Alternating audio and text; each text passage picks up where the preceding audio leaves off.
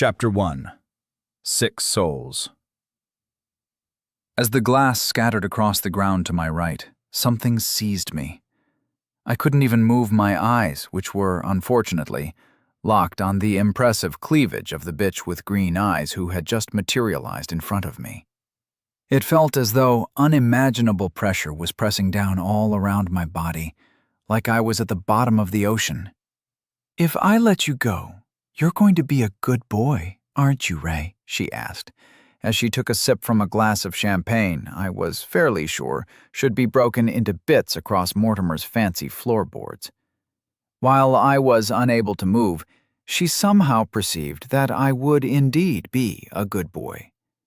"Excellent," she smiled like a shark, and the pressure holding me vanished. I staggered away before spinning and taking in the rest of the room. Everyone was frozen in place.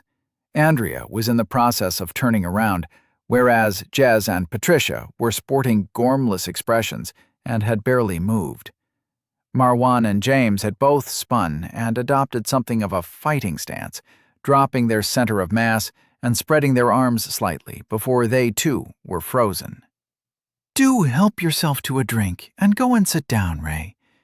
It's been a while since I got to do this bit, but I can wait a few moments longer." I walked past the fighter and the influencer on my way to one of the leather chairs.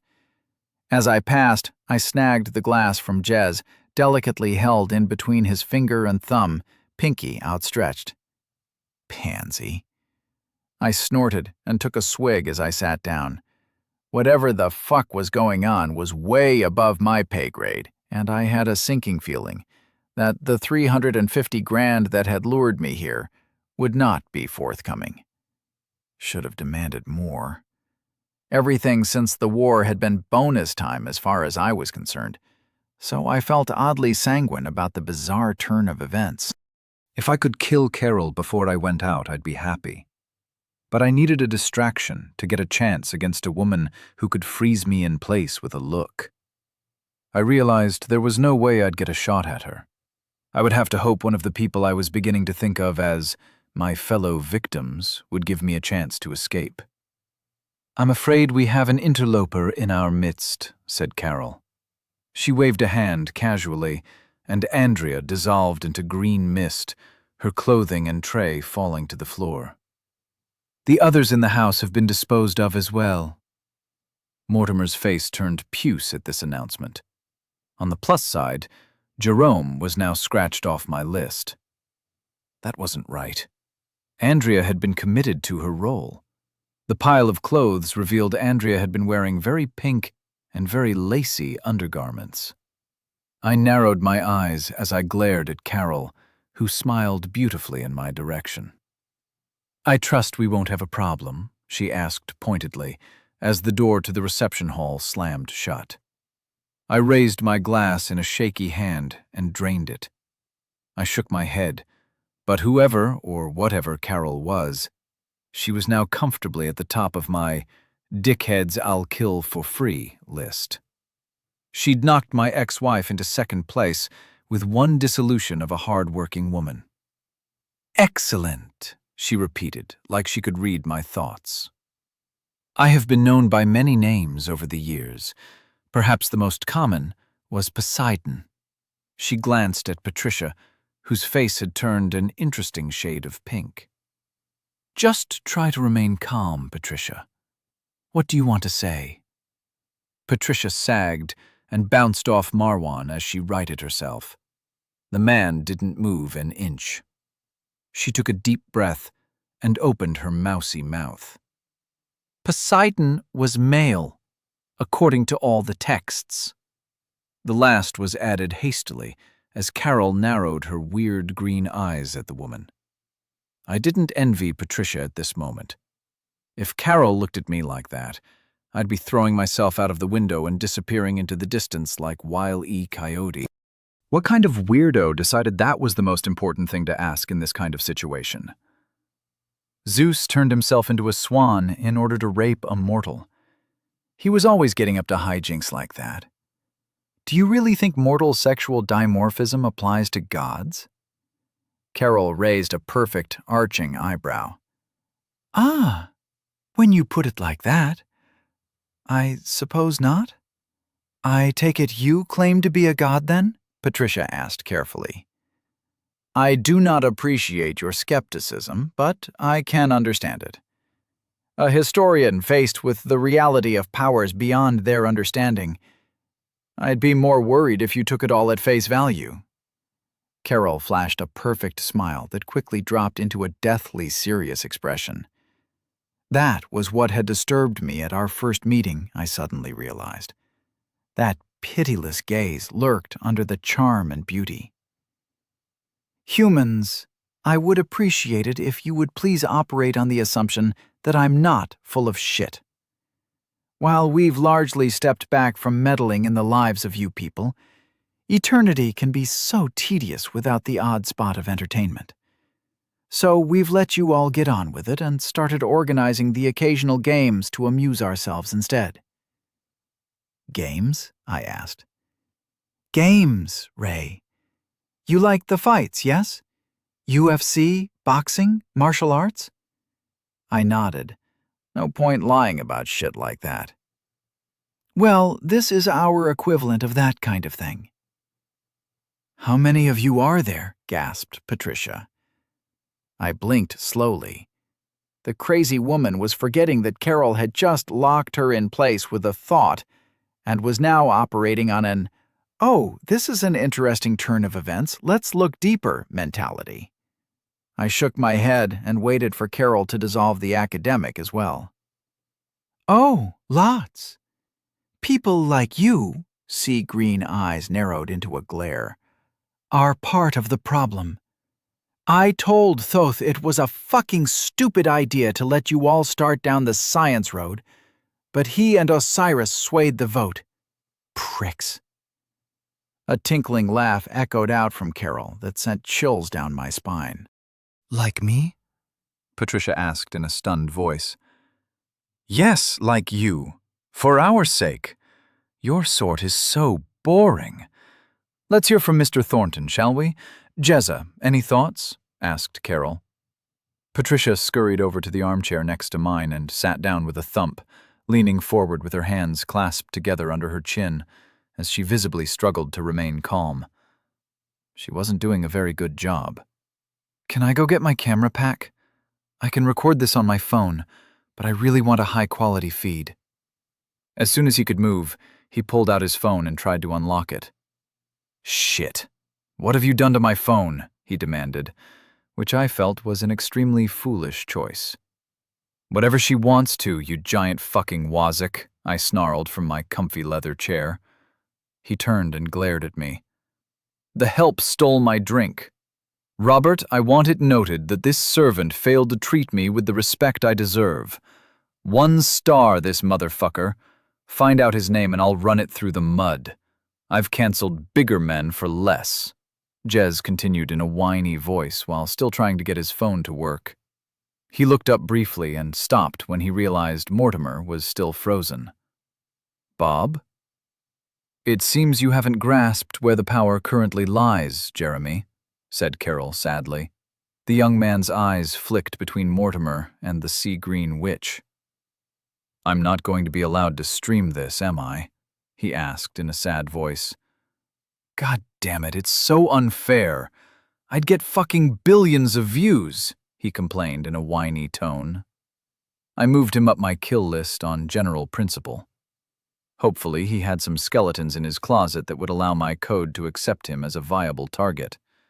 Assuming we both survived whatever the hell this was, of course. No, you won't. Perhaps Mr. Gallagher might have something useful to offer to the conversation, Carol asked in a sweet voice. The man moved fast for about 1/3 of a second. As soon as Carol unfroze him, he blurred towards her for a moment, then locked back into place. Perhaps not. Colonel, she asked, glancing over at the soldier. Patricia's right hand moved and grabbed my left forearm in a tight grip. I glanced down, then up into her cross-eyed gaze. She offered me an uncertain smile. Whether it was the simple familiarity of human contact or some kind of snapping back to reality. I couldn't tell. I suddenly felt like I had an objective. This woman might be some genius, but she was shit out of luck when it came to a situation like this. As far as I could see, she was innocent, and protecting her would fit comfortably into my, admittedly flexible, moral universe. "My government will protest this treatment," snapped Colonel Amir. I rolled my eyes.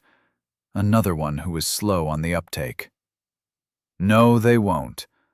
Honestly, it seems like this was a bad batch. We'll see how you all react to the other side. Mortimer, anything to add?" She didn't bother to unfreeze him. I thought not. As charming as getting to know you all has been, I have a few disclaimers to cover before we get on with the show. Firstly, you all came here of your own free will.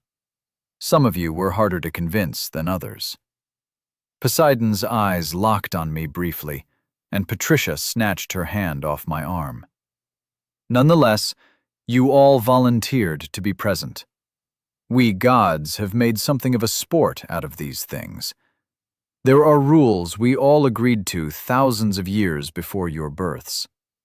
We like to mix cowards and killers together in the game. Sometimes, the hardest people in this world go all soft and cuddly on the other side, and vice versa. It helps make each new game a unique experience. What the fuck was the other side? I had a sinking feeling about where this was going. Carol seemed entirely at ease as she pontificated, waving her hand about gracefully as she spoke. "I'm going to kill you all in a minute," she said casually. I tensed and suddenly found myself unable to move again. The pressure of the deep surrounded me. "Then we're going to ship off your souls to the other side. Things are a bit different there, but you'll all get the hang of it fairly quickly, I'm sure."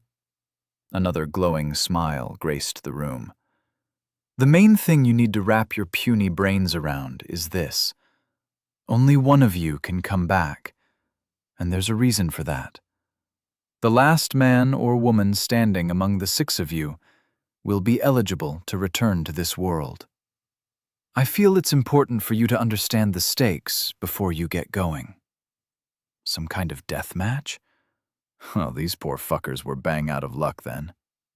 In the corner of my vision, I could see James and Jez both locked in place. They had their backs to me, but I assumed James, at least, was mirroring my own thoughts. Killing was my business. Shit, didn't the green bitch say some of them were innocent? Patricia had leaned back before we all got frozen again, so all I could see was the dress covering her chubby knees. "You've all been responsible for deaths in some way. Mr. Gallagher once beat a man to death in a fit of rage. Colonel Amir, would you like to reminisce about the town of Gralud? Other than your soldiers, you're the only one who can, and most of that troop has died mysteriously in recent years, haven't they? Patricia, if only you knew the lives you cost with your disclosure of the seal you found under Hetmeki Bevesh. Not your fault, dear, I suppose, but dozens had to be killed as a result. How could you have known beforehand? Jeremy, you obnoxious fucking worm. You know very well what you've done, don't you?" She smiled at him in a way that made my flesh crawl. I couldn't see his reaction. I assumed there wasn't a visible one anyway, as the man was frozen like the rest of us. "How many suicides? How many lives ruined? I'm sure my white knight will have fun with you. Mr. Mortimer, you are an interesting one. You don't perceive the damage you've done at all. Always an excuse and a justification." It was like that when I bought it. I'm just trying to provide affordable homes for the plebs. Always an excuse in pursuit of profit. Well, now all of you will get the chance to prove yourselves. Redeem yourselves or indulge yourselves. It will be up to you. No other force will interfere. She finished her lecture with a snake-like smile that panned across the room. "What about the other one?" ground out James. I assumed she'd release him enough for him to share his question. If he'd managed to free himself from this vice-like grip that surrounded me, I'd tip my hat to the bloke. "Ah, my paladin. Ironically, he's the most noble of you all, despite his profession. Raymond here is a professional killer, an assassin extraordinaire. Most of his victims never even saw him until it was too late. Isn't that right, my pet?" She glanced over at me in a way that made me want to disappear. My ex-wife had once looked at me like that after I came back from the wars, once I'd become my true self. Oh, he's so modest. And of all of you, I really must keep him locked in place. One slip, and the garrote he'd planned to use on Mr. Mortimer would be around my pretty little throat, wouldn't it, Ray? She wasn't entirely wrong, but I couldn't see a way it would work even if I got the chance. Instead, I'd be jumping through the window in a heartbeat if she let me move again. When you get where you're going, just remember that while all of you have some blood on your hands, Raimondo over there is bathed in the stuff. It might even be worth you all. The air cracked as a voice rumbled through the room. It was deep and came from all around. Enough, Pass. Stop stacking the deck. Send them on their way, and let's get the game started. I felt trickles of blood begin to drip from my ears and run down my neck. Spoil sport, Carol pouted at the air. What the fuck was wrong with this woman? Half flirt, half tyrant, all mental. Fine. A blade of green glass appeared floating over her left palm, and she snatched it from the air. Morty, you're going first. It won't be much of an advantage, but I'm sure Ray will be hunting you down early on because you're such a defenseless turd, so make the most of the little extra time you'll gain. She grinned, and the blade blurred out to sink into Mortimer's chest. His eyes bulged, but there was no blossom of crimson from the wound. You didn't get stabbed in the heart without making a mess. Was this all theater? Was I drugged? Mortimer's body collapsed to the ground and lay there unmoving. Another sign this was fake. Dead men twitch for a while, and, I'm sorry to say, they often piss and shit themselves. The utter stillness of the body seemed unreal to me. Carol strode from person to person with a smile on her ruby lips and slipped the emerald knife between their ribs in turn. Finally, she strode towards me and smiled down, a long tongue stretching out to catch a bead of sweat falling from her nose. Weird. Did gods sweat? Was this melodrama tiring her? Maybe I was just tripping. I'm sure you'll have fun on the other side, Ray. This one should be easy for you to put down. The blade flicked out again, and Patricia slumped in her chair as whatever was binding us all released her in death. Any last words?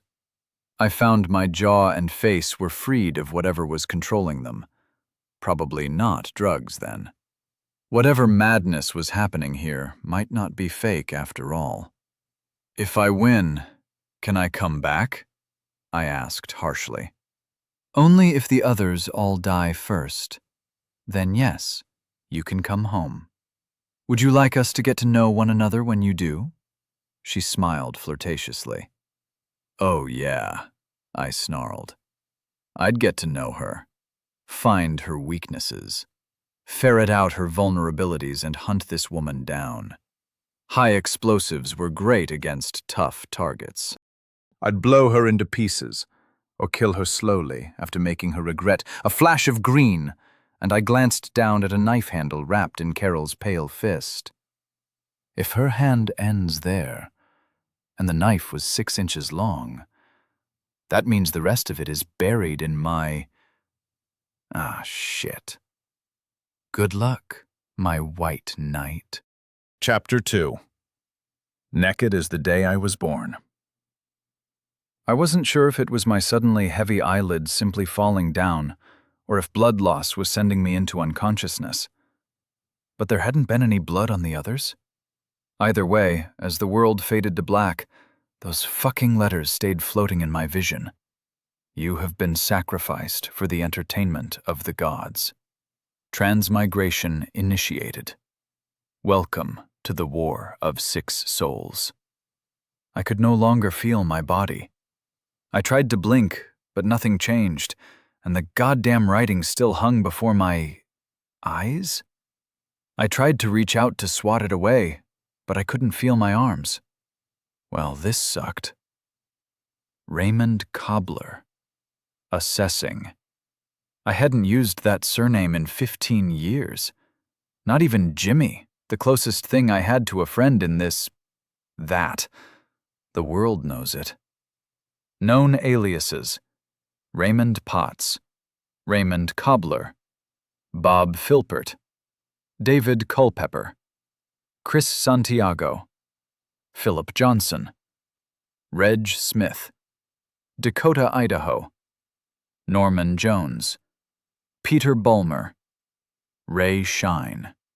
The list scrolled on and on. I'd used a lot of names at various points across my life, mostly one-offs for particular jobs, but whatever this thing rummaging through my past was, its thoroughness was no longer in doubt. It didn't miss any of them I could remember, and included a bunch that I'd completely forgotten about.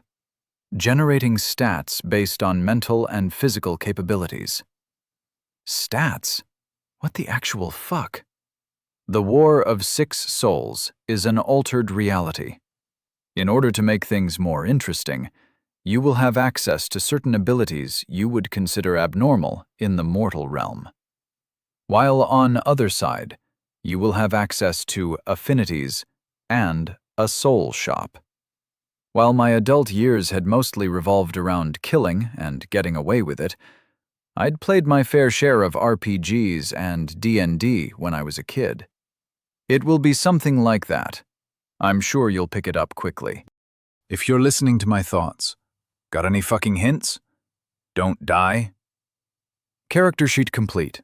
Secondary statistics are modeled based on a standard mortal modified by your life experiences and training. A 10 represents almost peak human capability. Secondary stats. Physical strength, 9. Reflexes, 9. Health, 90. Magic strength, 6. Focus, 7. Mana, 70. Huh. So I'm pretty good physically and above average magically.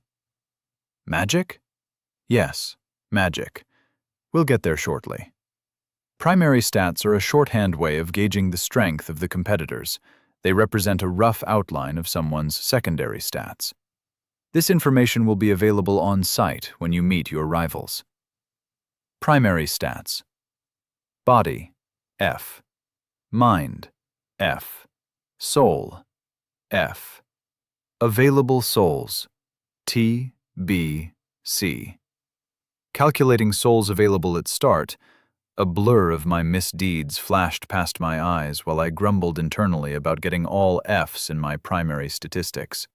Everyone and everything I'd ever killed, injured, or caused mental anguish was toted up like a shopping list, which left me feeling extremely uncomfortable and vulnerable. This thing knew everything about me. My code hadn't served me as well as I thought, and I wouldn't be sleeping well for a few weeks after having all the horror of my deeds play out like movie credits in front of my unclosable eyes. Error. Souls available exceed a reasonable starting value. My status screen updated to show 30 souls available. I had no idea how far that would go or how I could spend them. Souls can be spent in the soul shop or invested into leveling up and enhancing your affinities. Leveling up? This fucking writing was starting to piss me off. Was this the gods' equivalent of tabletop role-playing? I apologize for your frustration, mortal. Perhaps you'd prefer I skip this introduction and let you loose on the other side. Was this thing getting pissy with me? Was that sarcasm? I am indeed, and it was. I'll go through the tutorial then if it's all the same to you. What do the stats mean?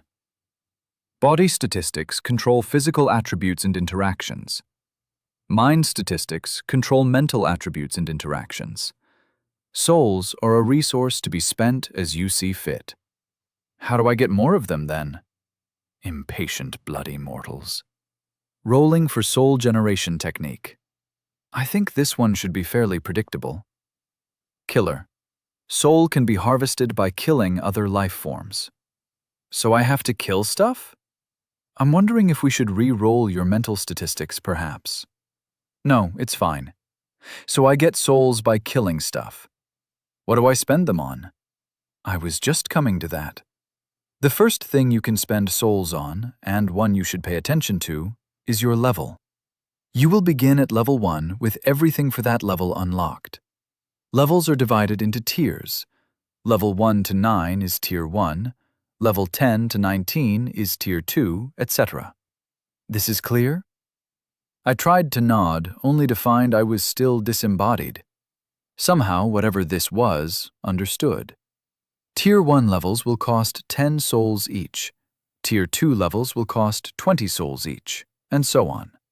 Each level will unlock purchasable upgrades to your affinities, and each tier you ascend will unlock new options in the soul shop, as well as new abilities. For each level you ascend, you will also receive 2 points to be spent on enhancing secondary stats. How does the shop work? For the love of me. It's a shop. You pay for what you want. This is one thing I'm not going to go into right now. You'll figure it out. Our next little conundrum is getting you to pick your first affinity without taking eternity to do so.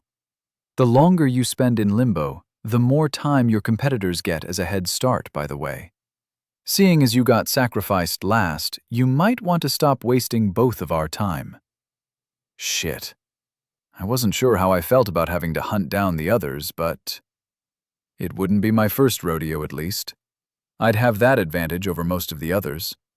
That's the spirit. Now, on to affinities. You'll receive 1 affinity per tier up to Tier 3. After that, you'll have to discover what happens for yourself. You can choose from the following affinities. Please make your selection. Fire, ice, lightning, light, darkness, life, death, time, space. What's the difference? Fire is hot and ice is cold? Would you like more information? I was pretty sure the thing had sighed in my brain at the end there, but I mentally nodded once more, and a stream of information flashed before my eyes in what appeared to be a spreadsheet. The realization that some prick had installed Excel in my brain proved to be the crowning turd in the water pipe of this day, and that included getting stabbed in the heart by a goddess. It could not get any worse. Each affinity had 1 or 2 abilities, like spells I assumed, per tier. The elemental ones were all pretty similar. Tier 1 was just conjuring the element, a blob of fire for fire, etc., and the upgrades increased the strength and range at which said blob could be summoned. Tier 2 for the elemental affinities had projectiles, making me think of fireballs due to the detonation statistic that was included, as well as walls of the element that could be cast over a set area. No new abilities for Tier 3, so maybe that was just upgrades for previous skills? Tier 4 introduced some kind of shield power and a summon. Some of the affinities got a bit more interesting at Tier 2. Light had an illusion ability, and Dark had something called Cloud of Shadows, which seemed fairly self-explanatory. The ones where it got weirder were Life, Death, Time, and Space. Life offered healing, enhancement, a heal other, something called rapid growth, and at Tier 4 I could get enhance other and minor shapeshifting. Death didn't interest me. Rot and corrode seemed to do the same thing to people and stuff, respectively, and at Tier 4 you could reanimate defeated foes. Time and Space both offered interesting abilities, but seemed too weak at the start. I had a gut feeling that it would be a good idea to pick an elemental affinity to start with, and then choose something later on that I could hopefully boost up fairly quickly. You will receive all the free unlocks for your level when you choose later affinities. The purchasable upgrades will be locked until you pay the soul cost for them, and have unlocked them by gaining levels. So the God voice seems to agree with my thoughts. I do. Piss off. That meant if I picked light at Tier 3, I'd start with projectile and illusion already available. Only at the lowest strength for sure, but it would be a big step up. And if I happened to have a few souls floating about to spam into the tree, I could boost it in strength quickly. I was starting to feel more confident about my chances. Then hurry the fuck up. More confident. I ignored the voice. Still, magic. What should I pick? What will it be like when I get there? The starting location is variable. Equipment. Only what you can purchase from the shop. Huh. So it was going to drop me off naked in a whole new world. Yes, mortal. Pick an affinity. I'm running out of patience. I would like to point out that time doesn't flow here like it does on your world or your new one. Minutes here could be days or weeks where you're going, and the rest are already there. I could just randomize the selection if you like. Damn it. Okay. What would be most useful if I'm appearing buck-ass naked in God knows what kind of world? The shop offered some hope of being able to equip myself with weapons and clothes. Touch wood. What was the most important thing to have in any survival situation? Water, food, and shelter, in that order. Getting water in the wild wasn't usually an issue outside of arid climates. Not shitting myself to death from dysentery was likely more of a problem as a result of drinking unsanitary water, but I could cross that bridge when I came to it. Food, like water, wasn't too tricky if you know what you're doing, and I very much did. Again, not poisoning yourself and catching nightmare-inducing intranal parasites that would eat you alive ass first was the problem. Shelter? All about keeping warm. The water problem could be solved by boiling, and the intestinal nightmare worm issue could be solved by cooking. Shelter was all well and good, but keeping warm might take some work. You've made up your mind? I chose fire. The first level of the fire affinity unlocked. Tier 1 fire intensity. Heat, 4%. Range, touch. Resistance, 2%. Thank me. Righto. Rolling for starting location. Names of places blurred past my eyes like I was stuck an inch from a slot machine. Marquette City, Hualnem Town, Plains of Grethu, Bucktoon Legion Encampment, Southern Frontier, Jimrak Mountains, Slavers Archipelago, Bridgetown. Endless villages and cities and place names scrolled past. The names rolled on and on. Some of them were familiar-ish and understandable, while others seemed alien and menacing. The rolling names gradually slowed and came to a stop. Starting location, Plains of Grethu. Bye! Suddenly, light and sound returned. The cold wind blew across my body. Yes, I was naked as the day I was born. The rustle of leaves as the chilly wind moved, shuffled about, filled the air. Below me and off to my right stretched a small forest. I had been dumped about halfway up a hill. I could see the forest off to one side, and in the other direction, endless plains of grass stretched away from me. My hands flashed over my body to make sure everything had come along for the trip. I appeared to be whole and unharmed, despite the grim memory of that knife sticking out of my chest. Bird songs assaulted my ears. I'm assuming it was bird songs, but they were discordant and alien to me.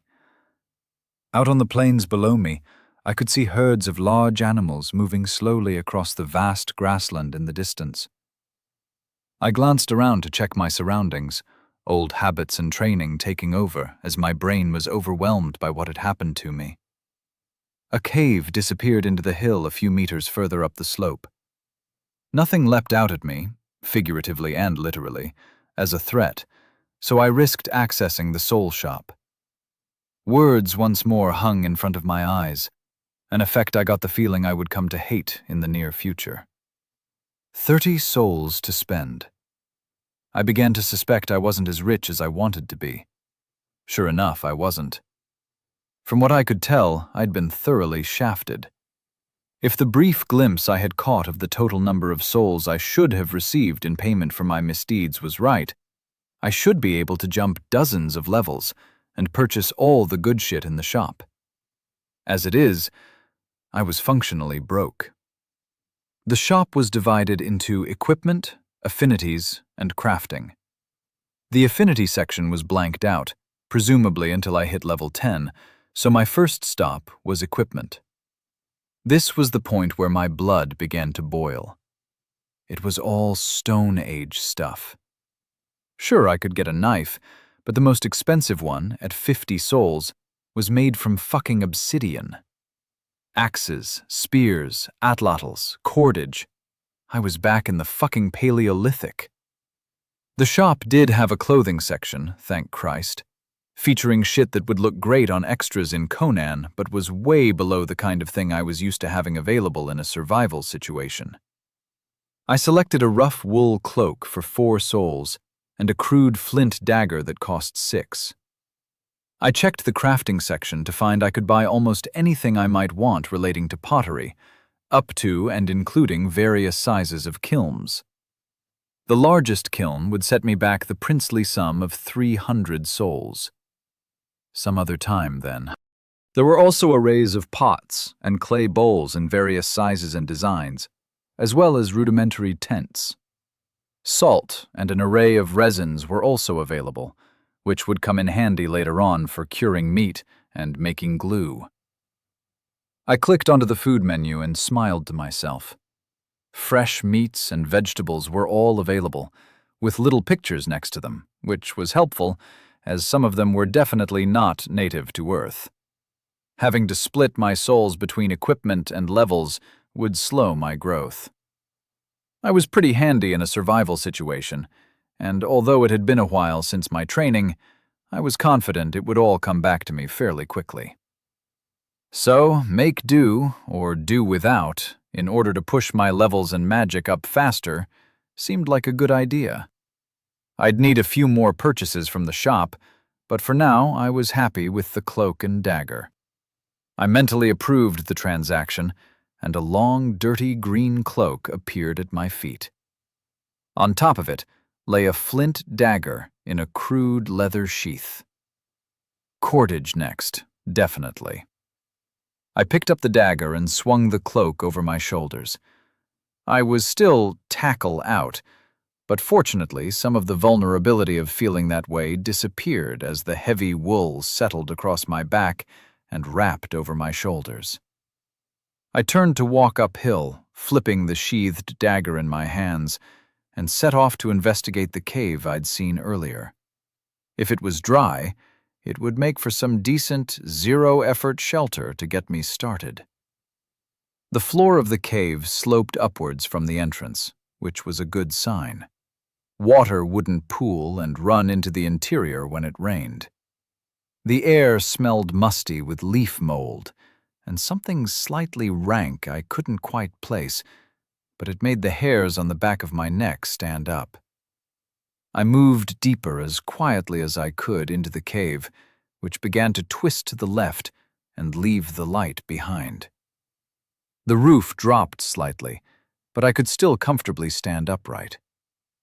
As I turned a corner, I figured I'd try out my spell and held out a hand. I thought better of it and stopped to grope around on the floor and find a stick.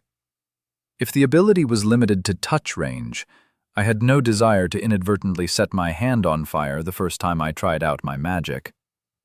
I held the stick awkwardly in the same hand as the dagger as I moved further into the darkness. I focused on the stick and touched it with my free hand. Orange flames wrapped up the length of the stick, throwing dancing shadows all around me. I heard a deep rumble as I blinked away the after effects of the sudden brightness. At head height, I could see 2 rows of fangs gleaming in the flickering light, above which 2 glowing eyes narrowed menacingly. Chapter 3. Burning Hair. Stupid, stupid, stupid. I'd spent so long hunting in the concrete jungle that I'd formed bad habits when it came to good old Mother Nature, who remained, as ever, red in tooth and claw. I silently cursed my lack of professionalism. Fortunately, old instincts and hard-earned training kicked in faster than I could think. The flaming stick stabbed forward towards the left eye of whatever the hell this thing was. A blunt stick isn't as good as a pointy stick in this kind of situation, but when it's on fire, the difference is negligible. As the burning brand hopefully punched into the delicate tissue of the beast's left eye, I had already released the dagger from the 2-fingered grip I'd kept on it at the base of my fiery stick. As it fell, my left hand swept out to catch it. By this time, the brand was giving the monster a really hard time, and I let go as the smell of burning fur reached my nose. I spun to the left, pulling my right side away from a shadowy shape sweeping towards me out of the dark, and snatched the sheath off the stone dagger with my now free right hand. I wasn't going to get this all my own way, as I could now see long ivory claws moving towards me from the gloom to the right of the nightmare visage my fire had illuminated. I continued my spin and drove the dagger upward with my left hand towards where I hoped the thing's remaining eye was. I felt the blade bite into something and used my fire ability again. The dagger was coated in flames as it plunged into the right side of the beast's face. A paw slammed into me. Not as bad as it could have been, thankfully, but it still hurt like hell. My impromptu pirouette had moved my center of mass and reduced the impact, but the claws still sliced into my back. I felt lines of burning pain where they had dug into my flesh, but perhaps the thick wool cloak and my quick reactions had spared me from critical damage. I was thrown to the side and bounced off the cave wall in a daze. I fought down the fog in my head and jumped back to my feet, operating completely on autopilot at this point. The detritus that lined the cave floor crunched beneath me, but I ignored the lesser pain in my feet as I bolted back towards the light. The beast, some kind of bear, I assumed from the size of the damn thing, was flailing at its burning face and roaring like a jet engine. In the narrow confines of the cave, the noise felt like a physical force. As I ran, I brushed an outstretched hand against its flank and used my solitary, weak-ass spell as many times as I could. It seemed the fire spell let me summon a fist-sized blob of fire on whatever I was touching that lasted 5 seconds, unless it found something combustible to ignite. In this case, the shaggy fur of the beast was dry and greasy, perfect tinder for my nascent ability. Each cast cost 10 mana, so after leaving 5 blobs of fire attached to the beast's flank as I passed, I opted for discretion as the better part of valor, and continued to bravely run away. I hoped the blind bastard wouldn't be able to chase me down before I could get outside and put some distance between us. As I emerged into the bright afternoon sunlight, I spun and gasped for breath.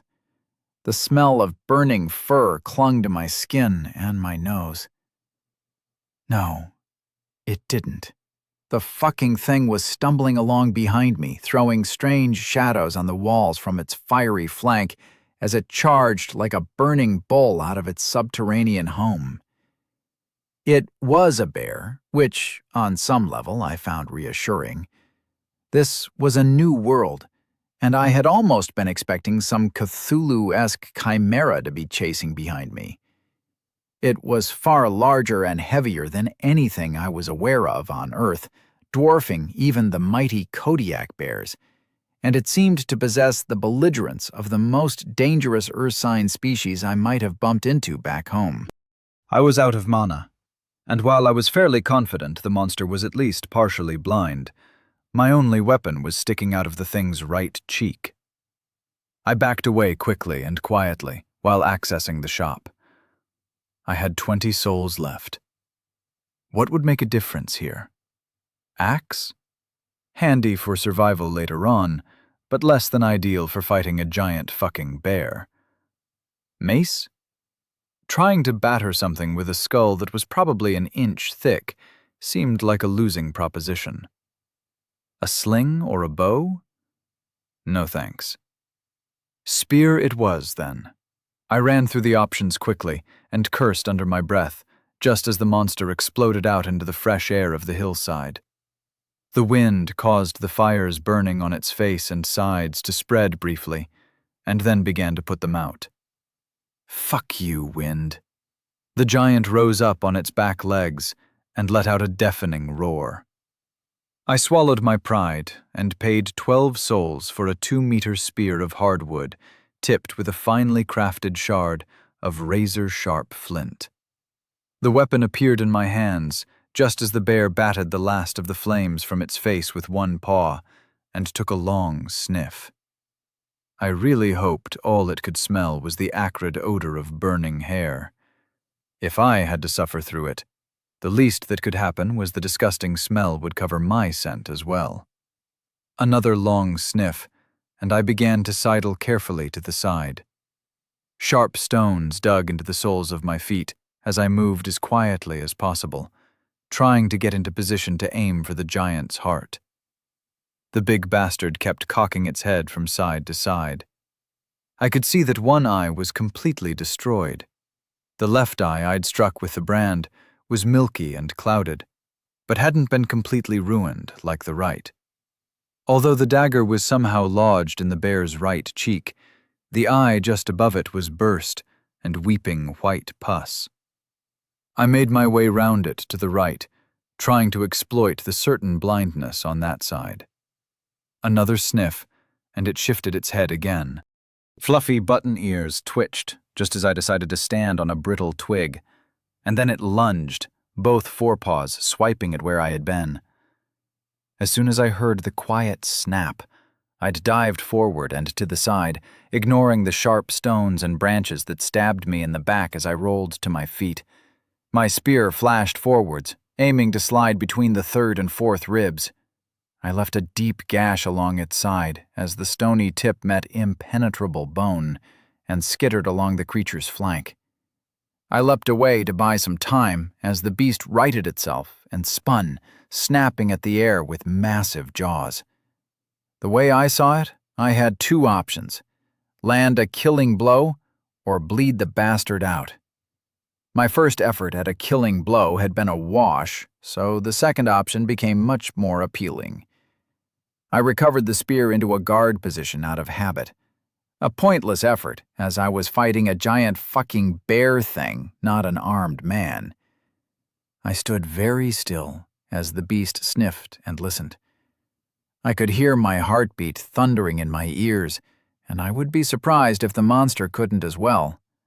I crouched patiently, spear held poised at my right side, as I waited for the monster to move. After a few incredibly tense seconds, the head swung away from me, and it shifted its weight. The spear flashed once more, only this time I wasn't aiming for its heart, but at the joint connecting the nearest back leg with the bulk of the body. Rear legs tend to have at least a couple of major blood vessels running down them, and even if I missed those, with a bit of luck, I would mangle the tendons the bugger needed to move about. The shiny black tip slid through the fur and bit deep this time. I twisted frantically to disengage the blade and leapt back once more. The spear was still clutched tightly between my fists as I landed badly and stumbled to the side, a stone stabbing me in the heel. The bear tried to spin after me, following the noise I'd made, but the leg I'd injured gave way as it tried to place too much weight on the now knackered limb. It snarled and lunged blindly, but missed me by a safe margin. The spear flicked out again, aimed at the now exposed throat. As soon as the refractive stone began to bite into the bear's throat, it reared back and roared. I was forced back, and the slice was merely superficial. I crept backwards as quietly as I could. I was leaving bloody footprints in front of me. The stones must have cut deeper into my feet than I'd thought. I began to slide to my left, circling the thing on its blind side. The head snuffled and turned as I moved, but it wasn't tracking me. It twitched and turned at every sound, most of which were coming from the nearby forest, which served as an excellent distraction for me to begin to slip into a position to strike. I made it round the rear of the beast. Its massive, furry ass wobbled from side to side as the wounded leg kept failing to take the weight the monster tried to put on it. I drew in a slow breath and cleared my mind.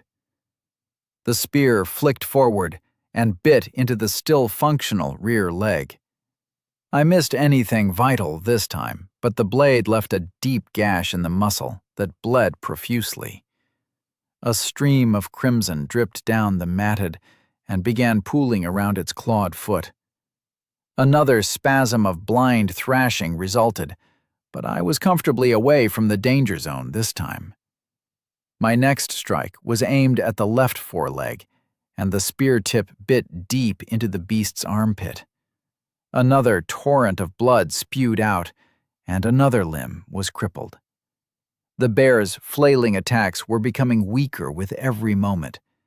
I bided my time for a few seconds until another opportunity to strike at the beast's throat presented itself.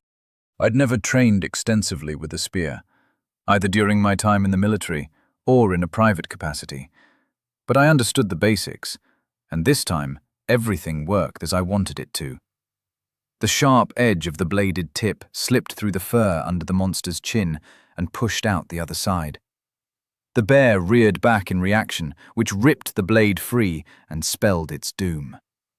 The earlier wounds had caused plentiful blood flows, but this cut produced a torrent of crimson that jetted out and painted a good 10 feet of ground red. The jet quickly reduced to a mere river that painted the bear's chest in seconds, and the beast sat down on its crippled rear legs. A faint whine came from it that made pink bubbles bloom from the cut on its neck. Its head turned from side to side in confusion and pain, but it couldn't muster the energy to move. I collapsed back to the ground, landing on my arse. Its head twisted towards the noise I made, but all it could do was lean slightly in my direction. "Sleepy time, big fella," I muttered, as the adrenaline faded and all my aches and pains hit me with full force. My back was burning, and I hoped to hell the thing had cleaned its claws recently.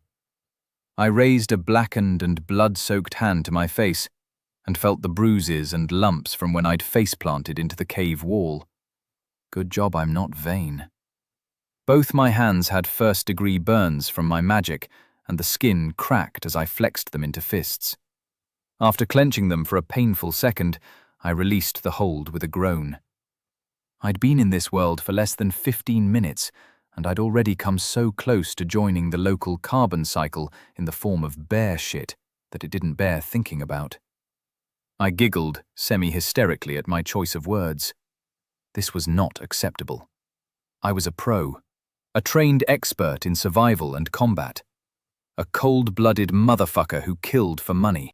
Sure, a gun would be useful in general, but against an animal that big? I'd need a high-caliber rifle to put it down in one shot. An anti-materiel rifle would have been at the top of my wish list for this job.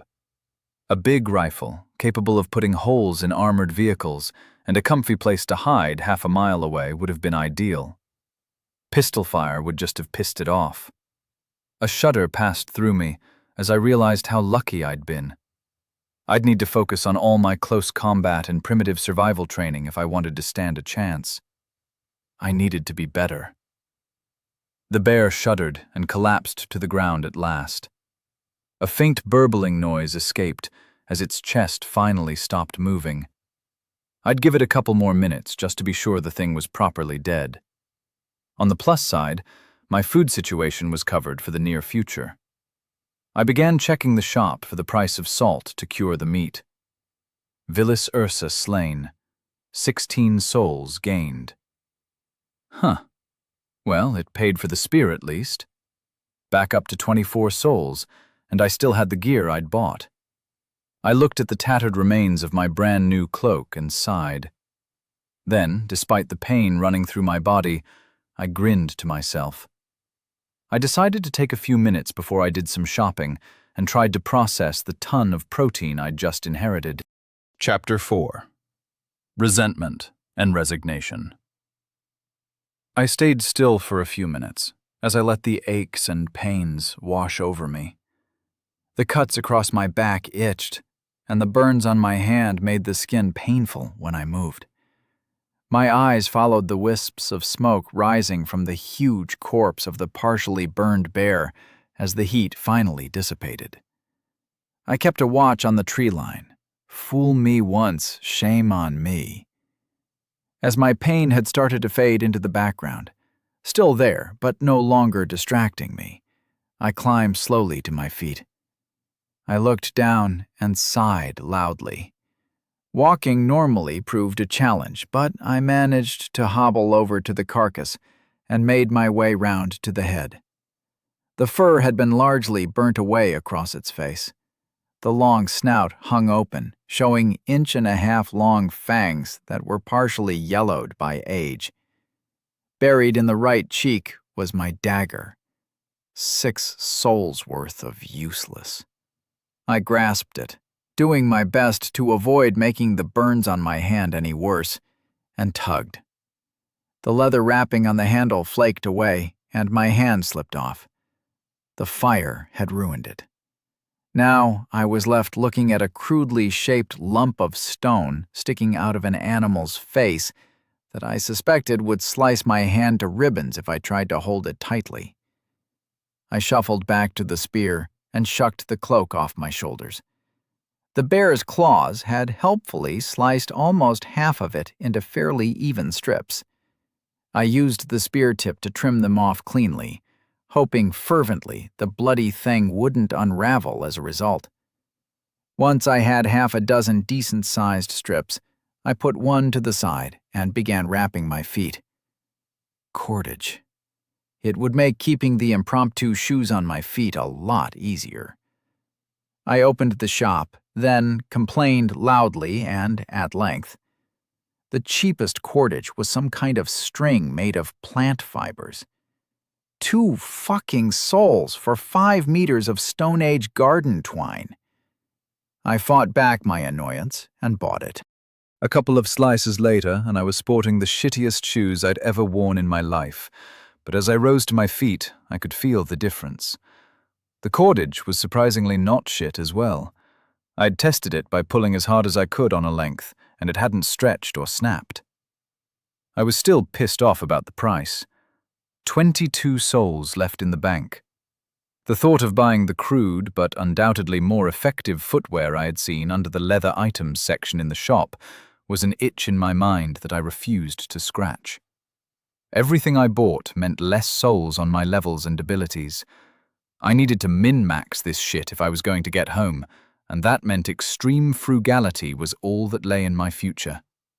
I needed to spend my souls on me, not items I could cobble together myself. Health, 58/90. The bloody bear had half killed me, and I was going to get my revenge. Sure, I'd already killed the bastard, but now I was going to make the damn thing useful in death. With my stylish new boots, I walked a little more easily and went to retrieve my knife. The stones still dug into the bottoms of my feet, but it was considerably less painful. I wrapped the last strip of my cloak around my hand and gripped the stone jutting out of the giant's face tightly. I leaned back. I pushed it in, then pulled back again. The thing was very definitely stuck. I tried to tease the knife from side to side ever so gently. While I was more used to carbon steel, I wasn't completely ignorant of the nature of stone weapons. They could be wickedly sharp, but they were invariably brittle. With a gentle twist and lift, I managed to free the short dagger, leaving several chips from the sharpened edge behind, judging from the now ragged shape of one half of the blade. It would still do its job, though, so I clutched my prize tightly. I looked around to keep an eye on the tree line as I carefully moved the wrapping from my fist to the handle of the knife, winding it around before tying it off roughly. The sun was still high in the sky. I probably had a few hours of sunlight left, so the question became what to do with my time. I weighed the still functional dagger in my palm and sighed. I needed the sheath. That meant going back into the darkness, but I was out of mana. It had ticked up slightly, but it seemed the rate of recovery was slow enough that I'd never be running about throwing fireballs willy-nilly. I went and picked up what remained of my cloak and pulled it back on. I was now flashing my left butt cheek at the world whenever I moved, but I had a plan to solve that issue. Bearskin undies were in my future. First things first, though. I moved off to the nearby tree line to look for firewood. I was assuming I'd been dumped into this world in the middle of summer for this latitude.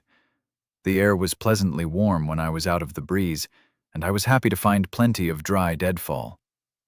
I was leaning on my spear with my left hand, and in my right I held the dagger loosely. I propped the spear against a tree and began dragging dry branches and leaves into piles. Despite the throbbing pain, I was paying attention to my surroundings. I'd been an idiot when I'd wandered into the cave, mistaking the musk of the resident monster for the musty smell of rotting vegetation. Very much a virgin error, and I couldn't afford anything like that again. I probably wouldn't be so lucky again. Birds chirped and chittered and whooped around me, but they all fled almost as soon as I saw them. The weird bird noise was already starting to fall into the background of my attention, but the noise was a sign that no threats were close by. I had just dropped another bundle of sticks onto my growing pile when I spotted a ball of fluff on a nearby tree. Its coloring was almost a perfect match for the bark it was standing on, which was why I'd failed to notice it before. One end was a fluffy tail, and at the other a beady black eye was carefully not staring at me. I paused for a moment as I nudged the sticks into a slightly neater pile with my foot. I gauged the distance carefully and moved my right hand, the one still holding my dagger, back behind my body slightly. I felt the balance of the knife in my hand. An underhand throw would be less than ideal, but a half spin at this distance should be doable. As I continued to turn away, it looked like the little guy relaxed slightly. His location and state became the focus of my attention in my peripheral vision. I pivoted smoothly back towards him, and the little shit moved to run up the tree. Always the same with squirrels. Altitude might equal safety most of the time, but not when it makes your movements predictable. The knife flipped half a spin and slammed into the creature's back, pinning it to the tree a foot above where I'd first noticed it. I limped over. Dark eyes looked at me, full of resentment and resignation. Sorry, little bloke. Better luck next time. With one hand, I pinned its neck to the tree, hard enough to hear the delicate bones snap, and tugged the dagger free of the bark with the other. Normalis scurus slain. One soul gained. I grunted as the dagger came free from the body and turned back to my pile of sticks with a sigh. It seemed I could get souls from anything I killed. I began eyeing the ferns growing nearby speculatively, but my gut told me only animals would be included in the list of useful victims. This opened up some opportunities that almost made my heart race, despite my exhaustion. I could think of a few ways to abuse that loophole. Unfortunately, my how not to die list had a few points that needed to be covered off before I could begin to harvest souls properly. Clutching my fluffy prize and dagger in one hand, I stooped and gathered an armful of sticks under my right arm before grabbing the spear with my spare fist and limping my way back to the cave entrance. The bear carcass was going to be a problem. Currently, it partially blocked the approach to the cave mouth, which was fine, but soon it would start to smell and attract predators and scavengers. I was already pretty beaten up and wasn't feeling like fighting off wolves and hyenas or whatever this place's equivalent of those animals might turn out to be. I started building my stock of firewood a few feet into the cave. I moved the cordage I had left to the opposite wall and put the dead squirrel down next to it. It took me 5 more trips to fetch the rest of the wood I'd gathered, and I sat down to rest, leaning my back against the uncharred side of the bear corpse. It was surprisingly comfortable. The next bear bit would be messy, though. After a few minutes just breathing and gathering my strength, I checked my status. Health, 59/90. Mana, 11/70. Well, that was a good start. I'd been worried I'd have to buy potions or something to recover. 1 health and 10 mana every hour or so if my guess was right. I rose and eyed the massive body of the bear. Before the light faded, I needed to be in a position to skin this big bastard and harvest what I could from it. The larger bones would make passable maces or handles for improvised tools. The tendons would be cut free and set aside to be used as better cordage than the crap I'd bought in the shop. Much of the viscera would go to waste, but the liver, kidneys, heart, and balls would all go in the pot when I got round to making or buying a pot. I quietly prayed that meat would be edible. I knew from experience that some predators' flesh tastes utterly vile. I looked over my hairy, smelly, and unprocessed potential larder, then sighed. Even if the meat was tasty, there was too much here to eat before it began to rot. I'd need to drag it far enough away that I wouldn't be constantly pestered by scavengers. So much to do, and so little time to do it. Before anything else, I needed water. My endurance was good, and the pain was little more than an annoyance now. But I was building a mighty thirst. I could get a water skin in the shop if I had to, and with a lot of reluctance, I accepted that was most likely inevitable. But for now, I'd hang on to my souls. I retrieved the spear and dagger, wrapped my cloak around me as best I could, and hobbled deeper into the woods that surrounded my little cave. With a bit of luck, there'd be a stream nearby, or a pond at the bottom of the hill. I was starting to feel a little more like my old self. The absence of consumer electronics, in particular things like freezers, was weighing on my mind, but the clean air and what I was gradually coming to think of as melodious bird noises helped perk my mood back up. I kept a careful watch as I picked my way down the forested slope, making note of a few things that caught my eye. Animal runs for what I guessed would be Normalis rabiticus wove their way through the undergrowth, and I followed the largest one I found as it led downhill. I spotted a variety of berries and plants that interested me.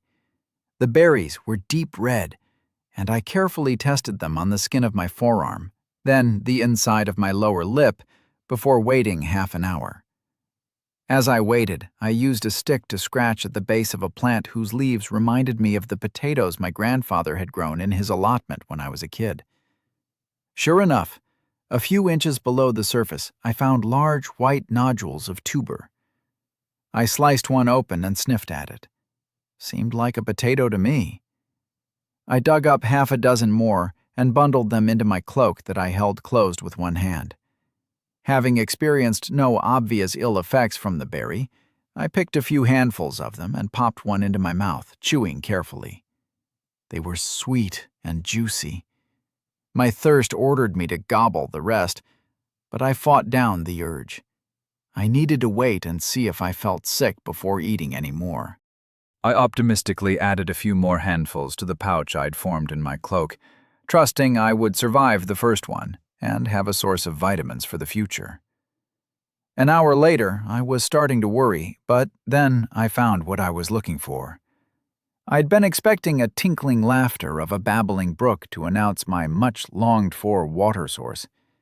Instead, I stepped out from a dense thicket of brush to find a stony slope leading down to a wide river. It flowed between my hill and the next, then curled to what I assumed was the west as the sun was falling in that direction. It wound round the base of my neighboring hill before eventually cutting south into the grassy plains in the distance. I moved out onto the stones and checked my surroundings. Water sources were always popular with predators and prey, and I fully intended not to become the latter. Nothing larger than a bird was moving around me, so I stepped forward, and the spear butt slipped off the smooth stone and plunged an inch into the mud. I pulled it up and spun the shaft around. I poked the brown coating, then grinned. I tossed the spear behind me and carefully laid down the cloak to keep my victuals within it clean. Once I was free of my burdens, I carefully heaved aside one of the large, shiny stones and scraped at the muck beneath. It was firm and tacky. Clay. Fuck you, shop. I'd still have to get some basics, but I could now make my own bowls and simple storage items, a useful saving on my outgoing soul balance sheet. I moved further onto the stones and approached the edge of the river. It was a good 10 meters across, running deep and fast. Not suitable for swimming, then. I desperately wanted to dive in and wash the blood and stink from my body. I checked upstream and could see a decent distance, but wasn't going to get fooled that easily. Again, I controlled my thirst and checked the shop. Fuck you once again, shop. In the leather items section was exactly what I needed, but once again, it wasn't cheap. I grumbled as 2 leather water skins appeared on the ground in front of me. 5 souls apiece, but they could hold 3 liters between them, and they came with handy straps to let them hang from my shoulders. I refused to drink as I carefully filled them, keeping the open mouths right at the surface to minimize the sediment they picked up. The wooden stoppers were quickly jammed back in place, and I slung one under each arm. By the time I'd made it back to my cave, the sun was much lower in the sky. I scanned around, but couldn't see any evidence my property rights had been violated. No scuff marks in the litter covering the ground on the approach, other than ones I was sure I'd made myself. I went into the entrance of the cave and laid down my weary load. Some of the smaller twigs I'd gathered were piled together, and I laid a few larger branches over them. I had to snap some of the longer ones against my knee to break them into useful lengths, which made the burns on my hands sting. Once I had a simple fire arranged, I bent down and wormed a finger into the tinder at the heart of the crude construction.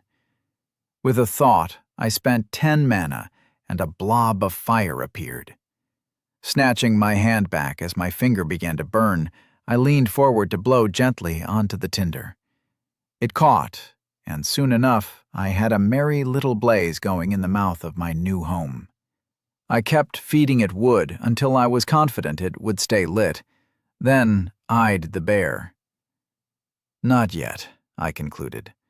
I needed a drink, and I had no intention of shitting myself to death due to some waterborne amoeba or other microscopic rascal. I had 13 souls left.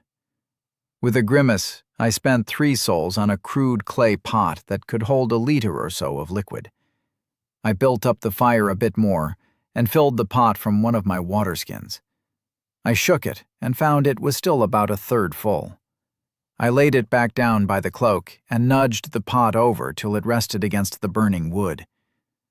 Soon enough, you thirsty bastard. Soon enough.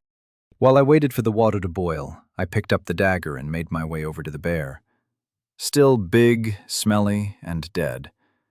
I'm not sure why I was worried about it not being dead, but seeing as I could now conjure fire with a thought, I figured I had best not take anything for granted. After a few experimental kicks and pokes with the knife, I was satisfied the thing wasn't going to rear up during what came next. With a blank face, I crouched down and slipped the unchipped edge of the knife into the bear's exposed stomach and slowly pulled the blade up towards its chest. As the knife moved, the already swelling guts spilled out over my badly wrapped feet, and I cursed. I set about skinning the giant animal with a vigor that surprised me. Some hidden source of strength fueled me. It may have been spite stemming from all my aches and pains, Chapter 5. My Last 10 Souls. It turned out, to no one's surprise, that the bear meat tasted bad. Once my pot of water had boiled for a few minutes, I let it cool, then drank my fill. I'd peeled and chopped the potato-like tubers, then cooked them in the remaining water with a couple of handfuls of berries, while I held chunks of bear meat threaded onto a green stick over the hotter parts of the fire. The bear tasted like licking the insides of an old man's slippers. Not that I'd ever done that back on Earth, but it was how I imagined that would taste. Long story short, it tasted like shit. Uncle Hunger and Daddy Thirst both backed off, and despite the lingering pain from my fight with the now partially disassembled monstrosity, I felt a lot better. I put some more wood on the fire and went back to work. I'd found some kind of bush in the tree line that had weird leaves. They were broad, almost 1.5 feet long, and waxy. I'd gathered a pile of them while I took a break from butchering and wrapped the squirrel body in one, neatly bound up with a short length of cordage. I was being stingy with that stuff. I wanted to get my money's worth from it, as it was vital to my near-future plans. As I stripped meat from the bear, I carefully wrapped it in the deep green leaves and stacked it in the cave behind my fire. I kept having to stop in order to feed more wood to the fire and keep the orange flames dancing as the light went away and the stars came out.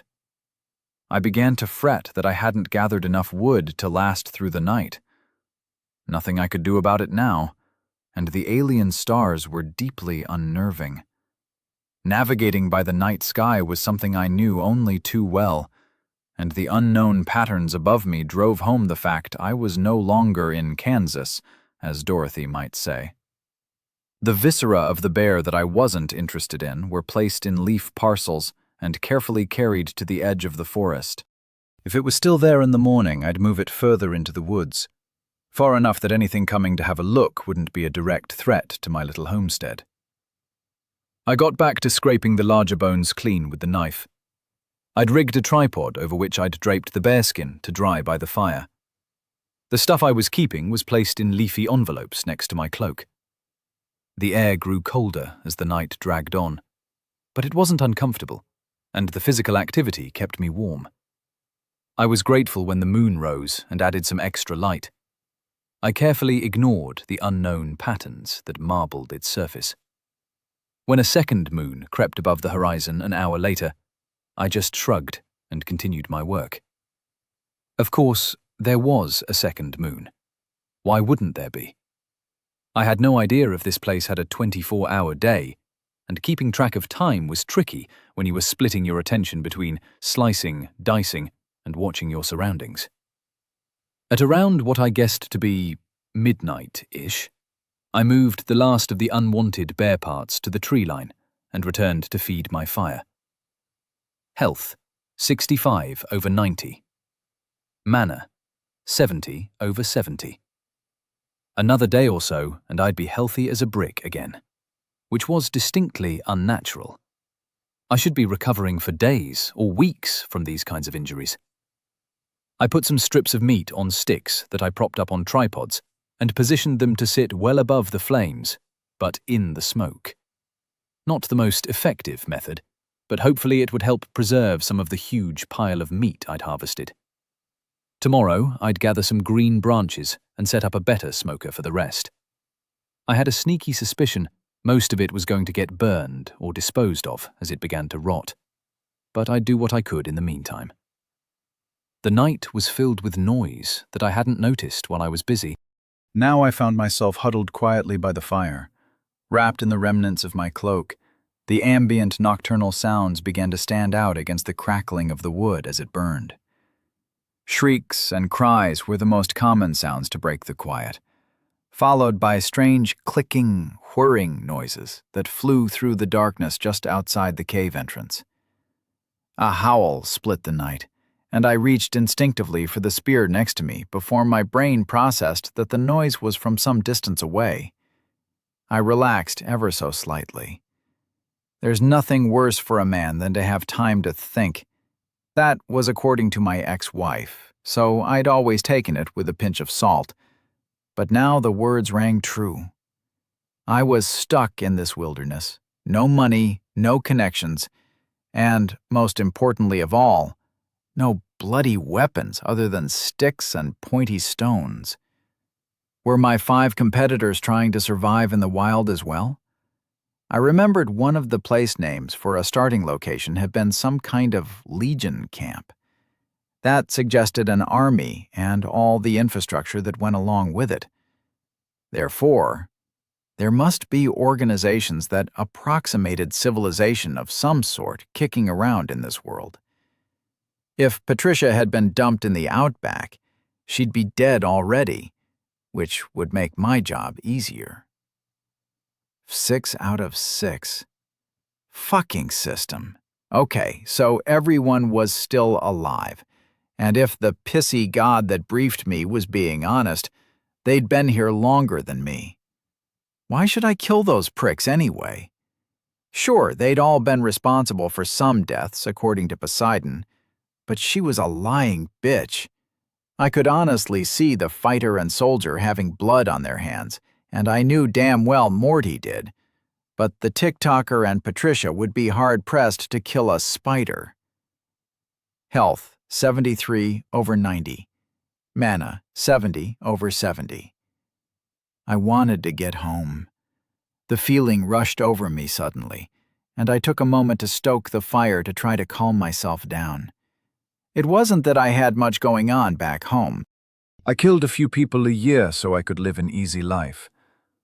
No friends, no living family. None of the things normal people use to justify their pointless existences. I'd lived to do my job as well as I was capable of doing it.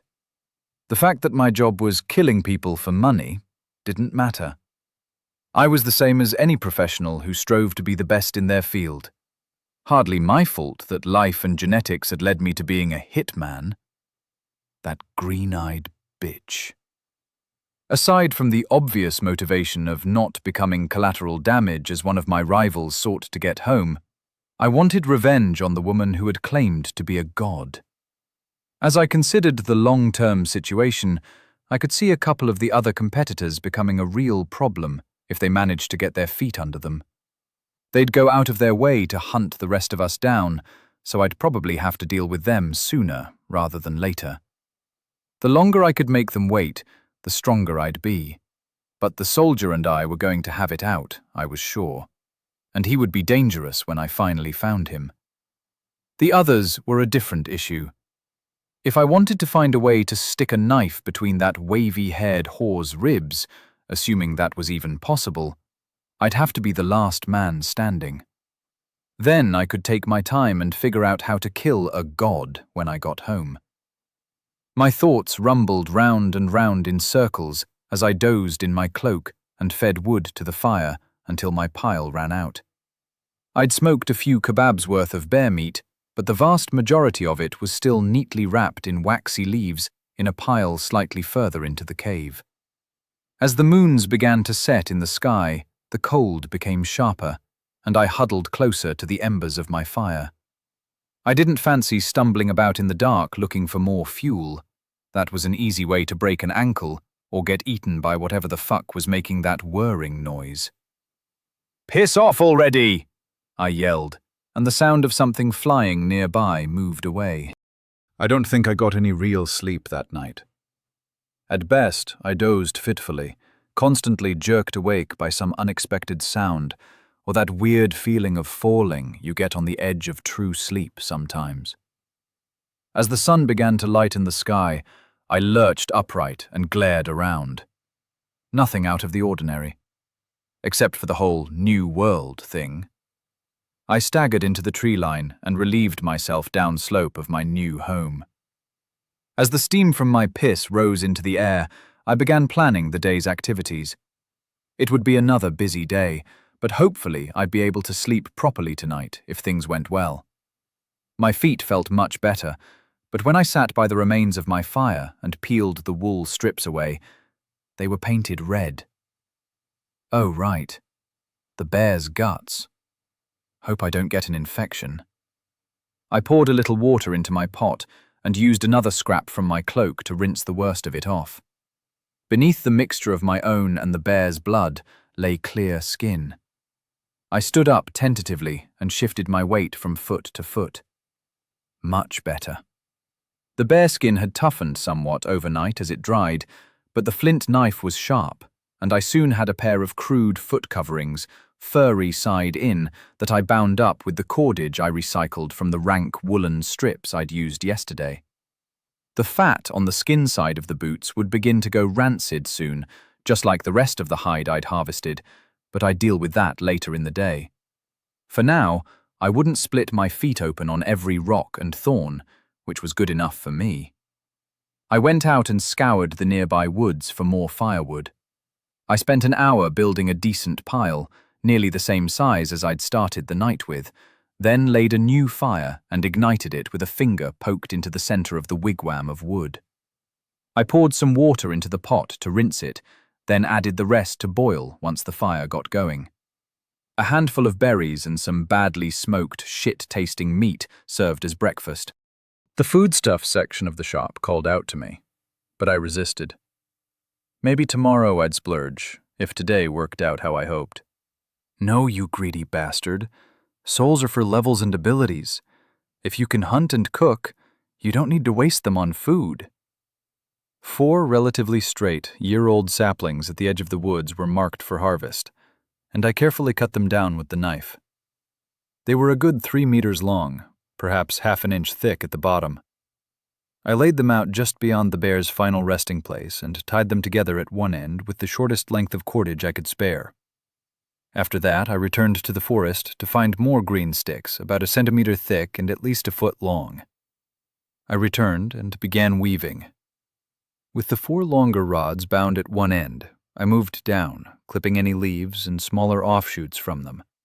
Then I spread them out in a fan pattern and began threading cross pieces between the staves. Over one, under the next, I worked my way down the length of the 4 sticks. It was like making a wicker fence.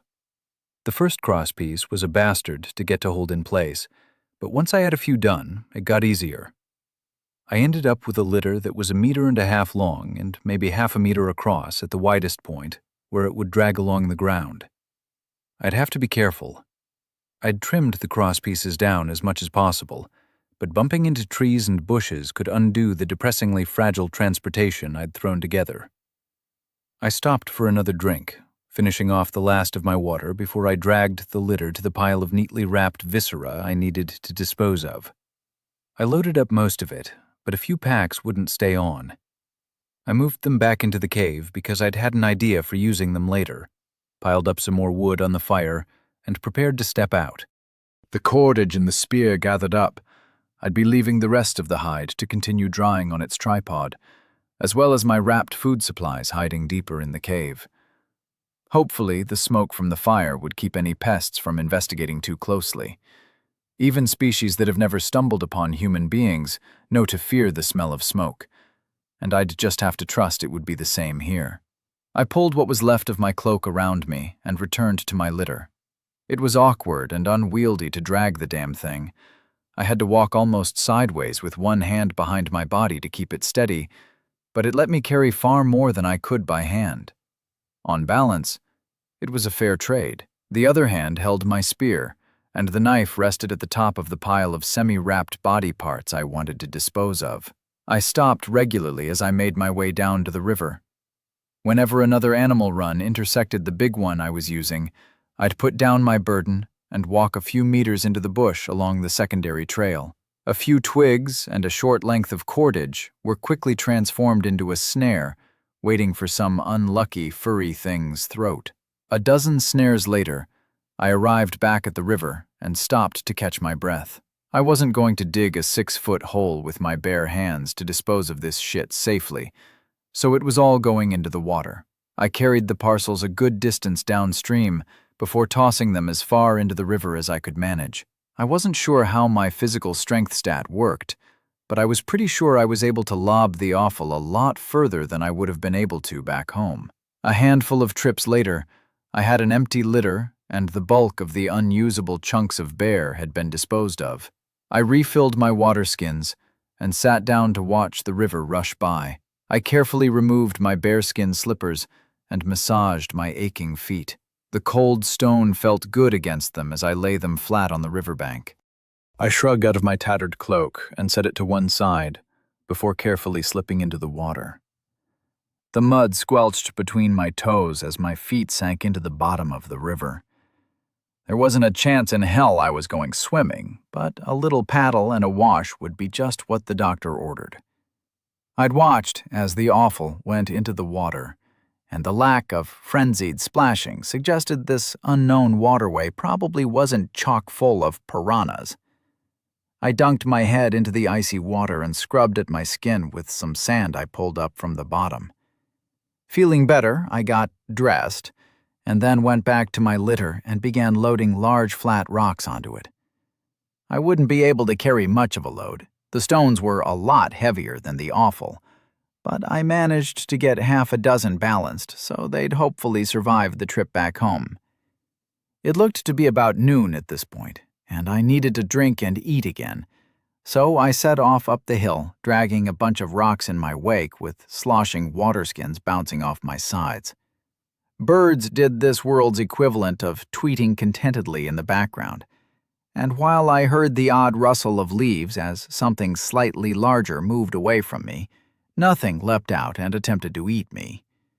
All in all, day 2 was shaping up a lot better than day 1 had turned out. The column of smoke helped guide me back to the cave, and I found the fire had mostly died out.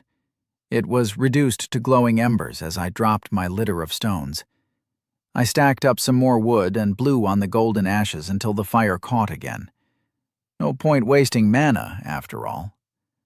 I wandered around the woods nearby, gathering more dead wood and 3 more saplings that I carefully cut down with my increasingly worn knife.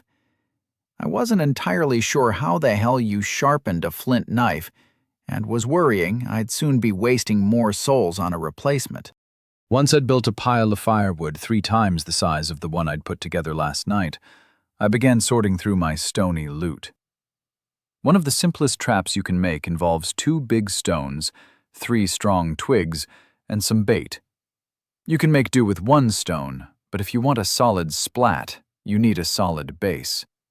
The leftover offal would be my bait, and I had my stones neatly lined up. Time to make the sticks. A figure 4 trap is pretty simple if you understand where you need to cut the notches on the sticks so they would sit together just right. I trimmed and carefully gouged notches into 6 sets of sticks. I took 1 set in hand and collected 2 of the rocks I'd dragged up from the river.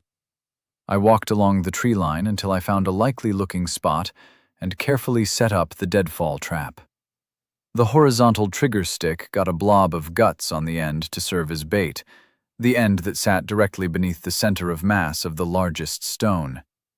Should something come along and nibble hard enough to disturb the trigger stick, it would find itself crushed under the stone propped up by the other sticks. It was a beautiful way to kill small animals, if viewed dispassionately, and had been known for thousands of years back on Earth. I repeated the process, carefully laying out 6 deadfalls around my camp to complement the dozen or so snares I'd deployed on my way to fetch water. If I really did get souls from everything I killed, with a bit of luck tomorrow morning, I'd be a richer man and have access to meat that didn't taste like ass. If nothing else, it would serve to reduce the population of small pests that might invade my home and threaten my food supplies. I settled down near my fire and took a drink of recently boiled water. Assuming I was going to get an influx of currency overnight, I needed to figure out what to do with the 10 souls I had left on hand. I couldn't afford any upgrades to my fire spell, and the shop could fuck right off for now, which left me only one option. I mentally selected the level up option, and my last 10 souls vanished. Level 2, primary stats. Body, Fut. Mind, Fut. Soul, Fut. Available souls, 0. Secondary stats. Physical strength, 9. Reflexes, 9. Health, 90. Magic strength, 6. Focus, 7. Mana, 70. Affinity, fire. Summon fire. Range, touch. Intensity, plus 4%. Fire resistance, plus 2%. You have 2 stat points available to spend. Level 2 upgrades to affinities are now available. Chapter 6. Return on Investment. Not only had some asshole installed Excel in my brain, the system seemed to like to work in decimals. Only health and mana were out of the single digits on my starting status. I mentally reached out and clicked on my health to spend a stat point. Health. 76 over 100. Okay, so I'd get 10 points to health and presumably mana per point. I wasn't terribly interested in improving my mental stats at the moment. Maybe it would bite me in the ass in the future, but right now I felt like I was living on the ragged edge. Magic was great and all, but making a slightly hotter flame or... being able to summon it a meter away from my body might actually be helpful. Ah, shit. The level 2 upgrades to my affinity all cost 10 souls. Right, so stat points were limited to stats. Kind of obvious, really, but it had been worth a try. That meant I was looking at improving my physical strength or my reflexes. What difference would each stat make? Who knows? I sure as hell didn't. With a sigh, I put 1 point into my reflexes and checked my new status. Level 2, primary stats. Body, E. Mind, Fef. Soul, Fef. Available souls, 0. Secondary stats. Physical strength, 9. Reflexes, 10. Health, 100. Magic strength, 6. Focus, 7. Mana, 70. Okay, now my body stat was an E-. What the fuck did that mean? I didn't feel any different. With a frustrated sigh, I set aside the total lack of supporting information I'd been given by the bloody system. I waited, hoping for the God voice to appear in my head and be a dick as it explained some apparently basic shit to me, but nothing happened. Never mind. I retrieved my knife and pulled the remains of the bearskin off its tripod. Moving into the cave, I cleared away the detritus to create a relatively clean area to work. Then I sat for the next few hours and scraped the fat off the inside of the skin. Everything I scraped off went into a neat pile on one of my favorite types of leaves, the broad, waxy ones, to be rendered down once the pot was free. I took a break in the middle of the job, just as the sun began to set, to cook some more meat and gobble down a handful of berries. I drank the rest of the water in my pot and began throwing the fat into it to render down. The fat would be useful as a combustible and to waterproof leather, among other things. I poked at it with a stick as it started to sizzle in the pot. I listened to the snap and crackle as the last of my drinking water met the boiling fat, and I glanced back into the cave. I still wanted the sheath that had come with my dagger back. Using some sticks, I carefully levered the pot over and let the hot fat drain out onto a leaf I had propped up into a bowl shape between 3 sticks. Once the fat cooled and solidified, it would be much easier to handle. I didn't want to leave anything boiling or cooking while I probed the darkness, so I left the pot off to one side and I added more fuel to the fire to keep it going. I took up a bundle of dead wood and advanced into the abyss that had very recently contained the shining jaws of the giant bear. Taking up my spear in my spare hand as I passed, I moved carefully forward, ears alert for any unusual sound, until I had rounded the corner and the light began to fade. I was confident the cave was empty. Nothing had emerged since I'd been here after all. But I was still nervous of a repeat of last time. I held the sticks away from me and summoned fire at the far end of my bundle, snatching back my fingers and immediately thrusting it deeper into the void. Nothing snarled. No yellowed ivory gleamed as the sudden light danced on it. I was alone. I moved forward until I found the sheath, stooping to pick it up and checking it over in the flickering light. Bone dry and exactly as it had been. With a bit of cordage, I could attach this to a belt or one of the straps on my water skins. I wrapped it roughly around the spear shaft and held it in place as I pressed on. The cave didn't extend much further, thankfully. It curled on for perhaps 5 more meters. There were a few piles of bones. The half-eaten carcass of what I assumed was a deer of some sort accounted for an increasingly unpleasant smell. But otherwise, the rest of the cave was clean, dry, and safe. I returned to the entrance and took long, deep breaths of fresh air. I'd need to clean the place out if I were going to stay here long term, and I honestly felt like I should. Maybe it was just the human affection for the familiar, but despite only having arrived here yesterday, it was beginning to feel a bit like a home, minus the mod cons and easy access to supermarkets, of course. The air was pure, and I hadn't had to dissemble once since I arrived here. My life on Earth had been one of concealment. Other than Jimmy and the occasional client who required a face-to-face before they forked over the cash, I was pretty much unknown. It wasn't that no one knew me. Shop assistants, people I bumped into on my street occasionally, and other assorted random encounters all had some idea of Raymond, but none of them knew the truth. Keeping my professional life separate from my day-to-day existence was simply a necessity. I hadn't had to lie to anyone since Poseidon had dumped me here, and it felt strangely refreshing. Liberating. The masks were falling away and leaving me feeling more relaxed than I had in a long time. I was almost at peace in a way I hadn't been for over a decade back home, other than a few hours here or there in my workshop. What that said about me as a person, I had no idea. I assumed it wasn't good, but that was how I felt as the sun began to set and the first moon rose, while I scraped fat off the inside of a giant bear pelt. Once I was fairly confident I'd gotten as much of the fat off the pelt as my stone knife was likely to manage, I set the pelt aside and looked over at my grisliest trophy. I'd removed the beast's head while I was cleaning it and decided not to dump it in the river.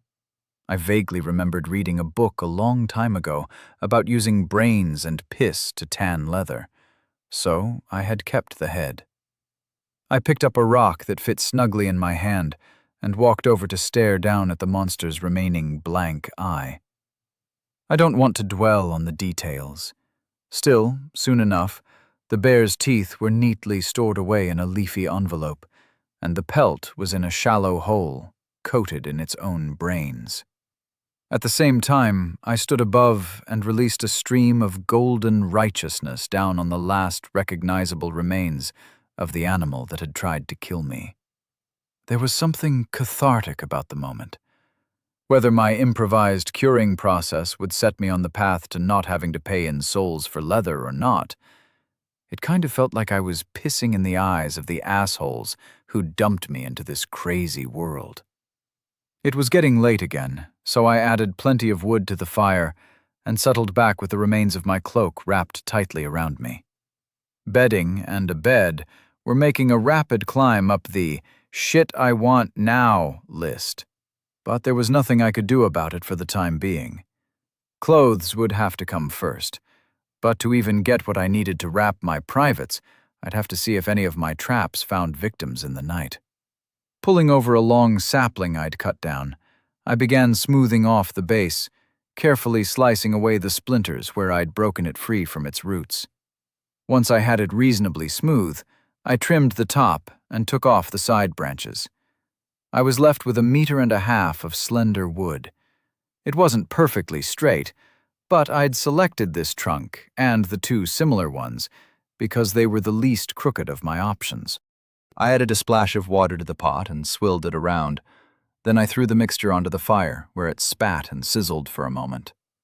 I topped the slightly cleaner pot up with water and set it next to the fire to boil as I began stripping the bark from my stick. It came off in clumps and chunks, not the elegant ribbons I was aiming for, but as the water reached the boil, I had a slender rod of pale wood that gleamed in the flickering light. Sighting down the length of the stick, I rotated it to spot as many of the curves as possible and began holding the slight deviations in the steam from the boiling water. Once I'd bathed a section in steam for a few minutes, I carefully bent the stick across my knee, cursing at the pain of the hot wood the first time I tried. I covered my knee with my ragged cloak and tried again, holding the rod until it kept the new form. Over the next hour, I stripped and straightened 3 short spears. As I reached for my knife to trim the thinnest ends to points, there was a faint thump from the tree line nearby, and I received a notification. Normalis Muse slain, 1 soul gathered. I grinned as the writing flashed across my vision. My plan to cheese some souls by trapping the local wildlife looked like a winner. Not only would I get meat that I wouldn't have to hold my nose in order to eat, I'd be keeping down local pests and filling up the old soul wallet. As I sat and sharpened my spear points, I received 2 more notifications. I smiled happily as I laid the points of my short spears in the embers, turning them carefully to make sure they didn't burn too much. Fire-hardened throwing spears might help me get some bigger game over the next few days. Bigger game meant bigger rewards, I hoped. And I would be able to supplement the low numbers of souls I would collect from my traps with yet more souls. Then, I scraped them against a patch of exposed rock until the hardened points were painful to press a thumb against. It was all positively medieval. In fact, the average medieval person would sneer at what I had to work with. It was Paleolithic, but it was a little step in the right direction. "And I didn't have to buy anything from your bloody shop," I called out. The sound of my voice was startling. While I had never been big on conversation for its own sake, I had rarely gone more than a day without speaking to someone. Loneliness was going to become an issue at some point. The only people I was confident existed in this world were all tasked with killing me, so I didn't hold out much hope of making friends with any of them. Not that I wanted friends, but the occasional polite chit-chat might start to seem appealing sometime soon. Once I was done with my improvised throwing spears, I set them aside and waited for the water to cool. The second moon was riding high as the first one fell towards the horizon. The moonlight cast a lustrous glow across the forest, stretching away down the hill, and the hoots and squawks of the local nocturnal birds were almost comforting as they broke the eerie silence. I drank the rest of my water and went to piss on my bear pelt again. As I walked back, another notification popped up. Vilis lepus slain, 2 souls gathered. I had no idea what a lepus might be, but it was apparently worth 2 muse in terms of souls, and could be killed by a snare. I was up to 5 souls again, and the night was still young. The effort of setting up the snares and deadfall traps had been time-consuming, but it essentially gave me a passive soul income, so I resolved to expand the area I covered tomorrow. I checked the shop. It was time to hide my shame. A pair of simple woolen shorts would cost me 3 souls. They looked crude and would probably be scratchy against my nethers when I moved, but being tackle out, while refreshing at first, was starting to lose its appeal. With a grimace, I purchased the shorts and pulled them on. They were dark green and surprisingly comfortable, with no scratchiness thus far. They reached down just above my knees, were tied in place with a cord that had come as part of the price, and matched the cloak I'd wrapped around my shoulders. I fed more wood to the fire and tried to doze. It was yet another restless night. I woke up regularly as the heat from the fire died down and it needed more fuel. I received a slew of kill notifications as the night wore on as well, which added a significant boost to my mood but failed to temper the creeping feeling of exhaustion. I wouldn't be able to manage many more nights like this. As the light began to sneak back into the world, I had 18 souls ready to spend. I put the last of my water on to boil and stretched. I watered the pelt once more to relieve my bladder and put some chunks of the foul bear meat onto a stick to roast over the rebuilt fire. Damn, I'd forgotten to set up a smoker. That was amateurish, and it filled me with irritation. I sniffed at some of the meat, carefully unwrapping it from the green protection I'd used to seal it up. Happily, none of it had started to turn yet, but that wouldn't last much longer. I decided to buy some more cordage, 2 souls wasted, but the return on investment was good as long as I could find some more animal runs. Back down to 16 souls, I checked the option for decent footwear. My bearskin booties were starting to fail across the bottom after just one day, and while I wasn't unfamiliar with a rank odor emanating from my feet, this was considerably beyond my previous experience. The cheapest footwear was 3 soles. Crude wooden soles, a bit like topless clogs with some leather straps to hold them in place. I stamped my feet in my new shoes and grimaced. There was certainly no comfort in the design, but I'd now be immune to the thorns and sharp rocks that had been able to poke into my delicate skin with almost every step I took today. It seemed a silly thing to be so proud of having an extremely basic pair of shoes, but it filled me with a faint feeling of optimism as I drifted in and out of sleep while I waited for the sun to rise. Chapter 7. Spend souls to make souls. Waking up was a gradual process. I'd spent most of the night hovering between true sleep and paranoid wakefulness. Grumbling to myself about mattresses and duvets, I started out by inspecting the deadfall traps. The first 5 had all killed mice. The mice were now very flat, but I gathered them up anyway, heading towards the last trap with them swinging from my left hand. This one had been triggered, but whatever it was had been a lucky son of a bitch as it had made a clean getaway. I took my booty back to the cave and picked up 6 berries. I didn't have many left, so I made a note to gather some more when I went for water later. I reset the traps, baiting them with berries that I squeezed slightly to free some of the juice. Hopefully, sweet fruit would work just as effectively as bits of bear guts. From my notifications, I confirmed that normalis mus must mean mouse. 5 dead mice and 5 souls from normalis mus. I'd also killed a single Villus lepus and 11 normalis lepus while I dozed. Fervently hoping that a lepus had nothing to do with leprosy, I grabbed my gear and set off down to the river with my litter in tow. I took the new cordage and stopped regularly to set new snares. When I got to the first of the traps I'd set yesterday, I found it was undisturbed, so I continued on with a shrug. Next, I found a strangled rabbit that I slipped free from the noose and chucked on my litter. I reset the snare and continued towards the river. By the time the rushing water spread before me, I had 11 regular rabbits and 1 big bastard of a rabbit, twice the size of the others, laid out neatly across the top of the litter.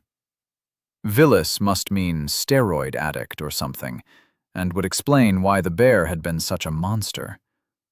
I'd reset all my snares and added another dozen along other nearby animal paths. Hopefully, tomorrow I would reap the benefits of purchasing the extra cordage. Slipping off my uncomfortable footwear on a stone, I sat down and rubbed my feet. The wood was polished smooth and waxed or oiled in some fashion, so I hadn't suffered any splinters.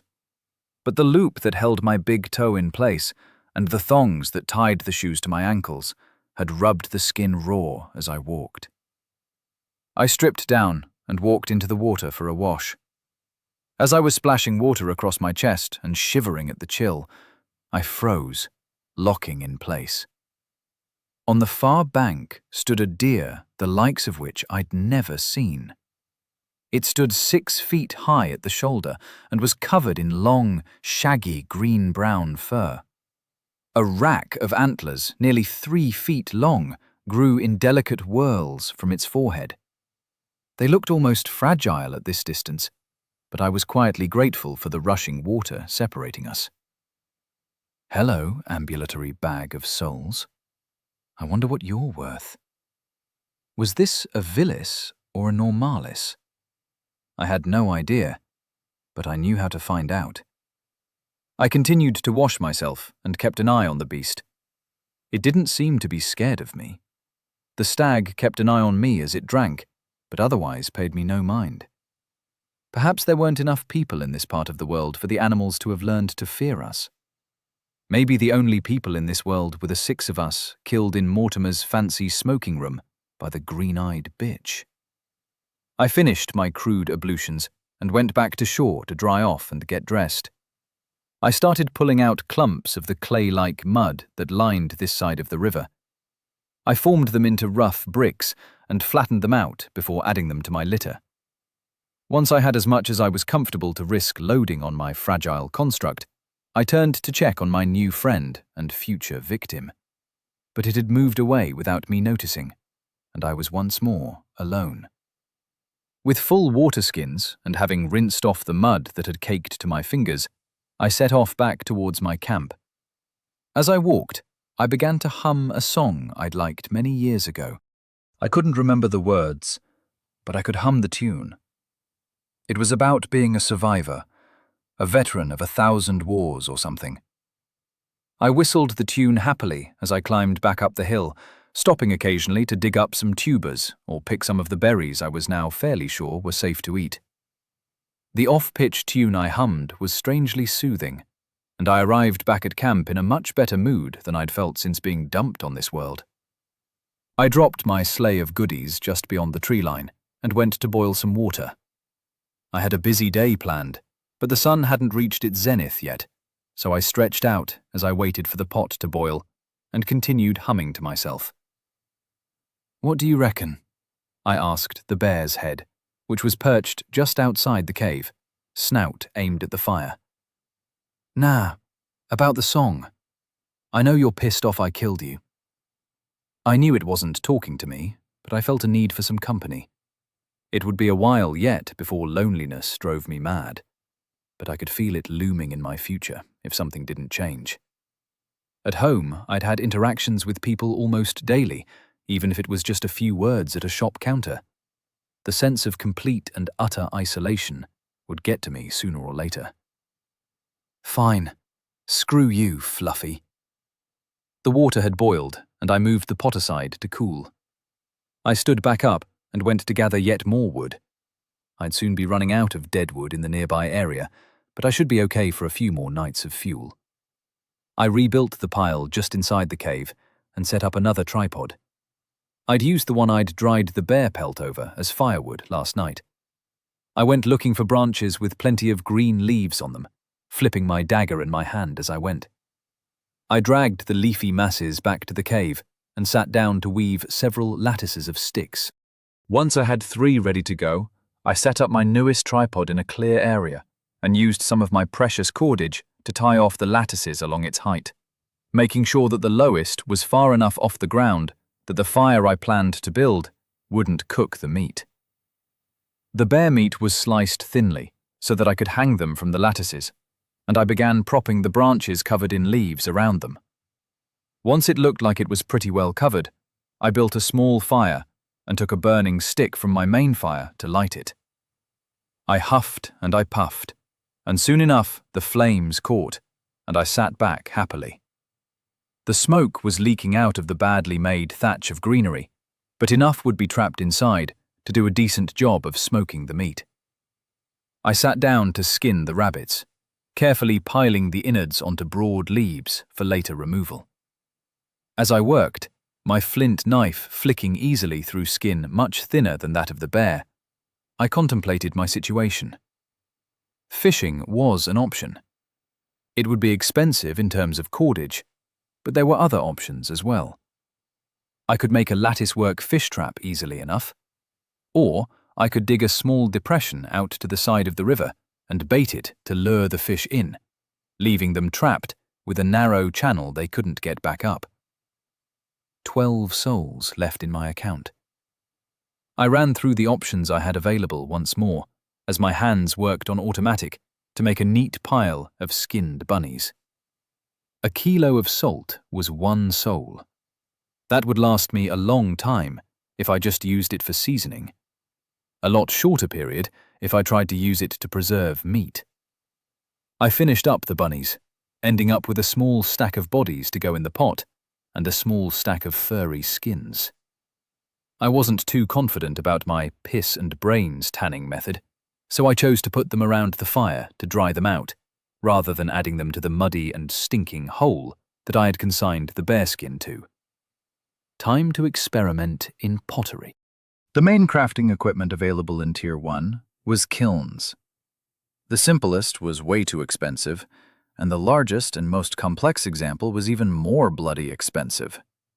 I'd need to improvise, but if I could start producing small pots, they could be used for storage, especially if I made lids for them. I pulled over a flat stone and sat in front of the fire. I brought over a couple of slabs of clay I'd dragged up the hill and began sorting through them. I pulled out all the stones and twigs, creating a smaller mound of hopefully clean clay. With a little water and some careful sculpting, I produced 3 bowls that I set to the side of the rabbit fur to dry in the ambient heat of the fire. The sun had definitely started to fall by the time I was done, so I took some more meat and skewered it over the fire. Another meal of boiled tubers, berries, and shit-tasting bear meat followed that left me full, if not happy. An army marches on its stomach, and I might be an army of 1 at the moment, but the food situation was already starting to affect my morale. I resolved I'd have rabbit stew for dinner to break up the monotony in my diet, and I felt my mood perk up a little. 12 souls left. I was hopeful for an even bigger haul tonight, but for now, I had to assume this was all I'd get. I weighed my options again and came back to the same issue as before. Range on my spell would be helpful, but I could live without it for now. Intensity on my spell didn't make any sense to me. It made the fire talk about politics when everyone else was just trying to have a good time. As an unknown, I ruled it out for now. After some pondering and popping over to check on my smoker, I sat down and made up my mind. A kilo of salt appeared in front of me in a flaxen bag. Bonus. If my pots worked, I'd transfer the salt into them and have a free bag. Then I spent 10 souls to go up to level 3. I picked physical strength, bringing it up to 10, and put a point into mana. I was pleased to find it went up by 10, just like health had. My new stat sheet now floated before my eyes. Level 3 primary stats. Body, E. Mind, F. Soul, F. Available souls, 0. Secondary stats. Physical strength, 10. Reflexes, 10. Health, 100. Magic strength, 6. Focus, 7. Mana, 80. I was now completely into the E grade for my body stats, which was interesting. If what the arrogant god voice had told me was true, my physical characteristics were now all at the peak of human capability. I checked my smoker and added some more green wood to the fire under it before moving off towards the trees to put myself through my paces. I sprinted back and forth. I was faster than I was used to being, but not by a significant amount. I played reflex games, letting a stick fall and trying to catch it in a specific place with my other hand. That did seem considerably better than I thought I was capable of before, but I was releasing the test stick, so I was probably cheating. However, my hand would snap shut with unerring accuracy on the bit I was aiming for. My health had recovered back to full during the night, and I wasn't willing to start injuring myself to test it, so I shelved any experiments that ran the risk of strains or wounds. I eyed one of the thicker trees and took off towards it at a sprint. I leapt up, my feet landing a good 1.5 meters up the foot-wide trunk, and I monkey-climbed rapidly to the first main branches. That was definitely an improvement of some sort. Not that I had spent much time doing similar tasks back home, but I felt the fluidity and strength in my muscles more clearly than I ever had before. The thought of what the future might hold if I could continue to increase my stats made me smile savagely. Those poor bastards wouldn't know what hit them when I finally hunted them down. Dropping back to the ground with a thump, I went back to my fires. I was going to run out of firewood quickly at this rate. The fire on the smoker burned more slowly and needed wet wood rather than deadfall to generate the smoke, but it was still an extra drain on my resources. As the sun began to set, I ran around the hill, building up a huge pile of firewood in the cave. It wasn't like I wouldn't be able to use it sooner or later. Before the light failed, I took the smoked meat out and wrapped it in leaves with a light dusting of salt. I replaced the meat on the racks and fed the fire once more. The rabbit stew was bland, but a delicious change from the last couple of days. I salted it, and the flavor, while gamey, at least tasted like proper food. I slurped down the dregs of the water I'd cooked it in and lay back to try and sleep. Despite waking to refuel the fire regularly, I felt more refreshed the next morning than I had managed thus far. I was also 25 souls richer. The next week passed in a pleasantly dull and similar fashion. I gathered water and wood every day, smoked meat, set traps, and collected the bounties in meat and souls.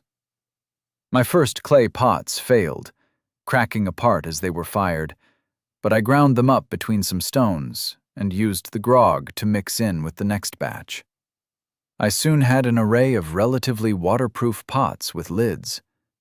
The salt was stored in them, deep in the cave, which I had by now cleared out. Salt was valuable, and while I hadn't seen any rain yet, I suspected it was only a matter of time. I refrained from spending any of my souls, and as the sun rose on my 8th day in this world, I had 183 souls sitting in my wallet. For some reason, my soul stat had risen to E when I passed 100. It must operate differently from the rest for some reason, but the answer eluded me.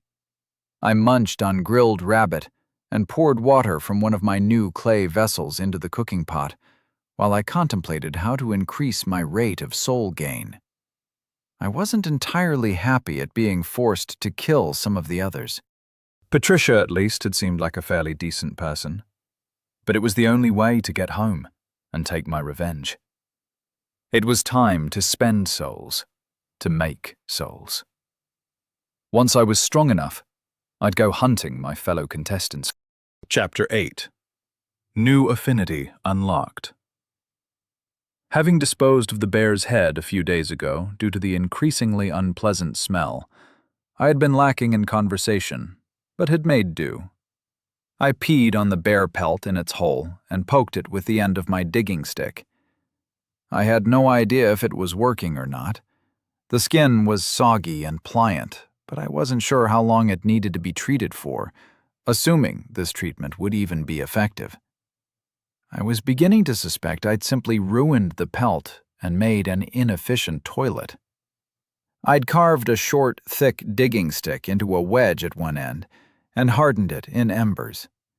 I dug myself a more sensible latrine and completed my business.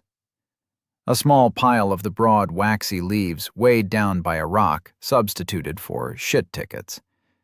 I filled in the hole and strolled contentedly back to the cave. I got some water in the pot and set it to boil, then prepared a rabbit kebab on a thin stick of green wood. 183 souls. It was wealth beyond imagination. I could jump to Tier 2 in one go and get access to the next level in the shop.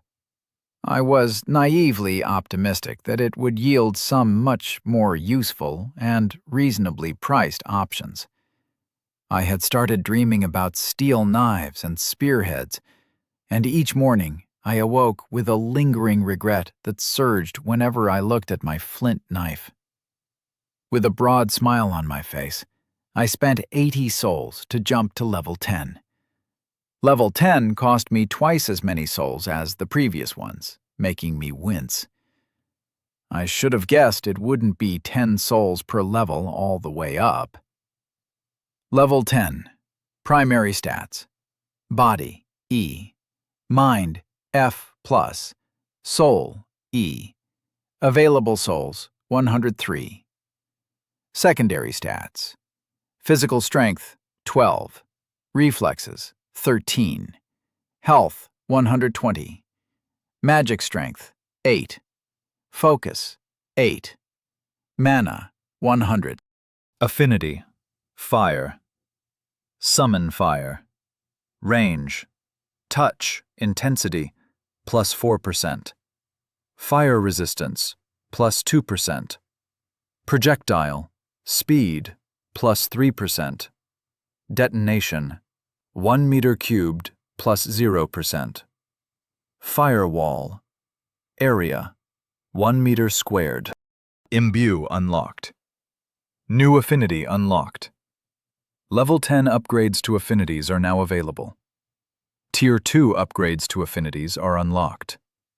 Tier 2 is available in the Soul Shop. I had put 2 of my points into mana, 2 into health, 1 into focus, 2 into magical strength, 3 into reflexes, and 2 into physical strength. My mind stat had bumped up to F+ for some reason, possibly because mana had reached the peak human level.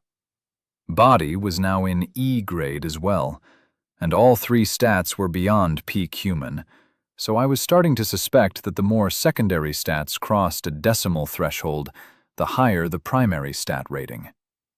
My new spells looked interesting, but I was only really excited about the projectile. I moved away from the cave and pointed a finger at a nearby tree. A blast of fire scorched the tip of my finger and flew away at the speed of a thrown stone. It was the size of my fist, but when it struck the trunk, it exploded with a boom, and a ball of fire engulfed the nearby area. The flames didn't stick and quickly died down, leaving a scorched section of trunk, but not achieving anything particularly spectacular. I had hoped for more. Having to summon the damn thing on my fingers was a painful irritant, and I checked my options on summon range. Each level would cost 10 souls, but the first would allow me to summon the flame an additional meter from my body. Then each level gave an extra 2 meters of range. I bought 3 levels in range and 3 in intensity, just to see what it did. Affinity, fire. Summon fire. Range, 5 meters. Intensity, plus 16%. Fire resistance, plus 2%. Projectile, speed plus 3%. Detonation, 1 meter cubed. Firewall, area 1 meter squared. I cast another fireball, summoning it at a comfortable meter in front of my outstretched hand, and it flew gracefully into the next tree along from my first victim. It erupted like last time, but on this occasion it burned noticeably brighter and hotter, leaving a darker char on the bark. Neat. It was incremental, but the improvement was apparent. I got giddy and began lobbing fireballs at the nearby trees until I ran out of mana. Wasteful, but it was satisfying to vent my frustration and loneliness on something. Down to 63 souls, and each cast of fireball cost me 20 mana. This halved my number of shots versus simply summoning a blob of fire. More mana would be needed in the near future. I finally gave in to the temptation and pulled up the shop in my mind. "Fuck you, shop!" My voice echoed back at me from the cave. Sure, the stuff was all bronze and copper now, a marked improvement over stone, but the price had skyrocketed. The most basic copper knife would cost 30 souls. I knew damn well copper was shit for fighting. It could be honed razor sharp, much more easily than tougher metals, but it would lose the edge after just a few cuts. The forge equipment was also far too expensive. The option to buy a primitive smelter and blacksmith setup was tempting, but it would cost at least 700 souls to get the basic equipment I would need. I thought longingly of the workshop in my garage, with its tiny gas-fueled forge and all the wonderful machines that made shaping wood and metal so simple. I had options for bronze armor and weapons as well, but again, they were prohibitively expensive. I wished I still had the bear head so I could kick it into the forest in a fit of rage. There were new options for everything, but it was all too... Something in the crafting section that was new caught my eye. Health potions, mana potions, all sorts of potions and poisons. I had no idea how much health or mana I would recover, but at 100 souls, I hoped it would be fairly significant. Couldn't afford them at the moment, but the prospect of a quick and easy way to recover health and mana lifted me out of my funk at the extortionate prices for everything else. I decided to hang on to my souls for now.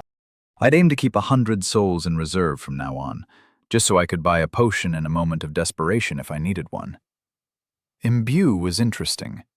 I could impart my fire summoning ability to an object for double the usual mana cost. I couldn't put the item down, or the charge would dissipate in a couple of minutes. I frowned suspiciously at how helpful this particular entry had been. Maybe the god voice was warming up to me and throwing me some extra info. I'd put a lot of thought into what my second affinity should be. Ever since I'd passed 60 souls and realized I had enough to jump to level 10 and unlock it, the dilemma had weighed on my mind whenever I had a quiet moment. I'd reduced it to 3 options, and now that I was faced with finally making the decision, I was frozen. I had days' worth of probably preserved food, but smoking and salting weren't perfect, and it would still rot eventually. I'd had to dispose of the last of the bear meat, so I wasn't particularly upset to see that foul meat leave my diet. However, the wastage had bothered me on some level. It was inefficient and amateurish to waste food simply because I couldn't keep it fresh for long enough to eat. The ice affinity would make some kind of primitive freezer viable. I had envisioned a low container with thick mud walls filled with ice that could freeze my food and make it last weeks or months. Occasionally, when I daydreamed about this idea, a bottle of chilled beer would somehow appear in my imaginary freezer. Light was tempting as well. I could move about in the night without the constant risk of breaking my ankle, and the illusion of power seemed tempting. I wasn't sure how it would work, and I didn't expect to get any kind of hints from the bloody system.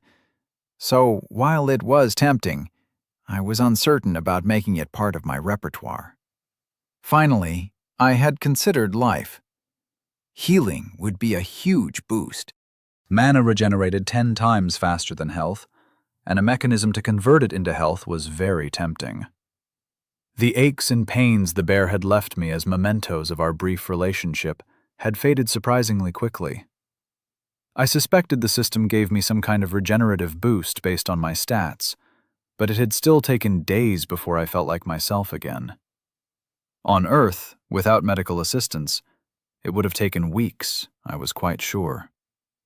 Speeding up recovery in the future could be decisive. Ideally, one should take an opponent by surprise and hit them first, thus reducing the risk of taking any injury yourself. But I wasn't hunting in the concrete jungle anymore, and it seemed likely I would take damage on occasion. Rapid growth didn't really interest me. I assumed it would let me grow plants faster, which could be great if I wanted to plant a farm, but I had no plans to set down roots. I would have to go to my enemies, and that would preclude spending the time to raise crops. Enhancement was a nice bonus. I expected the boost to be minor to begin with, but if it scaled as I increased my physical statistics, it could make me extremely dangerous. Finally, there was the distant goal of minor shape-shifting. Simple tricks like dyeing my hair or changing the color of my eyes with contact lenses had long since been part of my skill set at home. Vital parts of my skill set, if I were honest.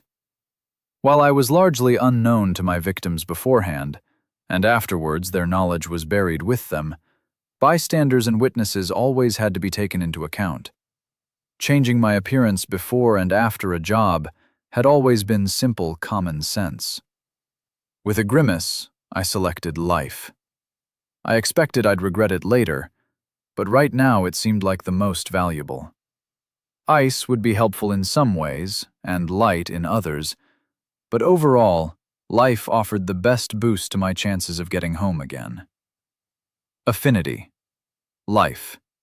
Heal, self. 5 HP and 4% increased recovery rate for 1 hour. Seals light wounds. Enhancement, self. 2%, lasts 5 seconds. Resistance, all. 1%. Projectile. Speed minus plus 3%. Heal other. Rapid growth. Area, 1 meter squared. Interesting. Life had a weaker but broader resistance. I assumed the 2 first-tier spells would require 10 mana per cast. 2% enhancement for 5 seconds seemed pretty useless, but it would get to 18% at level 9, a significant, albeit short-lived, boost to my strength. I was reasonably happy with my choice and set off to go and gather the night's catches with a spring in my step. I took my dagger and a length of cordage to tie the rabbit bodies to. I had my empty water skins hanging from my shoulders, and a tuneless whistle echoed out as I set off along the now well-trodden path down to the river. I picked up the bodies and reset my traps as I passed them, a process that had become thoughtless and routine over the last few days. I got to a trap about halfway down the hill, 6 bunnies swinging from the string in my left hand. I grimaced as I rounded the first corner of this little animal trail to find the rabbit had been chewed apart. Barely any of the little guy was left, a gory head and shoulder lying with the noose biting into its throat. The rest of it was missing, presumably taken by a fox or something. I hadn't seen any large predators since the bear, and I figured the presence of an apex predator like that creature had kept the rest of the locale clear of more dangerous beasts. I put down my rabbits and worked the noose free, throwing the remnants downhill into the bushes. I'd gotten the souls for the kill, so it wasn't a total waste. I reset the trap, snapping a new twig to hold the noose in place across the mouth of the run. As I rose to collect my prizes, a blur slammed into me, and sharp teeth snapped closed on my shoulder. I was thrown to the side and slammed into a tree, but even while I was still in the air, I reacted in the best way I knew. Channeled violence. My right hand had snatched the dagger from where it lay sheathed on my chest and swept round to plunge it into the throat of whatever had attacked me. The tree trunk knocked the air out of my lungs, and I gasped as I collapsed to the mud and leaves littering the ground. My head was foggy, but I knew I'd lost my grip on the blade as the thing had recoiled at my strike. I rose with a muddled mind and put my back against the tree. A large, gray wolf, far bigger than any wolf from home, looked at me, slightly cross-eyed. A quizzical expression passed across his eyes as his rump fell to the ground. He whined piteously, and pink bubbles spread out from the handle of my knife sticking from the beast's neck. Health, 82 over 120. Mana, 19 over 100. "Fuck you, bloke," I muttered, as my back fell back against the tree. I looked down at my shredded shoulder and winced. My cloak was painted red around the new rips in the material. That was expensive. I cast heal and watched as the blood flow slowed. It didn't stop completely, though, and the pain began to radiate out from the wound, making my eyes water. I blinked them clear and looked back up at the mortally injured wolf. "Good job it was only one-on-one," a growl cut off my asinine comment. A growl came from the bushes to the right of my first victim. I drew myself away from the tree and crouched slightly, ignoring the tugging feeling on my left side as the wounds stretched and fresh blood started leaking out. A more normal-looking wolf stepped out and growled at me again. Vilis lupus slain. 7 souls harvested. That's not very sporting. Mind you, fighting fair is for fools. Come on then, puppy, let's get this done, I babbled. The blood loss was making me dizzy.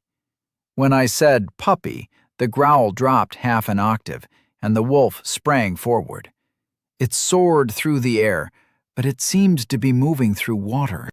Whether it was desperation, fear, adrenaline, or the impact of my boosted reflex statistic, I watched it fly towards me almost as though in slow motion. My right fist arced round like lightning and slammed into the beast's ribs at the same time I slipped aside and dodged the jaws.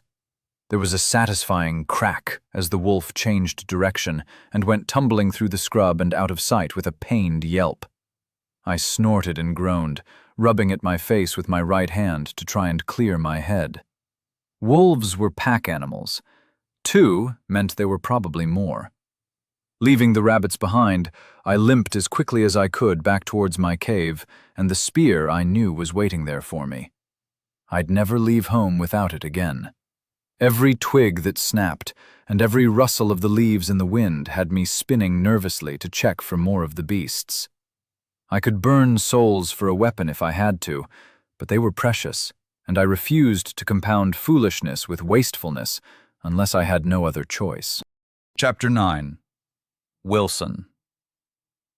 The ferns, bushes, and grass were a green blur as I shuffled along. I wasn't moving quickly due to a pronounced limp, but still, my surroundings seemed indistinct and melted together.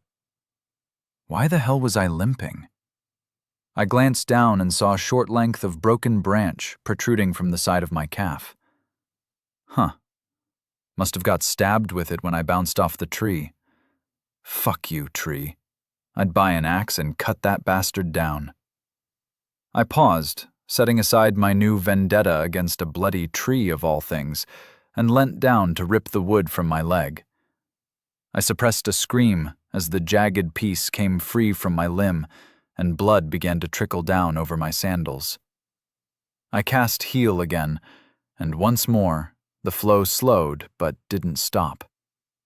My injuries were too severe to be immediately sealed by the shitty low-level spell. Health, 83 over 120. Mana, 0 over 100. The blood loss must be draining my health. My thoughts were feverish as I resumed my ragged flight to what I hoped would be the safety of my cave.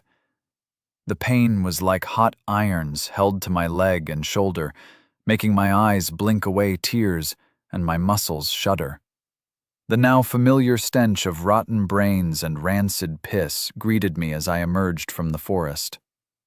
I really should have sighted the tanning hole somewhere further away from my regular path. Despite the agony, new energy filled me as I saw my home, and I sped up to reach the edge of the cave. I snatched up my shop-bought spear and the 3 short throwing spears I had made, but not yet had reason to use. Dumping more wood on the fire, I hoped it would catch quickly and scare away the rest of the pack. My mind was convinced more wolves were even now slinking through the undergrowth towards my refuge. My imagination populated every shadow with gleaming eyes and powerful jaws.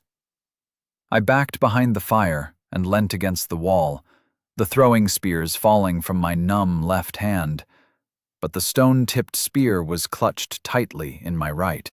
I put my back against the wall and propped the spear horizontally in front of me, point leveled towards the woods, as I searched desperately for the enemies I was sure were eyeing me hungrily.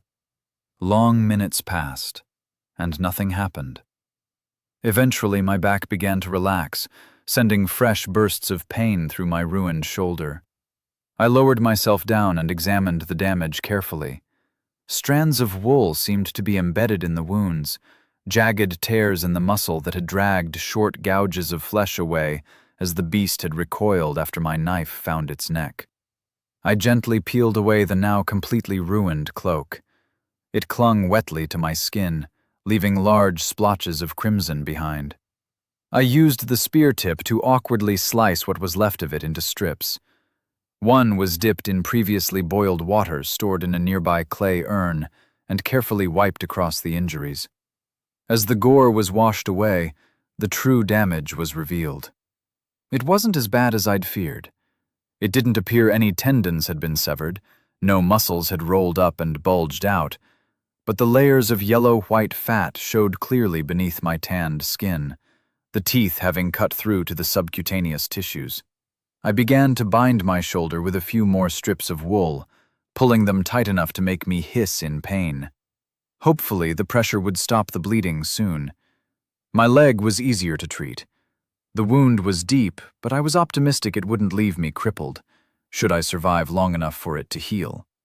And avoid an infection. I washed it clean as well, wincing at the rough cloth scraping into the gouge, and bound it tightly. With a final grunt, I leant back and took deep breaths. My health had stabilized after my primitive field first aid.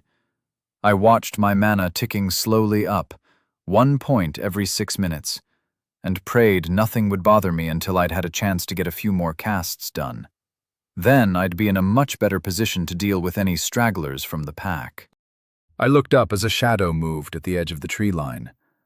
I tensed and snatched my spear back up. I tried to heave myself upright, using my right leg to slide my back upwards against the rough stone of the cave wall, but it slipped before I was halfway there, and I slid back down with a grunt. I pulled the spear across my lap and gripped it tightly, the stony tip wavering slightly, but held firmly in the direction of this new threat. A wolf dragged itself forward, emerging from the greenery like a gray ghoul. One of its legs, the front left, wasn't working correctly. It tried to put weight on it, but kept falling to the side. Its ribs or spine must have been damaged as well, as it flew away from me after I punched it, as its back legs weren't stable either. It crept towards me slowly. Its teeth were bared in a silent snarl. "You sure about this, little guy? I'm pretty sure I've got the drop on you," I grunted. The wolf's ears flicked back and lay flat against its skull. The fur was matted with twigs and leaves stuck along the right side of its body. I hefted the spear slightly as it drew closer. It slunk around the far side of the fire, and I prepared to fight. Then the damn thing lay down and whined, like a puppy being loaded into a bag with stones. It had been a long time since a plea for mercy had been able to move me. When they started babbling and offering to double my fee if only I'd let them go, I just tuned it out and finished the job. This wasn't some asshole who had pissed off someone capable of retaining my services. Even if it was, I still had my code. How do you judge a wild animal by human standards? Was it unethical of the bloody things to steal the meat I'd caught in my trap? Maybe. But they had just been following their nature. Admittedly, laying a fucking ambush and blindsiding me had been a dick move. However, it was a tactic I'd used myself on many occasions. There is no point letting the bloke you're going to kill know in advance what you're up to. I couldn't fault the bloody things, and the big one had paid the price. This poor little bastard must be a baby or something. It was big, even stretched out on the ground, but smaller than I'd thought back in the heat of the fight, when adrenaline had been firing every nerve in my brain, making the world take on exaggerated detail. Still a big fucking dog, though. I used the spear to slowly climb to my feet, leaning heavily on it as I finally stood upright. It whined again. "Fuck off, dude. It's a mercy, okay? Don't look at me like that." Large green eyes were staring up at me. There was no threat there, not anymore. It was begging for its life. "I'm going to regret this," I muttered. I painfully picked up an empty bowl, wrapping my armpit around the shaft of the spear to keep my balance, and scooped it into the slightly bloody water I'd used to dip the cloth that had cleaned my wounds. It was faintly pink against the orange of the fired clay. I moved the bowl into my left hand, hissing slightly as I clenched my fingers on the rim. I inched around the fire slowly. A faint growl rose up, and the wolf shuffled forward slightly. "Enough of that shit, you ungrateful bastard," I snapped. I leaned forward and put the bowl down, then used the butt of the spear to nudge it closer to the animal, while balancing carefully on one leg. The wolf snapped at the spear, but I swatted it into the side of his jaw, and he whined again. "For some dumb fuck reason, I'm trying to help you, idiot. Don't be a dick." I left the bowl near the wolf's face and backed away, grateful to be able to lean my weight on the spear as I went. Why the hell was I helping this thing? Was it some deeply ingrained sense of wrongness at seeing something so similar to a dog in pain? It would be kinder just to end his life, but I knew I wouldn't do that. Some selfish part of me rubbed its hands together at the thought of having a companion, even a crippled one. A companion that, unlike almost every human I'd known back home, I wouldn't have to lie to. If the beast survived and stuck around, I'd have a friend that I could be honest with. The blood loss must have been messing with my brain. I was a professional killer and ought to be far beyond this kind of maudlin emotional self-indulgence. My ego died over a decade ago. That's what I always told myself anyway. The wolf sniffed at the water and began to lap at it. I had backed away and settled down next to the piles of smoked meat. I pulled out a green package and began to chew on the tough, heavily flavored meat. The wolf finished the bowl, knocking it over at the end as it tried to get at the last few drops. It looked at the meat in my hand, and its tongue lolled out as I slowly took a bite and chewed. "Hungry fella?" I asked. A whine followed by a growl was my answer. He crept slightly closer, his belly pressed to the ground, and kept his eyes locked on the scrap of rabbit flesh. "I guess you've got a taste for the bunnies, eh? Seeing as you stole my kill." The wolf heaved itself up and snapped forward as far as he could manage, but the butt of the spear flicked out almost without thought and swatted him away. "Bad dog," I muttered. It turned sad green eyes, misty with pain, on me, and I felt genuine pity for the poor bastard. I reached back, resting the spear carefully across my outstretched legs so I could snatch it up in an instant if I needed to, and pulled out another strip of meat. I tossed it in front of the wolf, who sniffed it suspiciously. "If I wanted you dead, I'd not bother feeding you, mutt." He cocked his head at me, glancing up from the morsel I'd offered. With a clomp, the meat vanished. A short whine and a pleading look followed, making me sigh loudly. "When did I become so soft?" I muttered, tossing the wolf another strip. "I'm not sure how this is going to work, dog. If I go to sleep, are you going to try and eat me?" Long ears flicked backwards, then forwards, and his head cocked to one side in what I was convinced was questioning tinged with hopeful body language. "Ah, you stupid bloody dog." I began to slowly drag myself back towards my urns of water on the far wall. When I was halfway, the wolf jerked forward towards the meat, and once again I smacked him in the snout with the base of my spear. "No, that's mine," I said angrily, and his ears went back. He shuffled away from the meat slightly. "Good boy. I'm the boss here, bloke. Just remember that." I dipped a bowl into the pink water and took a long drink before falling into companionable silence with the wolf for a few minutes. I used heal again and felt considerably better. I checked my wounds, carefully peeling the bandage on my leg to the side, and while the wound was still fresh, new skin had formed around the edges of the injury, and the bleeding had stopped. "It's gonna be a long fucking day. You know you nearly got me? If the pair of you had attacked at once, I'd have been fucked. The big fella might have died, but if you'd struck at the same time, I'd have been toast." The wolf cocked his head again and started to inch towards the meat. He stopped as I slapped the butt of the spear against the stone of the cave floor. As I was saying, hanging back was your mistake. Want to know the thing about fighting? You've got to strike hard with everything you've got when it's time to make your move, before the other guy makes his. I don't know if the whole living as a wild animal experience equates to military action, or killing pricks for money. It was a lot of money, you know. Way more than I got in the army. I could get medals in the army, I guess, but money is better than medals. Still, being a hitman was less risky and more lucrative. I picked my jobs. Like, I'd tell clients to piss off if they were being stingy, and I didn't have to charge into the guns when some idiot LT got a bee in his bonnet. The wolf made a chuffing noise I took to be laughter. It was safer, better paid, and I got to keep to my code. I'm pretty sure all the Hajis were pieces of shit. The ones I knocked overseas, I mean, but maybe some of them were like us? Just following our nature. Who fucking knows? I muttered, taking another bowl of water and drinking deeply. We need to come to an arrangement.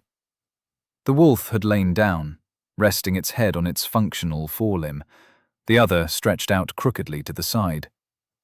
For some reason, it perked up and turned to look at me.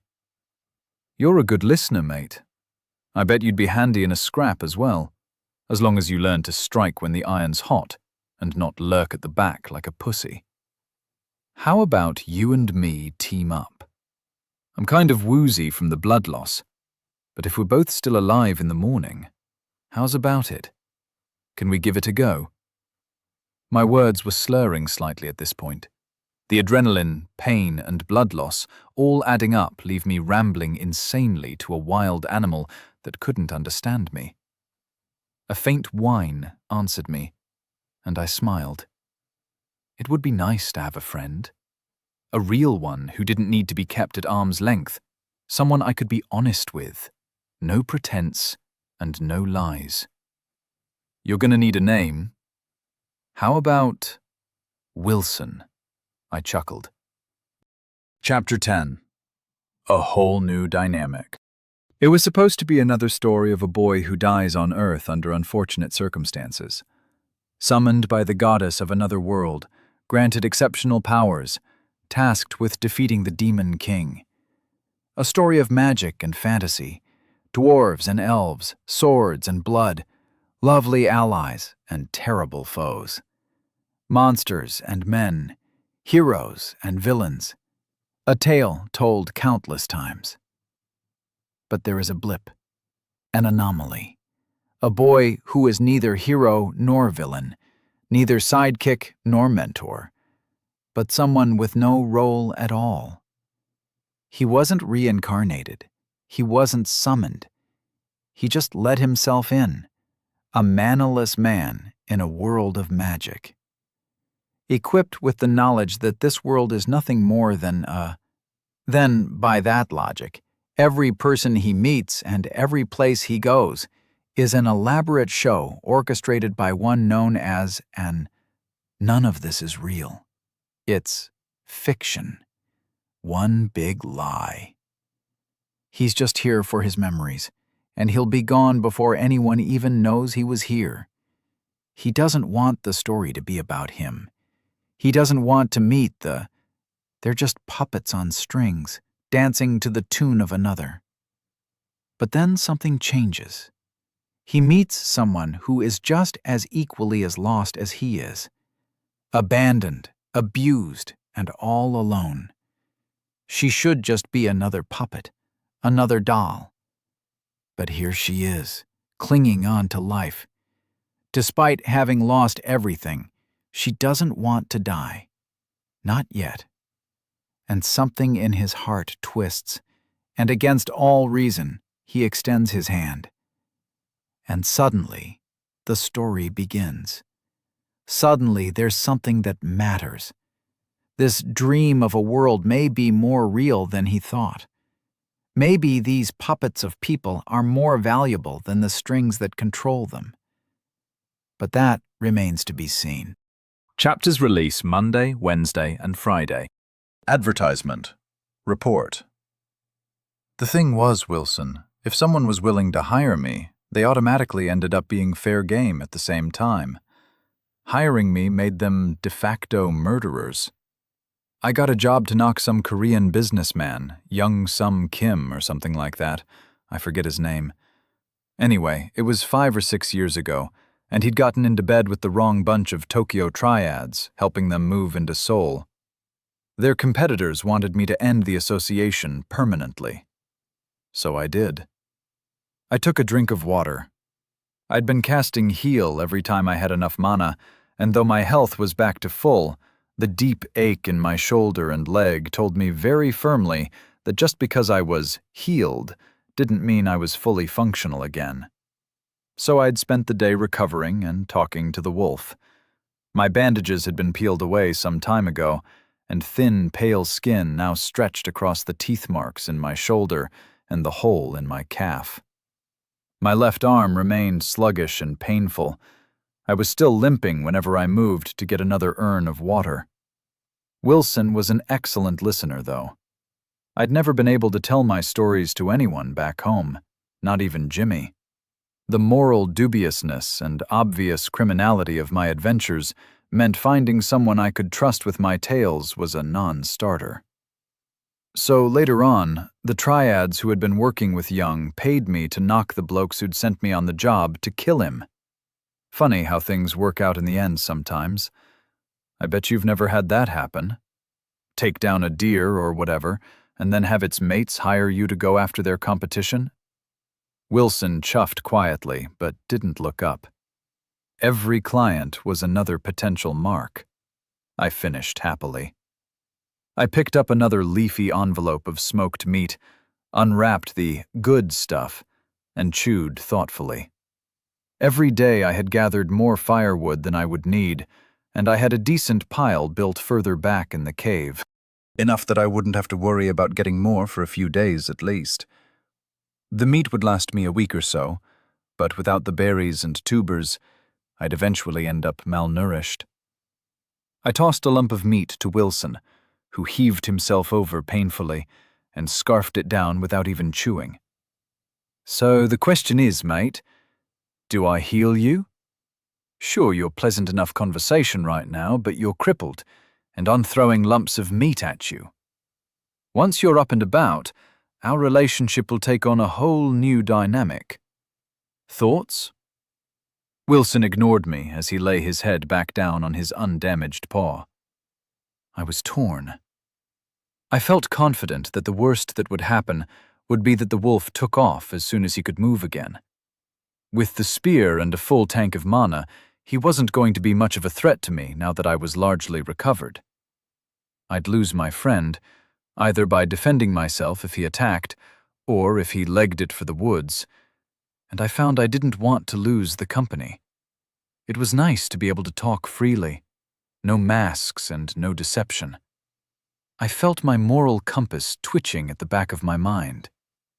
I couldn't keep the poor bastard crippled and in pain just so I had someone to talk to.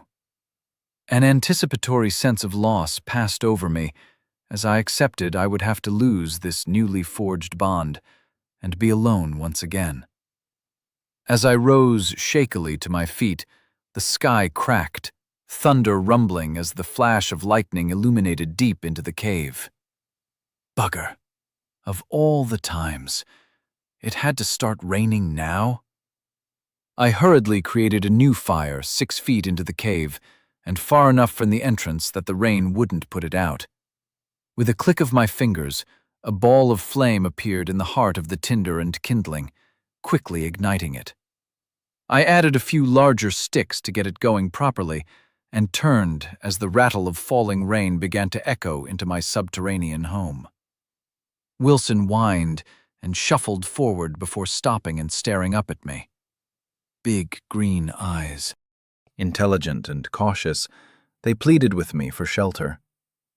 Fine, come on in. As I backed away to indicate he could move out of the rain falling like a waterfall, I cast Heal Other. A bolt of green light appeared at the tip of my finger and shot into the wolf's face, startling him and eliciting a snort and a sneeze. He shook his head, then tentatively rose to his feet. His legs were steadier, and he breathed more easily. He looked at me with what I could have sworn was gratitude. He slunk in and moved towards the pile of stored meat he'd seen me fetching him snacks from earlier. "Ah!" I admonished, wagging a finger at him as he looked up at me. Wilson whined faintly, but moved away from my larder and stretched out by the fire. "Well, that completely ruins the rest of the day," I muttered. I wouldn't be able to get out and reset my traps, so I wouldn't get a windfall of souls in the morning.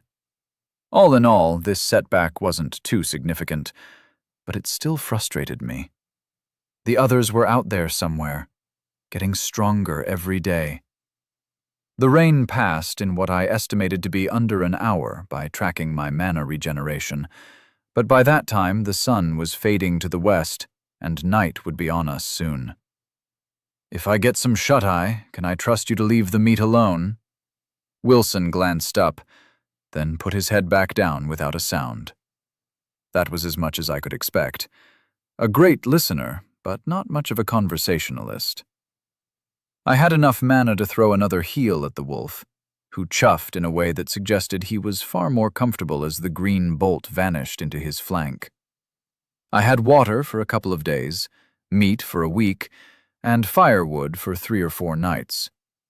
Tomorrow, I'd have to retrieve my knife and reset all my traps. Some more water wouldn't hurt either. Wilson started twitching and whining in his sleep, probably dreaming about stealing someone else's rabbits. The wolf was closest to the mouth of my cave, with the fire between us. If anything came at us, he would be first on the menu.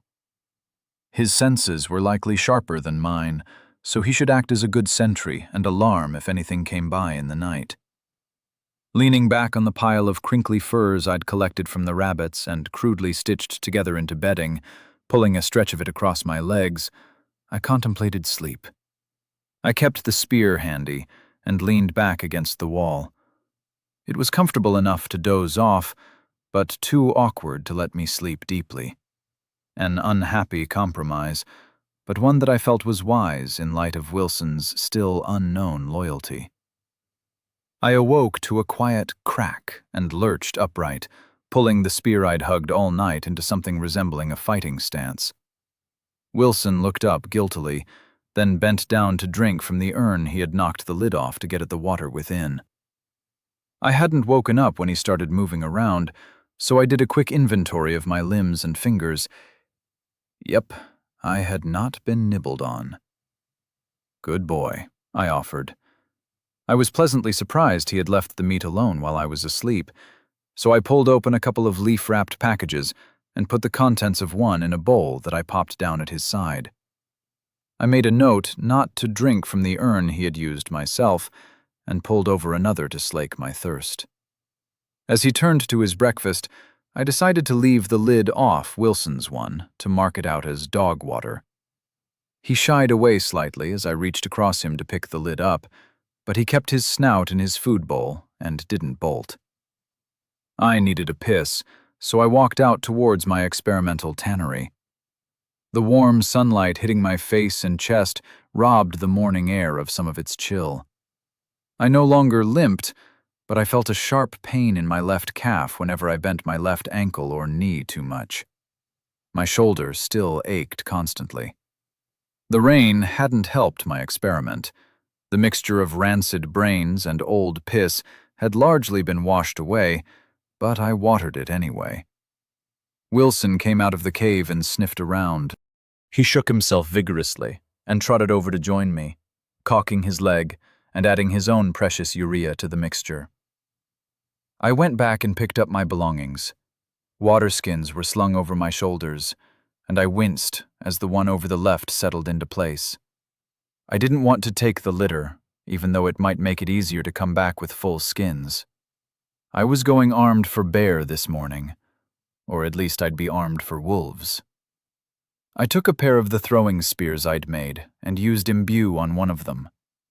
10 mana ticked away, and I knew the next thing it struck would get a blast of fire summoned at the point of impact. I eyed Wilson suspiciously, but he returned a perfectly innocent look my way. "Don't eat the meat," I told him firmly, earning a confused look and a quiet yip. With a shrug, I set off for the river. It wasn't as though he'd be able to eat too much if he hung around the cave. I was only planning on being away for a couple of hours, and he'd already had a decent breakfast. As I headed onto the muddy path, I marveled at how the brief wash of rain had changed the once familiar woods. Nothing had visibly altered, but there was an aura of growth and vitality that the cold water had stirred from slumber. The air had smelled incredibly good to me before. The complete absence of pollution left it fresh in a way I'd never known on Earth. But now it had a loamy odor that smelled of future growth.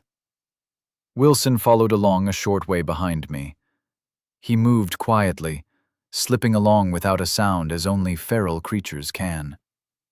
He waited as I reset my traps and tossed away the prey that had been left on the ground for longer than I was willing to risk. He shot into the brush after the first rabbit and came back with it hanging from his jaws. Whenever we stopped, he would tear at it, pulling the fur back and chewing at the meat within.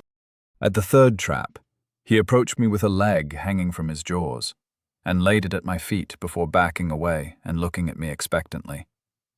"I'll eat this later. Thanks, though." I tucked the mauled limb in my left hand with the throwing spears and decided to find a suitable location to dispose of it without offending my new friend. When we reached the site of the fight, Wilson whined and crept past me. He crawled along on his belly as he approached the body of the much larger wolf. Another high-pitched noise, and he shoved at the prone beast with his snout. The body had stiffened overnight. A faint growl escaped him as I stepped past and shoved the head to one side. "I just need my knife back, bloke. I'm not going to hurt him. Maybe we can come back tomorrow and bury him, okay?" Green eyes blinked, and the wolf chuffed quietly, clearly unhappy. The rabbits I'd been carrying yesterday were gone. Mostly gone, at any rate. Whether it was foxes, birds, or some creature I'd yet to meet, they weren't tidy eaters. Bits were scattered here and there, creating a macabre scene with the giant wolf body as its centerpiece. I left the trap on this animal run alone. I'd fix it when I came back to bury Wilson's buddy. The rest of the traps had all been robbed in some capacity, and any bits of bunny went into the bushes as I reset them. I was making sure to split my attention while I worked. Even with Wilson as a pseudo-sentry orbiting my position, I wouldn't let myself be caught off guard like I had yesterday. We made it down to the river, and the wolf ran up and down the bank, occasionally splashing his way into the water before leaping back out. Was he playing? I couldn't help but smile at his antics as I stripped down and had a wash, finally removing the last of the bloodstains from my skin. Refreshed, but with a chill seeping into my bones, I came out and picked up my water skins. I filled them carefully and set them on a stone beside me, then sat down to drip dry in the warm sunlight. Hopefully, tonight, the sole income would be back in business, and I could begin building myself up before venturing out to find my counterparts. Wilson approached me as I lay back and nudged my arm. It was the first time he'd dared to make physical contact with me, and I took it as a good sign for things to come. I looked up, tilting my head over and shielding my eyes from the sun with my right hand. The wolf ran off a short distance, then ran back and yipped at me. "Get lost, kid. I'm not playing." Again a nudge and a run and retreat. "You want me to follow?" I sat up, then stood and slipped my shorts back on. I picked up my gear and headed off after the wolf, who fled further away this time before stopping to wait for me. Wilson led me down the bank of the river in this fashion. "What's got you so excited, buddy?" I asked aloud. We came to an animal path I hadn't found before. The wolf had dragged me farther downriver than I'd wandered on my own. Wilson crouched low and began to slink into the bushes upslope. I moved quietly behind him, focusing on placing my feet carefully to avoid making any noise. The steady wind was blowing down the hill and pushing our scent to our rear. Was he trying to teach me how to hunt? Off to my right, I could hear the gentle burble of a small stream, and the ground became damper as we moved uphill. He stopped and lay down on his belly just ahead of me, so I crouched low and snuck up to his side. With the tip of my spear, I shifted a broad leaf hanging in front of my face to one side. Before me lay an idyllic pool, lined with young trees and young vegetation. It was perhaps 3 meters wide, and on the other side stood a stag the equal of the one I had spotted across the river. I moved very slowly, painfully aware of every tiny noise, and brought my imbued spear into my right hand. This was an awkward position from which to throw. I had to hope my improved reflexes, coordination, and strength would counter the poor stance. The spear crept back behind my ear, the tip hovering in my peripheral vision for a moment. Then it sped forward as I put my whole strength behind it. I had not fully appreciated how improving my statistics improved my capabilities until that moment. The spear shot forward like it had been launched by a ballista, unerringly zooming towards the stag's heart. As it left my hand, it burst into flames and left a streak of smoke in its wake. The prey's head snapped up, and I watched almost in slow motion as it tensed to flee. Before it could do more than tighten its muscles, the spear slammed into its flank, piercing it clean through and exploding out of the far side in a red mist. The momentum of the blow knocked it off its feet, and the stag was left pinned to the ground as it died almost instantly. Chapter 11. My next victim. Villas Service slain. 6 souls gathered. Wilson shot past me and splashed his way across the shallow pond to inspect the deer. After a cursory sniff to ensure it was dead, he shook himself, throwing droplets all around him. I was still standing where I'd thrown from, locked in surprise at how much more effective my movements had been. Despite the twinges and throbbing aches left over from yesterday, I had felt more powerful than I ever had in my life. Physical exercise and maintaining what I thought of as a fighting trim were old habits long ingrained in my daily routines, but I'd never been this physically capable. Exercise hadn't been necessary since I was dumped here, due to the constant physical exertions needed to eke out an existence on the edge of survival. I still ought to have lost some of my muscle mass and general fitness due to the relatively poor diet and repeated injuries. Whatever else the body stats did, they had made exercise obsolete. I walked around the pond rather than splashing my way through and stopped next to Wilson. The deer was pinned to the ground, its upward-facing side prevented from lying naturally by the spit of wood holding it in place. I grasped the blacked end of the spear and tugged experimentally. It gave a little, but the cloying mud was holding the sharpened point in place.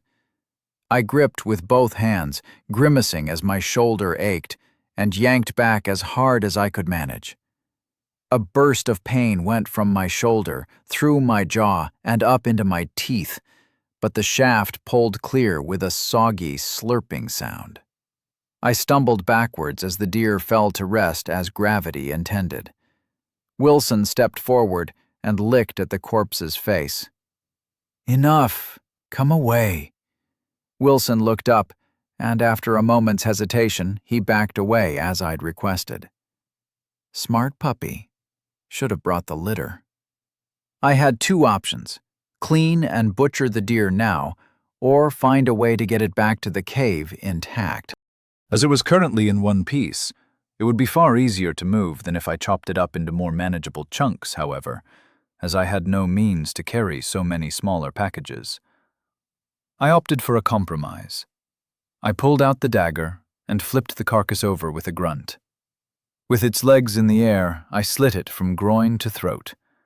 I flicked the dagger into a nearby tree trunk, where it landed with a satisfying thunk. Then I got messy. I leaned in, thrusting my arms up to the elbow in the animal's guts, and pulling great, gory gobs out onto the grass and mud. I tossed the kidneys over to Wilson, who snatched them out of the air and barely chewed before swallowing them down. The diaphragm presented a challenge to my fingernails, so I retrieved my knife. I cut through the tough membrane and dragged out the heart and lungs. After rinsing my hands in the pond, I moved over to its head. The deer was a big animal, probably half a ton before it was eviscerated. It was considerably lighter now, but I still expected it to be too heavy to move easily. To my surprise, I found the body wasn't entirely unmanageable. It wasn't light, but what remained of it could be dragged or carried fairly easily. "Venison for dinner, bloke. Good find. If you know any more places like this, make sure and drag me over to them." I bound the deer's legs to the shaft of the blackened spear. There was 1/2 meter clearance at the bottom, and perhaps 1/3 of that at the top. I picked it up by the pointy end and dragged it experimentally. I'd be slow, noisy, and at a distinct disadvantage if I got jumped again. Nothing for it, though. This was a lot of meat, and I had some ideas for the impressive antlers that skittered along the ground behind me as I set off back to the riverside. I walked back along the stony beach slowly, the butt of the spear clattering as it bounced from stone to stone behind me. When I got back to the trail home, I paused briefly to rinse myself properly and remove the gritty bits of the deer's insides that clung to me. Then I set off back up the hill to my cave, thoughts of rich, gamey stew filling my mind.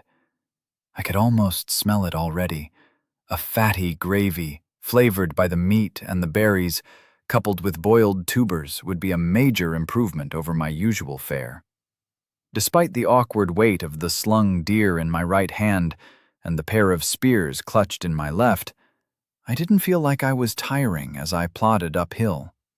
Wilson repeatedly passed me both ways, running ahead, then circling back, only to run past me again, or loping down the hill, his fur brushing my leg as he zipped by. I stopped about halfway and leant the spears against a nearby tree. I pulled a water skin around and looked at it. I was thirsty. I sighed and let the skin fall back against my side. No point risking dysentery when boiled water was waiting for me 1/2 hour's walk away. Maybe I should get a 3rd one so I could carry a skin filled with safe water when I went on my little expeditions in the future. I had 76 souls in the bank thanks to the lump I was dragging uphill. A step closer to the 100 I would need for an emergency healing potion. I set the thought aside. I'd wait to see what the traps brought in overnight. Hopefully, in the morning, I'd have enough to start leveling again and keep a reserve for a potion. The walk was pleasant and peaceful.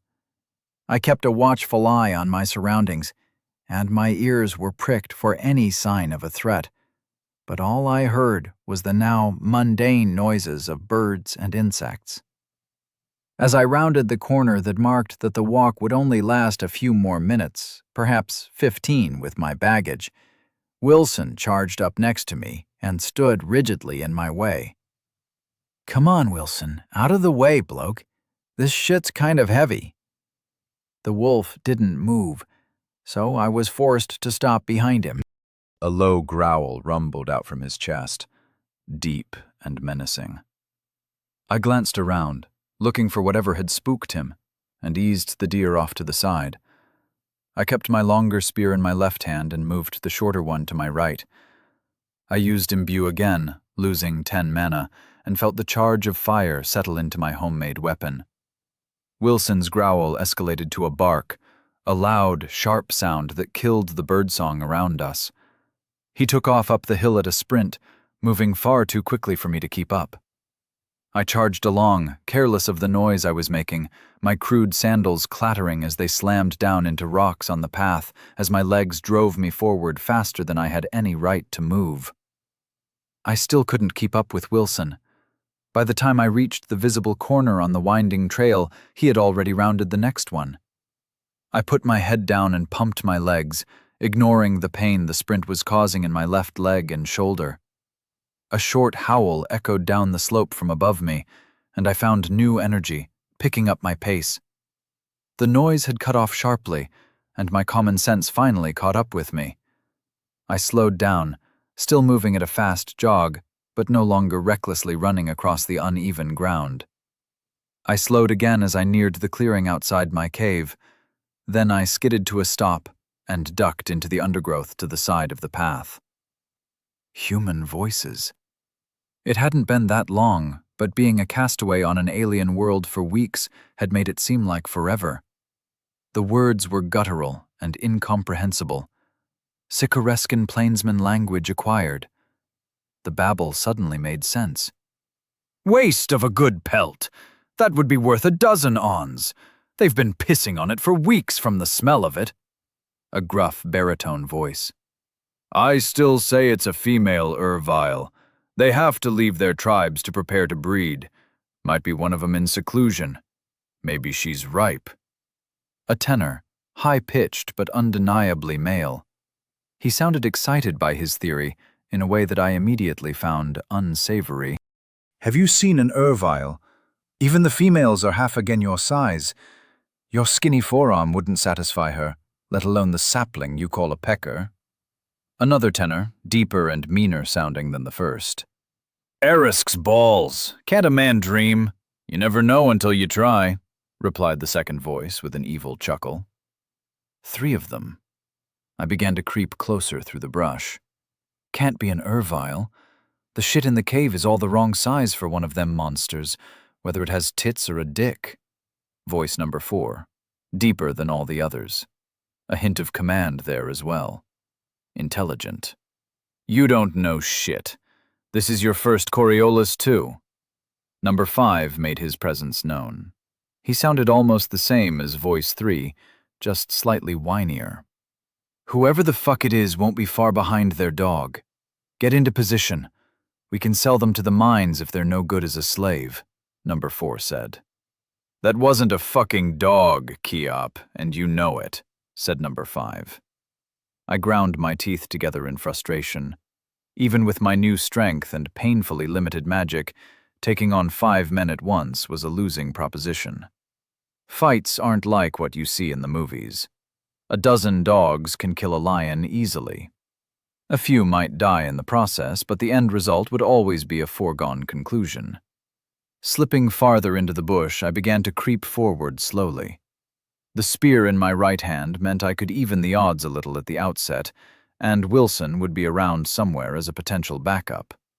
Maybe he'd come to my aid when the time came, maybe not. I wouldn't blame him for staying out of this. The necessity to attack was plain. They were going to wait in ambush, sitting on all my hard-won resources until I showed up. I could abandon everything I'd built up and a relatively safe campsite, or I could remove the threat. I paused to lay down my water skins, putting the sheathed knife between my teeth, and then I silently moved closer. I paused a few feet from the edge of the clearing, hidden by the ferns and bushes. A big man was sitting in the mouth of my cave, disinterestedly inspecting the smoked meat I'd hoarded over the last week. He pulled out a strip, bit into it, and chewed thoughtfully for a moment before spitting it out with a look of disgust. I scanned my gaze across the clearing, irritated by the greenery obscuring my view. I spotted 3 of the others, spread out around the edges of my home. The nearest was situated a few meters to the side of my usual trail, barely 10 meters from where I was crouched. If they decided I was a Lady Ervile, an unlikely conclusion for them to reach when they laid eyes on me, I was possibly going to be raped. Otherwise, I was to be killed or enslaved. I briefly weighed their karmic balance and concluded I was more than happy to kill these fuckers. I shifted my throwing spear to my left hand and pulled the dagger from the sheath I had clenched between my teeth. I let the scabbard fall to my knee, then tilted my leg so it fell silently to the ground. It would be a bitch to find again afterwards, but such is life. I moved so slowly. It took over a minute to advance a foot. I made no sound as I moved into my first victim's blind spot and crept steadily closer. When I was a meter from him, I paused. His breathing was quiet and controlled.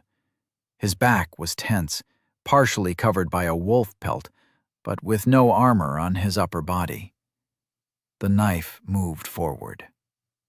It was almost as though the knife was the living thing, and I was just an afterthought dragged along behind it. As it got to 6 inches from his skin, I leaned forward and slid the blade between his ribs. A vicious flick ruined the man's right lung. Then I stood quickly, took the throwing spear in my right hand, and hurled it with blinding force at the bear of a man sitting in my cave entrance. My first victim had only been able to make a startled, gasping intake of breath, his last, before blood began to bubble up his throat to silence him. Stabbing a man in the lung was a mean thing to do, but it was extremely effective. He'd suffocate eventually, but wouldn't be able to cry out. The spear ignited as it left my hand and shot across the clearing to bury itself in the bigger man's stomach. Another killing blow, but not a quick death. He was out of the fight, though. Now for his friends. I dove backwards into the bushes and scurried as quietly as I could towards the next closest victim. I caught a glimpse of the big guy pulling the burning spear from his stomach and struggling to his feet. His pained bellow rang out a moment later. "On me!" he snarled and coughed. His remaining, soon-to-be corpses helpfully rushed to his side. One helped him balance, while the others formed up, backs to the cave with weapons raised. One had a bow and a quiver of arrows hanging from his hip. The others pulled crude maces from their hips, perhaps as long as my arm, with a round, polished stone head mounted on the end. The stone had been drilled somehow, so the handle fit through it to create a primitive but effective club. They were all wearing wolfskins over their shoulders, with rough-spun shorts on their legs. I eyed their leather moccasins greedily. Hopefully, one of them was my size. I needed some better footwear. "Show yourself, coward!" called one of the mace-wielders. A dog barking into the night. "We'll hunt you forever, little man!" called what must have been his brother. The resemblance between them was remarkable. This pair were voices number 5 and 3. So, one hawk, a crippled bear, and a pair of dogs to deal with. The archer would be an issue. I had my dagger and the soul shop spear. Only a fool would throw his longest weapon at his foes in this situation. Fortunately, I had other options. I stayed hidden, but moved closer to the edge of the woods, ignoring their continuing insults. Once I was in position, I cast a fireball at the archer, summoning it 5 meters to my right so as not to give away my position. The ball of fire shot across the clearing and slammed into the man. His bow went flying as the detonation tossed him to the side and threw his friends to the ground at the same time. He screamed and flailed at the wolf pelt over his shoulders as it caught fire. One hawk down. I charged forward behind my spear, rushing out of the trees with an unintelligible battle cry.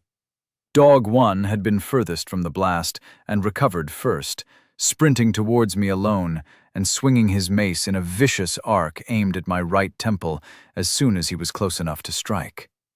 Flicking his weapon aside with the shaft of my spear, I twisted it in my grip and ran the stone tip into his guts. He dropped his mace and grunted, latching both hands onto my weapon and preventing me from freeing it. I released it. He fell as the support vanished and crumpled into a bloody heap at my feet. I switched the dagger to my now free right hand. Hawk had managed to put out his fur cloak and was running as fast as his injured condition would allow, faint smoke and whimpers of pain trailing behind him as adrenaline lent him strength and stamina to flee. Dog 2 screamed in rage as his brother died, clutching tight to the spear, having removed my range advantage. He advanced and swung low, aiming to break my leg with his stone-headed mace. I pivoted around it, shifting my weight effortlessly to let the blow whiff past my knee, then shifted my weight so I could drive my other leg into his side as my body spun round to add force to the blow. My shin slammed into his kidney, and he was knocked sideways, clutching at himself. Before he could move again, I was on him, pulling back on his hair so I could drive my brittle knife through the thin bone at the base of his skull into his brain via his throat. I gasped for breath and checked my surroundings. Bear was looking at me with terrified eyes, shivering as a puddle of piss spread out to mix with the blood escaping his stomach wound. To one side of him, I saw Wilson's body, 2 arrows protruding from his chest. He wasn't moving, and I could tell at a glance that he would never move again. A stone mace had partially stoved in his head. Fury boiled up inside me. Normalis humano slain times 3. 30 souls gathered. With cold eyes, I pulled my dagger out of Dog 2's brain, letting his body fall to the ground limply, then flicked the gore off my blade before advancing on my next victim. Chapter 12. Shikriken. I walked past the dying man with cold disregard for his condition and picked up the bow from where Hawk had thrown it. I turned it over, examining it closely. It was well made and surprisingly sophisticated in its design. Horn and wood had been glued together to give the back and belly of the bow distinctly different colors. It had then been polished smooth and treated with wax or fat of some sort until it gleamed in the sun. The string was made from sinew? I couldn't tell for sure, but it looked a lot stronger than the cordage I'd acquired from the ever-damned shop. I tossed it on the pile of furs I used for bedding and retrieved a pair of arrows that had escaped the archer's quiver when he fell. "Well, fuck me. How were we to know?" grunted my guest. I turned and fixed him with a glare. "You're a Shikriken," said the last bar one of the raiding party. The word didn't translate directly into English. I didn't know why the system had given me access to the language, but it made the alien words make sense, and I wasn't about to look a gift horse in the mouth. The language sounded like a blend of Welsh and Turkish to me. I understood what the strange word meant, though. It meant harvester of souls. "What makes you think that?" I asked pleasantly, going back to my work. I built a pile of leaf-wrapped dried meat by the bow. "Hold that thought. You don't have anywhere to be, do you?" I asked. "You used magic. Only the great blue awaits me now, bastard. There's no need to toy with me." Jolly good. I went back outside and hunted down my sheath and water skins. A few minutes later, I came back to find him slumped unconscious. He'd dragged himself a few feet out of the cave. I emptied my skins of river water over his upturned face, making him cough and splutter as he was dragged back to painful consciousness. "What is a Shikriken?" I asked, as I began to fill my skins with boiled water. "A curse from the gods. You are all mad," he spat. "Where is your friend going to run to?" I questioned, pointing in the direction the man that I'd mentally tagged as Hawk had fled. "My brother is running to our forward camp. He'll return with a full war band," groaned the man. I squatted down opposite him and took a drink from my water skin. He eyed it greedily. The steady trickle of blood from his wound hadn't slowed. In a movement so fast I surprised myself, my hand lashed out and slapped him across the face. "Don't lie to me again," I growled. He spat and shuffled himself into a sitting position, his back propped against the cave wall. "Too fast. Too strong. You're not of this world for sure. Stranger, I would ask a favor of you for killing me." I looked at him blankly. Killing this man freed me of all obligation to him as far as I was concerned. I raised an eyebrow to invite him to continue. "When you hunt down my people, tell my father I died well," he grunted. "I don't give a shit about your people. I owe your cowardly brother for putting arrows into Wilson and planning to sell me as a slave, and possibly for being a rapist. After that, I don't give a shit about the rest." He took a wheezing breath and stared at me, seemingly trying to gauge if I was being sincere. I was. I had no intention of killing his tribe or clan or whatever it was. 10 souls per person was tempting, but I wasn't going to abandon my rules in a fit of pique. "Dilth hasn't had a woman," he groaned out, a laugh at the thought. "He isn't a man yet." "He looked like a man to me. Boys don't try to ambush and kill a stranger," I replied. 16 winters. He'd seen 16. I noted that the man was already using the past tense for his still-living friend. "This was our first Coriolis. You aren't a man until you return with booty. Then you can take a wife and become a man of the tribe. Aresk cursed me with you, and has seen fit to deny me that honor," he finished bitterly. Some kind of rite of passage? Primitive. The sophistication of the bow and finely crafted flint-tipped arrows suggested this was some kind of late Stone Age civilization. I hadn't seen any metal items on the men. Boys, I corrected myself. Technically children. I set that thought and the uncomfortable emotions it stirred up aside for now. I checked the bodies of Dog 1 and 2. Aside from the stone maces, they each had flint daggers attached to their belts. I tossed the daggers down by the bow on my furs. "What do you call yourselves?" I asked him as I contemplated my next actions. "We are from the Eriskin tribe. My father receives homage from 4 other tribes and is king of much of the northern plains," the man bragged. "Eresk has always sent us hardships to make us strong." He grunted and pressed both hands down on his stomach wound. "I thought we were blessed, but now—" He narrowed his eyes at me as I stood over him. "If I'm not bothered by them, I'll pass them by." I'd made up my mind. I would head south, catch and kill the archer on the way, then move out across the plains. I couldn't stay here forever, waiting for a competitor to wander by. I had 5 true souls to harvest, and this place no longer felt like a home.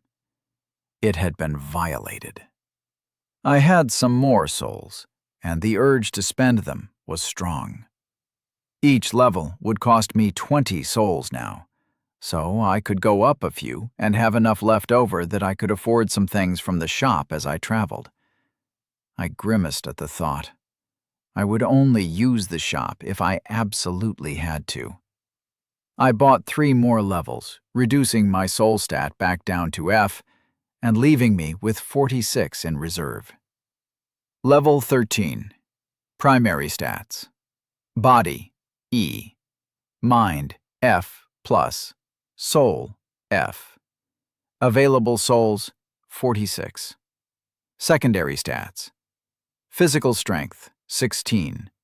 Reflexes, 15. Health, 120. Magic strength, 8. Focus, 8. Mana, 100. I put 4 stat points into strength and 2 into reflexes. My limbs felt different again. Nothing changed visibly, but when I poked my bicep experimentally, it felt like bands of steel had replaced the muscle. "What did you do?" he gasped at me. "I spent some souls." "What do you know about Shikrakin?" I noted it was apparently obvious enough when I spent souls that a man whose vision must be hazed by pain could tell I had done something, even if he didn't understand what I'd done. "They grow stronger. Some by fighting with honor, some by trading, or leading warriors to war. The old tales even speak of Shikrakin, who could get stronger simply by speaking to other people. You're demigods. too strong, too fast. He repeated his complaint from when I'd slapped him. Do you know of any others like me? I asked. I moved over and stripped Dog 2 of his cloak and leather satchel. I checked his boots, but his feet were too small for me. I eyed the dying man's footwear speculatively.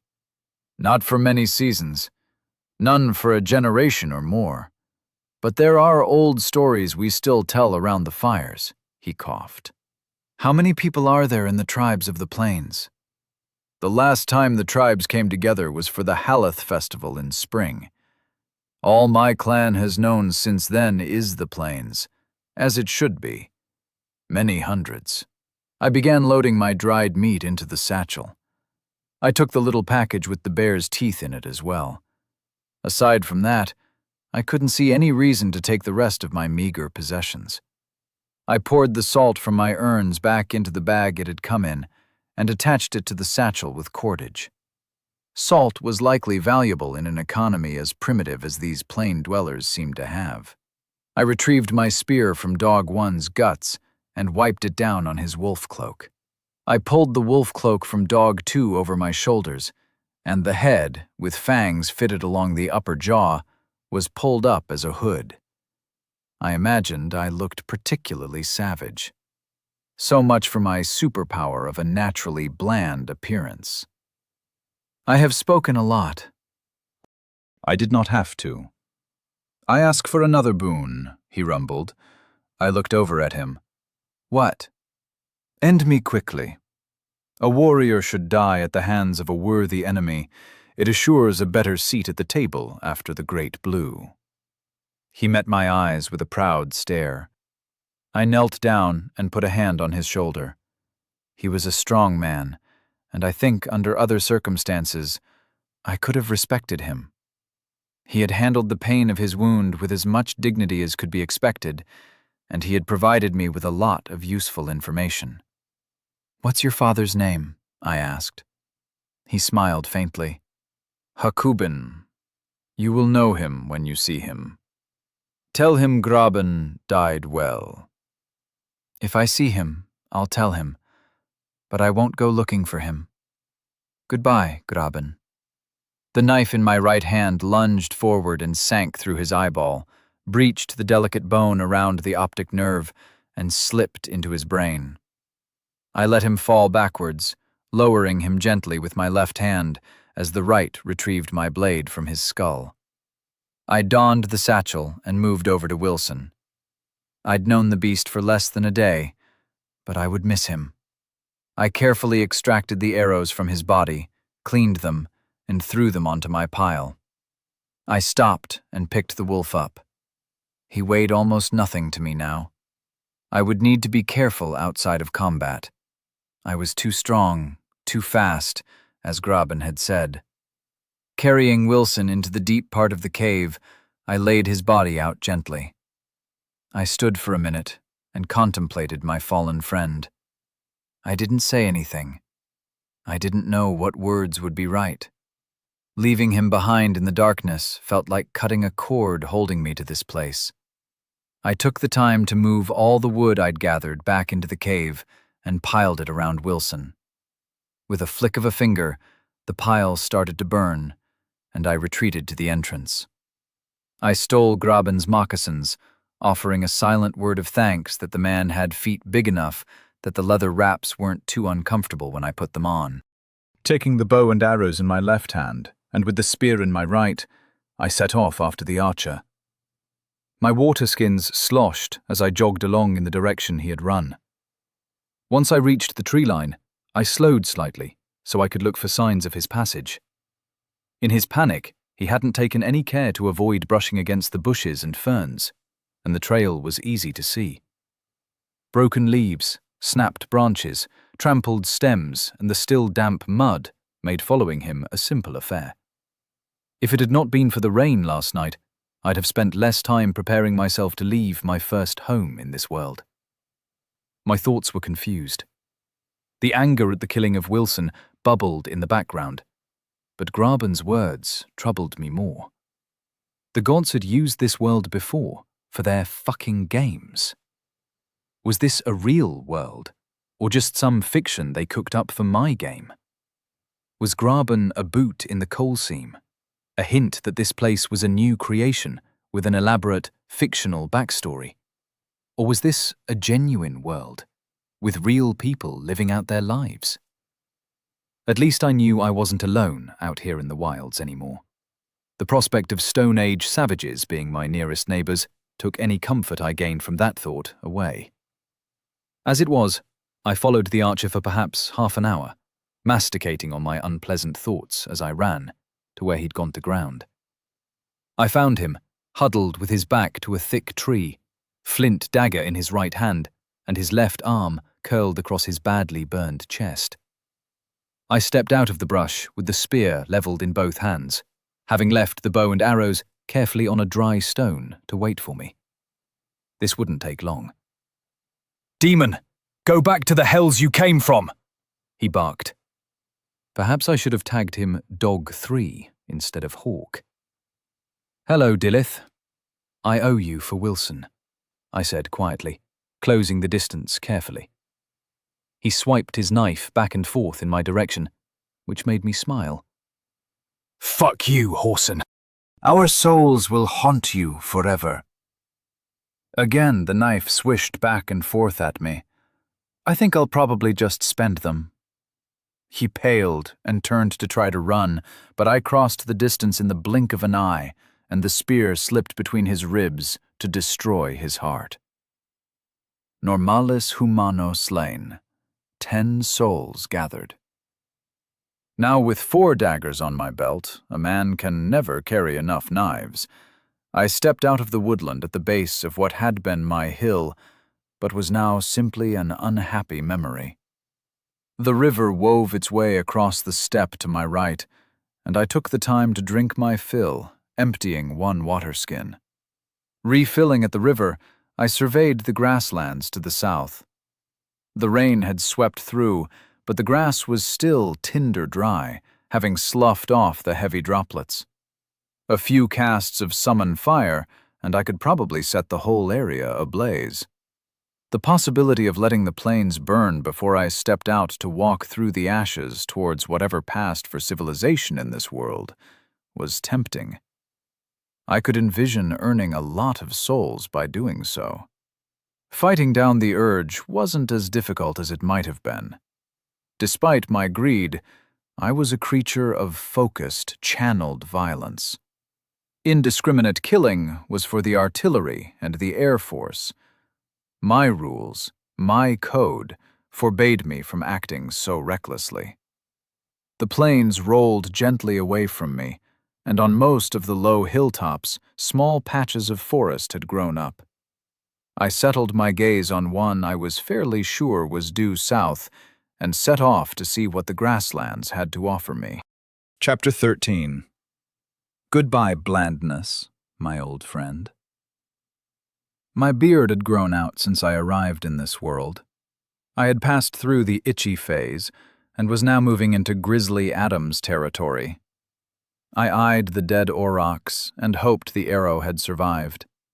The giant bovine creature clearly had not, and fortunately, when it collapsed, it had fallen with the arrow sticking out at the top rather than snapping it under its weight. Normalis aurochs slain. 5 souls gathered. I used the dagger to cut away at the entry point and carefully worked the thin wooden shaft out. It came free with a sucking sound, and to my relief, it was undamaged. I was down to 2 arrows, having had half of my supply break while I had been hunting over the last week. This was the 4th aurochs I'd killed since walking into the grasslands. It was a waste of time to properly clean the guts out or harvest the meat. I'd never used that much, and I couldn't carry it with me. Instead, I put the knife into the cavity formed where the beast's uppermost rear leg met the torso and began slicing in a circle to remove the limb. Working the blade into the cartilage of the joint was a delicate process. My knives were brittle and could easily snap. The rest I would leave for the scavengers, large birds that always circled overhead. With the meaty prize slung over my shoulder, I headed back towards my latest campsite, a slight depression at the edge of one of the hilltop woods. A small lake, more of a pond, lay on the other side of the trees, and I had camped here for 2 days now. I didn't understand the villus and normalis denominators. I'd initially concluded that the bear and the oversized rabbits were given that tag as a result of being larger than they should be, but these aurochs were much bigger than the cows from Earth that they resembled. Yet they were normalis all the same.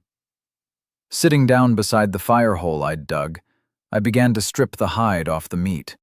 I'd rigged up a pair of sturdy tripods on either side of my fire and rested a thick branch of green wood across the gap. It was simple enough to adjust the height, and thus the temperature, of the meat by sliding the tripod legs in and out. Putting the skin I had removed from the leg to one side to be buried later, I began slicing strips off the muscle to hang on my improvised spit. Once I had taken enough for tonight, I set the rest of the leg aside on a stone and balanced the long, thin strips across the crossbar. With a glance, I ignited the fire I'd laid earlier. I had realized that physical gestures felt natural and possibly looked very impressive, but they were unnecessary when it came to using my magic.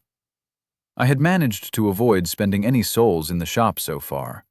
With semi-regular watering points in the form of ponds and streams, plentiful forage in the small forested patches, and large game to hunt, I was self-sufficient in everything that mattered for now, especially since discovering that the rapid growth ability could turn a straggly berry tree lacking fruit into a bountiful harvest for 20 mana. Weighing my options with regard to my available souls had become a constant distraction. I wanted more levels. The sense of growth from spending physical stat points was intoxicating, but magic was increasingly useful as well. I was trained for physical combat, but with the addition of magic, I could be truly dangerous. It was limited. It would let me fight against odds that I shouldn't stand a chance against, as it had back at the cave, but if there had been 10 of them instead of 5, I suspected I would have fled rather than attacking.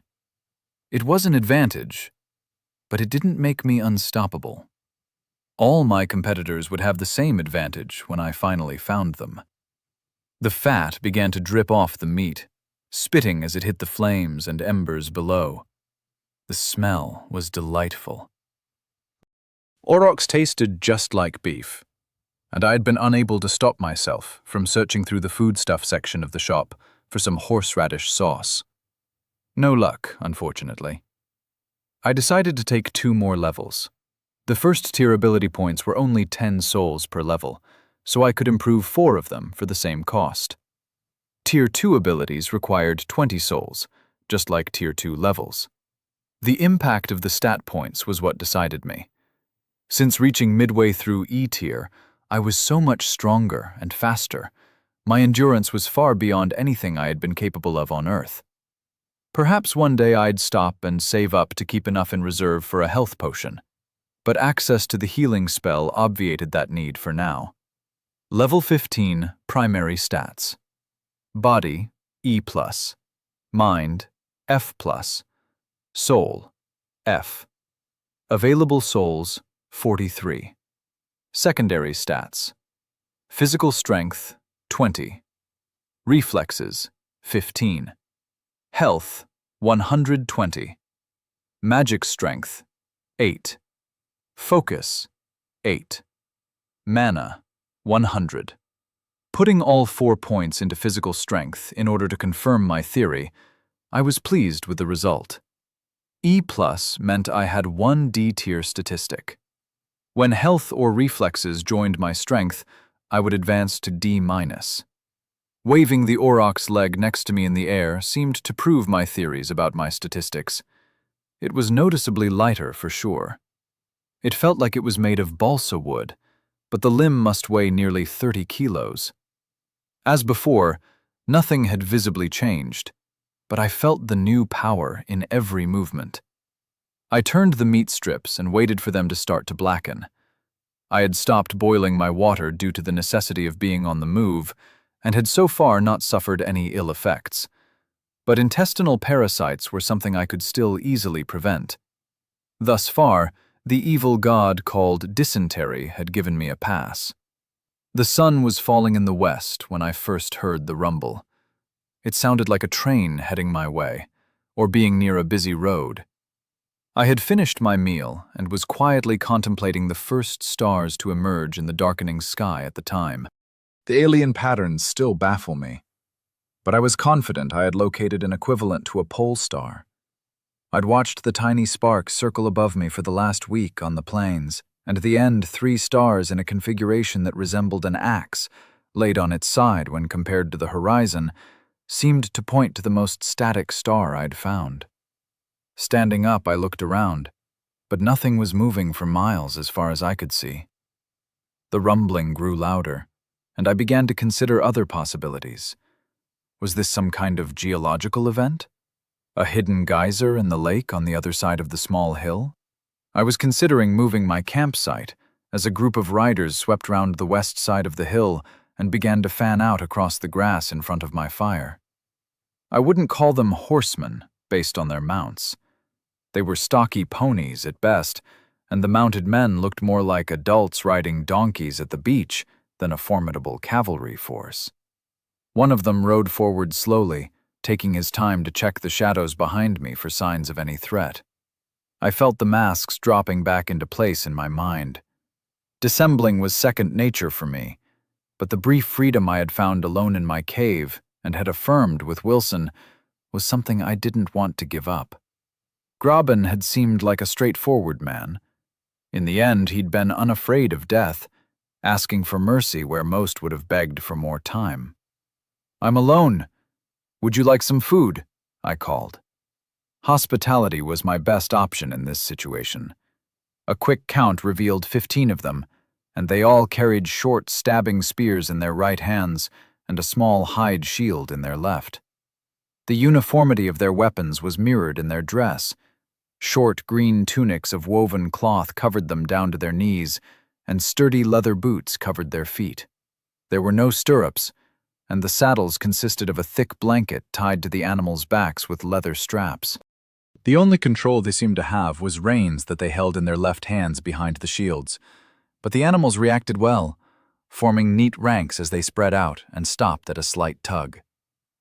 "You offer me the meat of my own herd, from aurochs that you've hunted without my permission." The man raised his eyebrows at me in feigned shock. His voice was expressionless. "I don't recognize your accent, stranger. Where is your war band?" called the one I assumed was the leader in a flat voice. There was no inflection at all, and it was hard to gauge whether he was threatening or just being polite. This one's tunic was a bright red color, marking him as some sort of commander, no doubt. "I have no warband." "You're dressed for Coriolis. Are your brothers gone to the Great Blue?" He inched his pony closer and stepped down, dropping the reins in the grass. The horse stayed still and bent to crop the grass at its feet. "I am not with a warband, nor am I on Coriolis. I was attacked by a group of men wearing these skins, but I ran away after killing one of them and taking it for warmth." "An unlikely tale. What is your tribe?" He kept moving closer, and I was very aware that he kept his body in a fighting stance. The spear was casually pointed just away from me, but it would take no time at all to align the stone tip with my chest. "Eriskin," I lied. Old habits. He chuckled. "How interesting. If I were to tell you we are feuding with them, what would you do?" "I cannot do much against 15 horsemen." My voice was calm. What I could do would certainly surprise these riders, but I would have to run in the end. I carefully avoided looking at the now riderless horse a few meters behind the man, while I plotted out how to put him down and steal it as I distracted his friends with fireballs. "What would you do if I told you that I am Eriskin, and I do not know you?" "I'd say it's a wide world, and no man can know everyone." The man laughed harshly and stepped close to my fire, allowing me to see him clearly for the first time. A bushy brown mustache separated his chin from his nose, and his long hair was pulled back in a ponytail, but cut short at the front. "May I sit and enjoy the warmth?" he asked politely, inflection finally entering his tone. "What about your friends?" "My armsmen will secure the area. I will rejoin them when we are finished talking, if the blue wills it. I do not recognize your accent. Where are you from, in truth?" In truth? I wasn't sure it was a good idea to share that information. Graben had been very convincing that Shikrikin were viewed with superstition and fear, likely for good reason. "I'm looking for Hakubin. I have a message for him. Then I'll be on my way." The man's eyebrows rose, and he leaned backwards. I offered him a water skin, and he accepted it, taking a long drink. "What do you want the king for?" he asked. "I carry a message from his son." "I can deliver it for you. I know him well," he replied with a twinkle in his eyes. "It's not a happy message. It might be best if I didn't share it with anyone else." "They rarely are. Nonetheless, please. I swear on Eresk's bones, I will pass it faithfully to the king." Graben had been a prince? That was unfortunate. I didn't particularly care one way or the other. I could discharge the promise, and if these men turned hostile, I'd kill the closest, steal his horse, and run like hell while throwing fireballs to scare off the rest. Very well. Graben asked me to tell his father that he died well, fighting with honor. Having discharged my oath, I could now bypass the local tribes and look for civilization further to the south.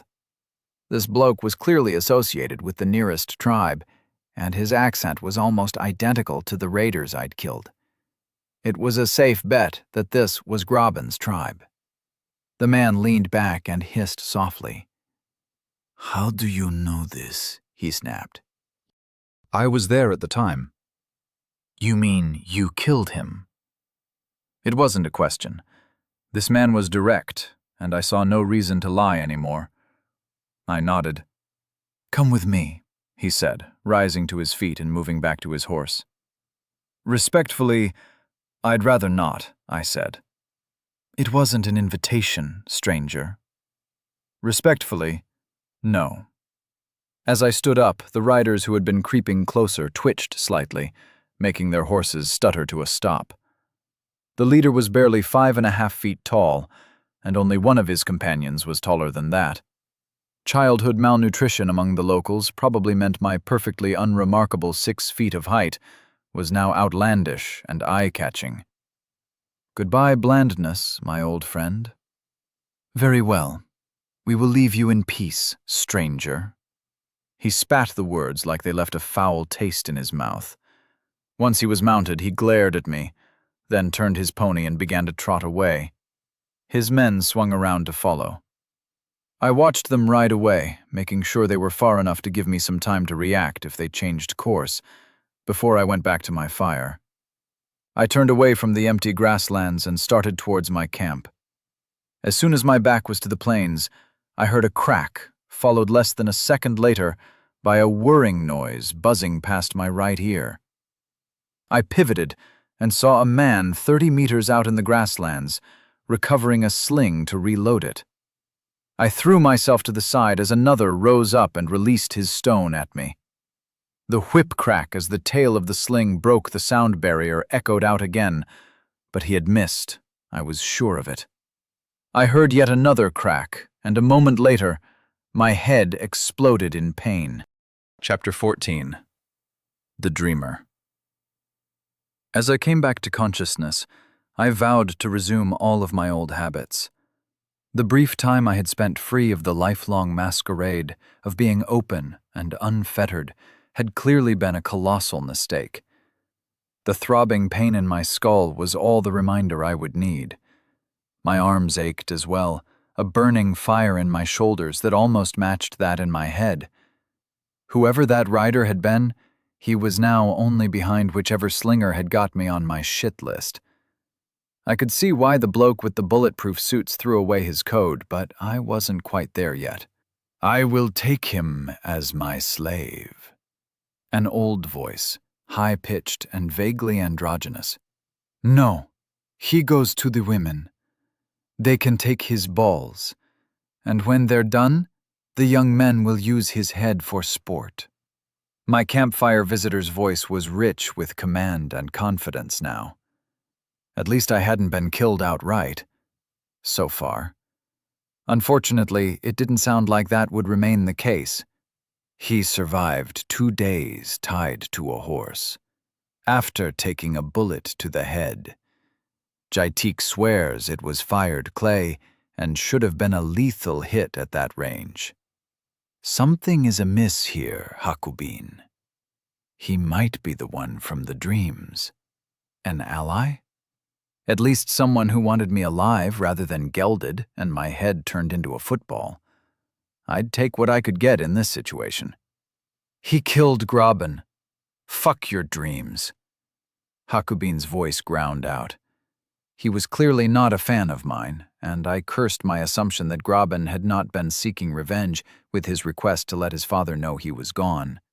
Going out into the wild must be dangerous, and many would not return, their fates never known to their families and friends, so I had seen the reasoning behind the request. Granting some closure like that was probably a rare boon for these savages. However, I was fairly confident Graben had screwed me from beyond the grave. And he came to tell you about it.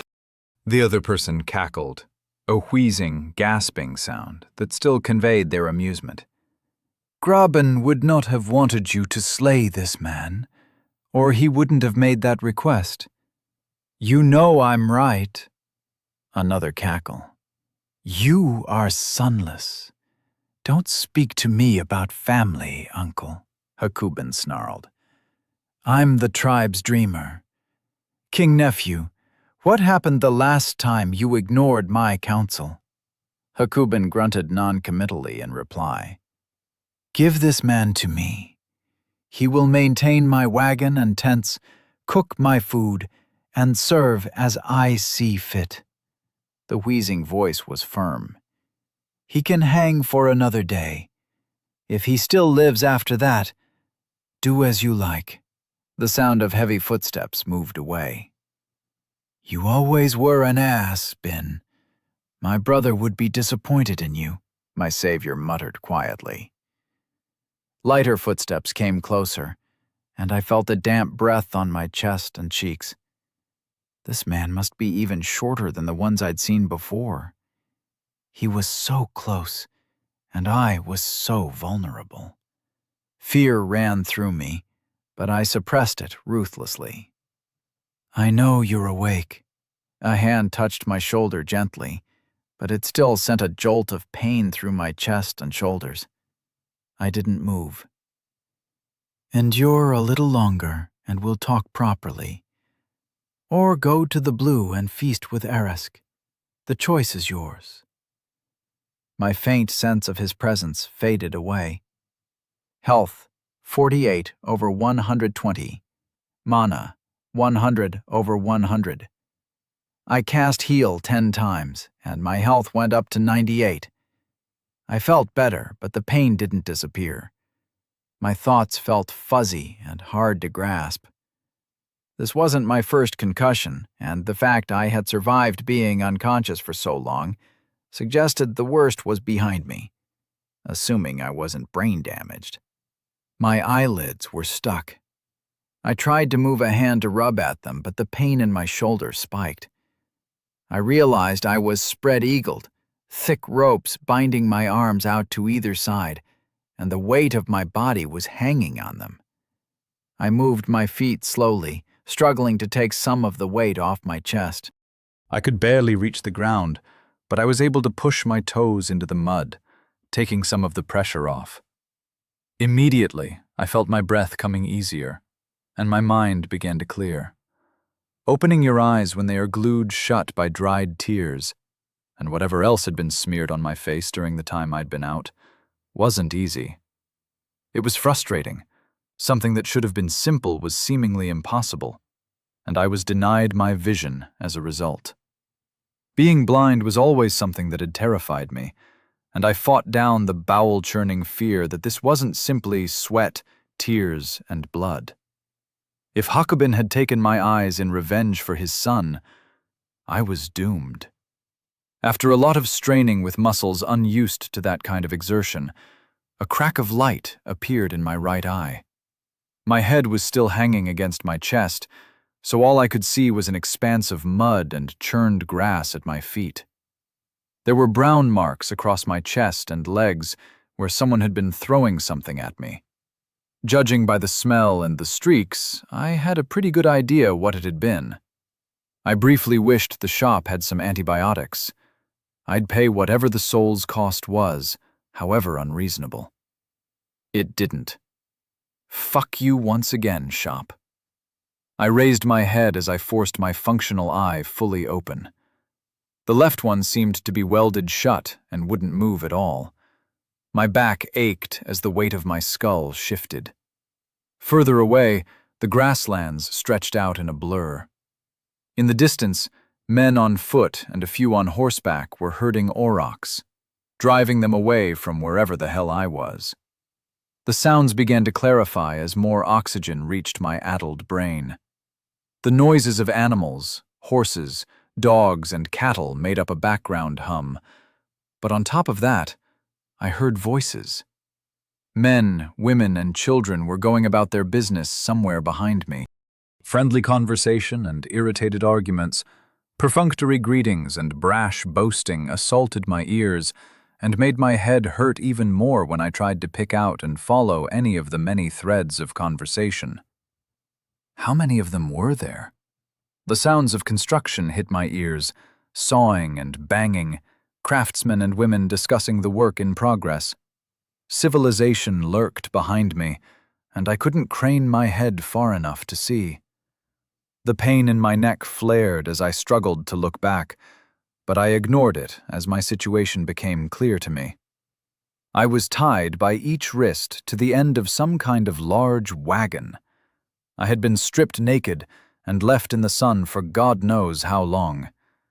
It had been long enough for my skin to redden and burn in the harsh light. Where I wasn't covered in blood and muck, I saw that my flesh was raw and pink. My feet barely reached the ground. I had been functionally crucified. The rough wood of the wagon had left splinters in the flesh of my back and continued to scratch at me every time I breathed. Thirst consumed me. Hunger was there as well, but I would have chosen a drink over food in a heartbeat. As the sun moved painstakingly slowly across the sky, I faded in and out.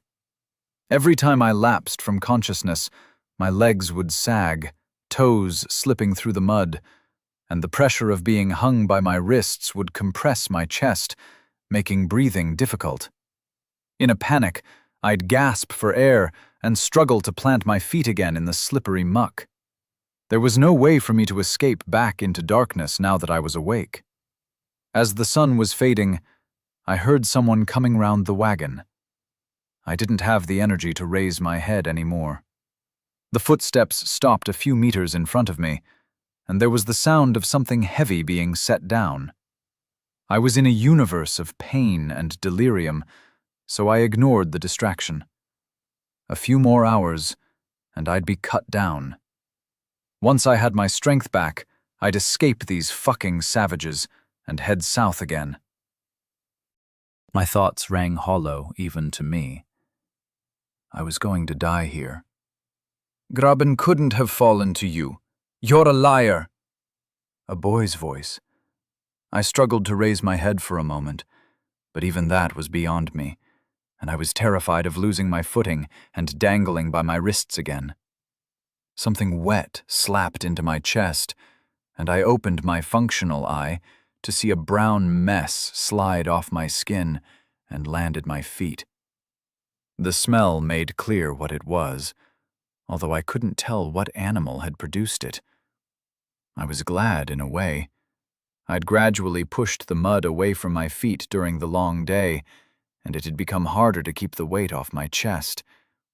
If this brat was going to fill in the troughs my toes had dug during the long day, he was doing me a favor. The next wet slap sent a shock through me. A spike of pain had come with it because the little shit had been aiming at my groin. A giggle rang out, high-pitched and mean-spirited, signifying he'd done it deliberately. "Can't ignore me, peasant. You must have ambushed him, but Graben was too smart to be ambushed by a shit like you. So, how did you do it?" The lump of dung struck me in the face this time. I coughed and tried to shake my head to clear my nose and mouth, instantly regretting it as the fire in my skull reignited. I blinked my working eye clear and looked up to glare at the kid. He was perhaps 10 or 11, allowing for how short these people were. Brown hair cut short on the sides and left long at the rear. Mullets. Just like the rest. Why did it have to be mullets? His right hand was covered in shit from the bucket at his bare feet. He wore a red tunic that hung to his knees, and the sleeves had blue threads woven through them to make intricate knotwork patterns. He tried to ambush me at my home, but I returned the favor.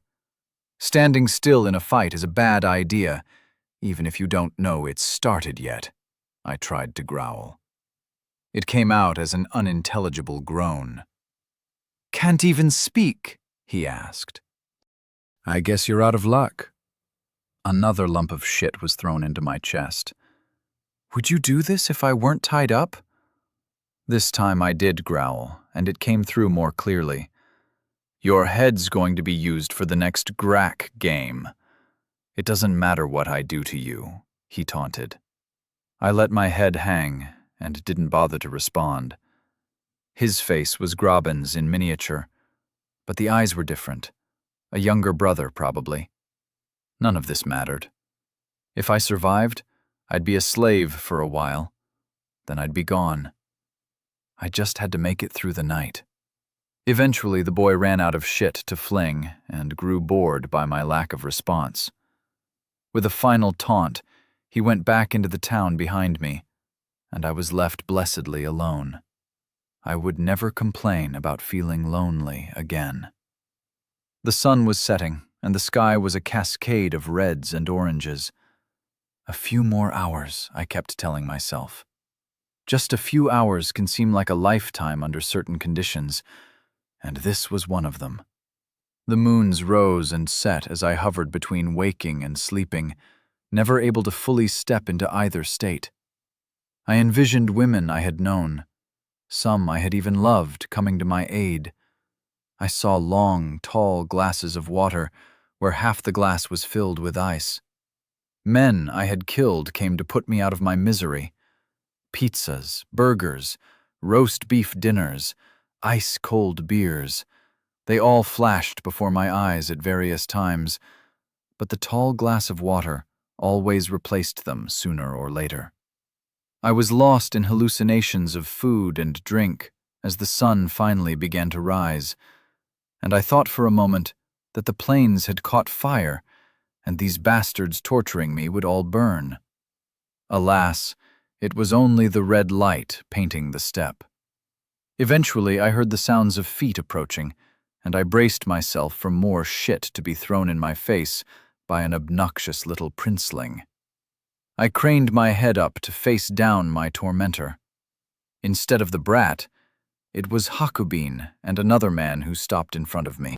Hakubin was much as I remembered, but his bright red tunic now hung down to his ankles, cinched in the middle by a thick leather belt, on which hung one of the stone maces these people seemed to like.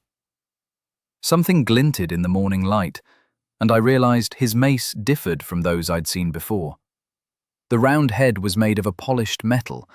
It looked like gold in my hazy vision, but even in my current state, some part of me assumed they would use bronze or copper for what was obviously a weapon.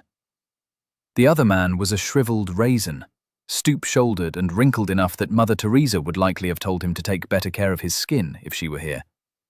His skin was pale beneath his long white hair that he left unbound to fall around his face and shoulders.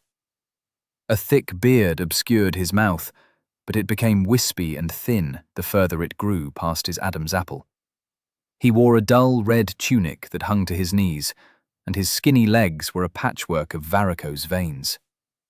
Unlike the others I'd seen, his belt was hung with dozens of leather pouches, in addition to the ubiquitous stone mace. He survived. "Will you keep your word, King?" said the dreamer, his voice half-remembered in my feverish state. Hakubin stepped forward and peered closely at my face. "You think he is something more?" he asked.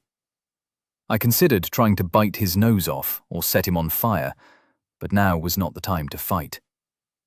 Aresk has been speaking to me these last few weeks. Opportunity was the feeling I got from the dreams. Perhaps danger as well. I think this man might be the source. The dreamer wheezed, his breath whistling through his facial hair. "Spice-addled hallucinations are not..."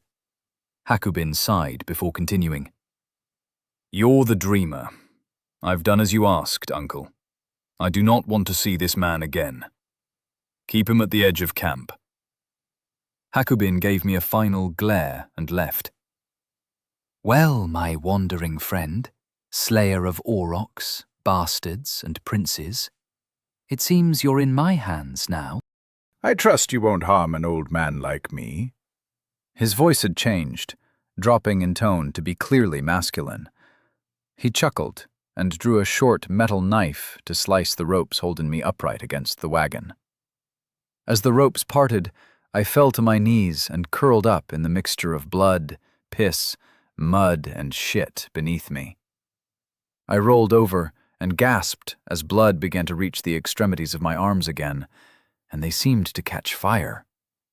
Aside from a few days of peace, all I'd known in this world was pain. I needed to get back home. Chapter 15. Another Giveaway. "On your feet, boy," Dreamer said harshly. The snap of command was there in his voice now. I began to think this wasn't just some old shaman. He was a leader in addition to whatever other functions he carried out in his culture. I struggled upright and untangled the remains of the ropes from my wrists. The rough material had dug into my skin, rubbing it raw and drawing blood where stiff threads had stabbed into me. I couldn't stand up straight. My shoulders didn't want to take the weight of my arms, so I stood hunched over, clutching my limbs in front of my chest. Even slouching, I was still looking down at the man. He had a bald spot on the dome of his skull. "You need a wash, boy." "I'm not a boy," I croaked, but I followed as he walked out into the grasslands. "I've seen 70 winters, boy. You haven't been on Coriolis, therefore you are a boy. I'm not one of your people. We don't need to raid to be seen as men. Raiding isn't what makes you a man, boy, nor the killing. It's the trial that makes the change." He turned back for a moment to look me over, and I glared at him with my good eye. "Maybe you've passed your own. Aresk likes his killers, and I can see the blood on your hands," he muttered before moving on. I glanced down, but my hands were more muddy than bloody at the moment. He led me to a stream that ran just a few minutes' walk from the camp. As soon as I saw the water, I tried to sprint to it, but all I managed was a stumbling run that ended in a painful crawl as I reached the edge of the narrow waterway. My reflection shocked me. The left half of my face was coated in blood that had matted thickly in my hair and beard as well. I brought my hands up and began to brush at the blood and muck sealing my left eye. There was pain as my nails scratched at the accumulation of filth, and then I began scooping water onto my face to ease the process. Frantic splashing resulted in my face looking more like it should, and as my left eye finally opened, a deep sense of relief washed through me.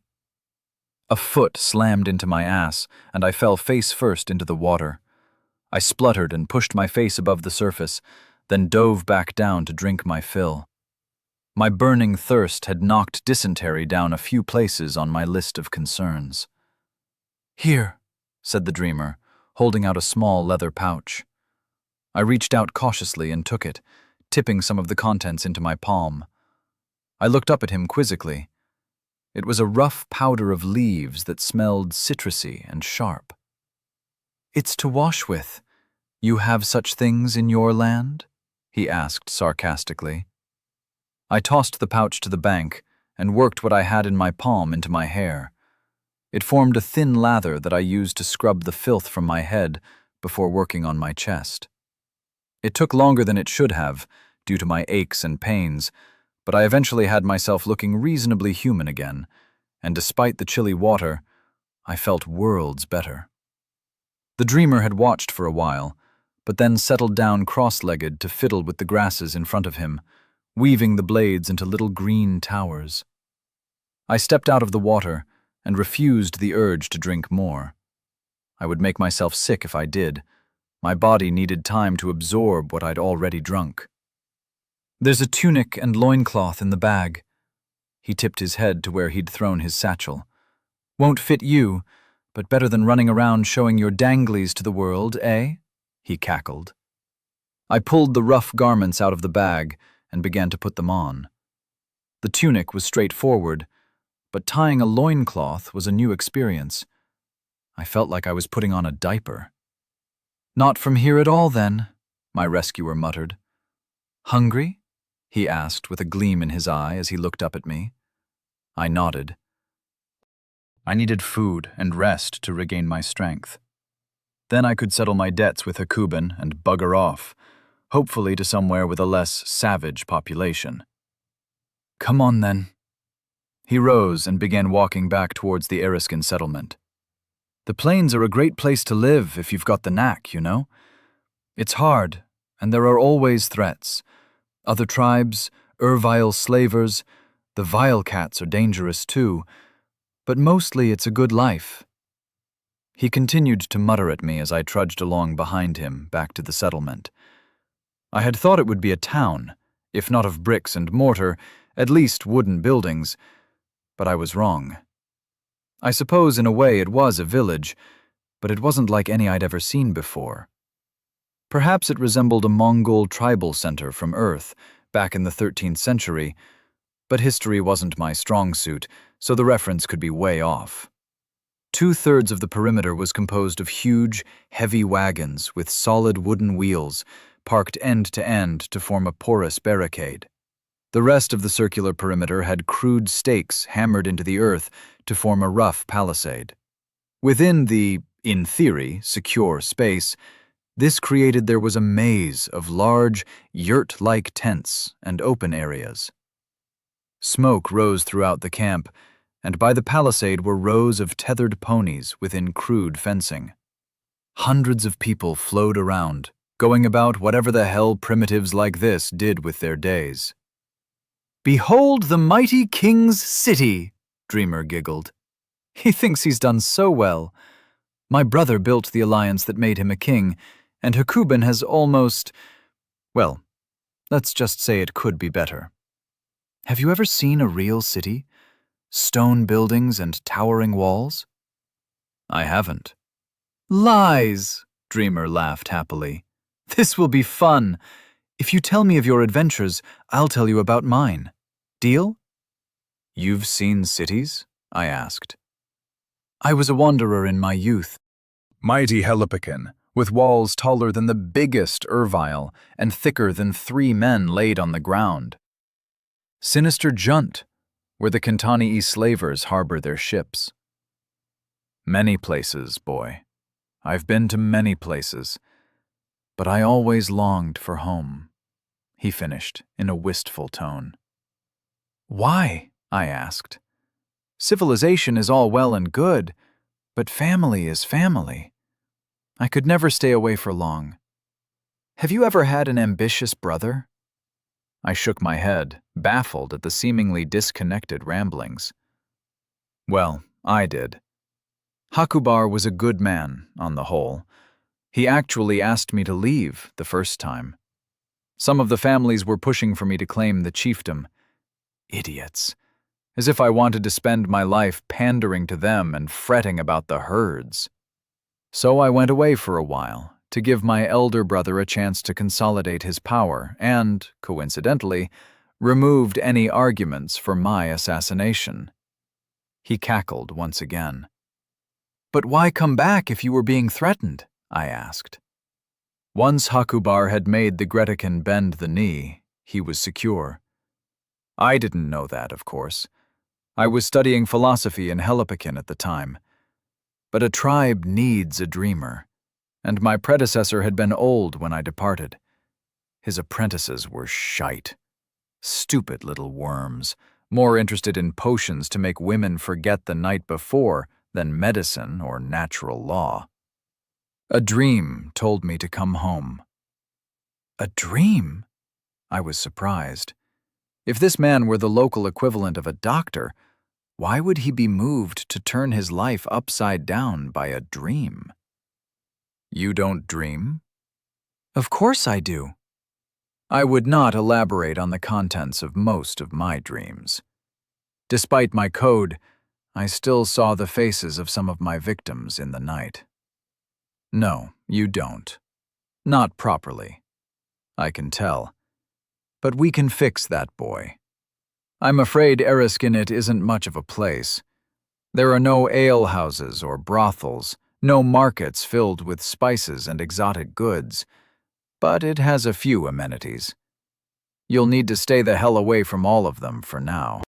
Hakubin is a vicious bastard, and his almsmen will happily split your skull at the slightest provocation."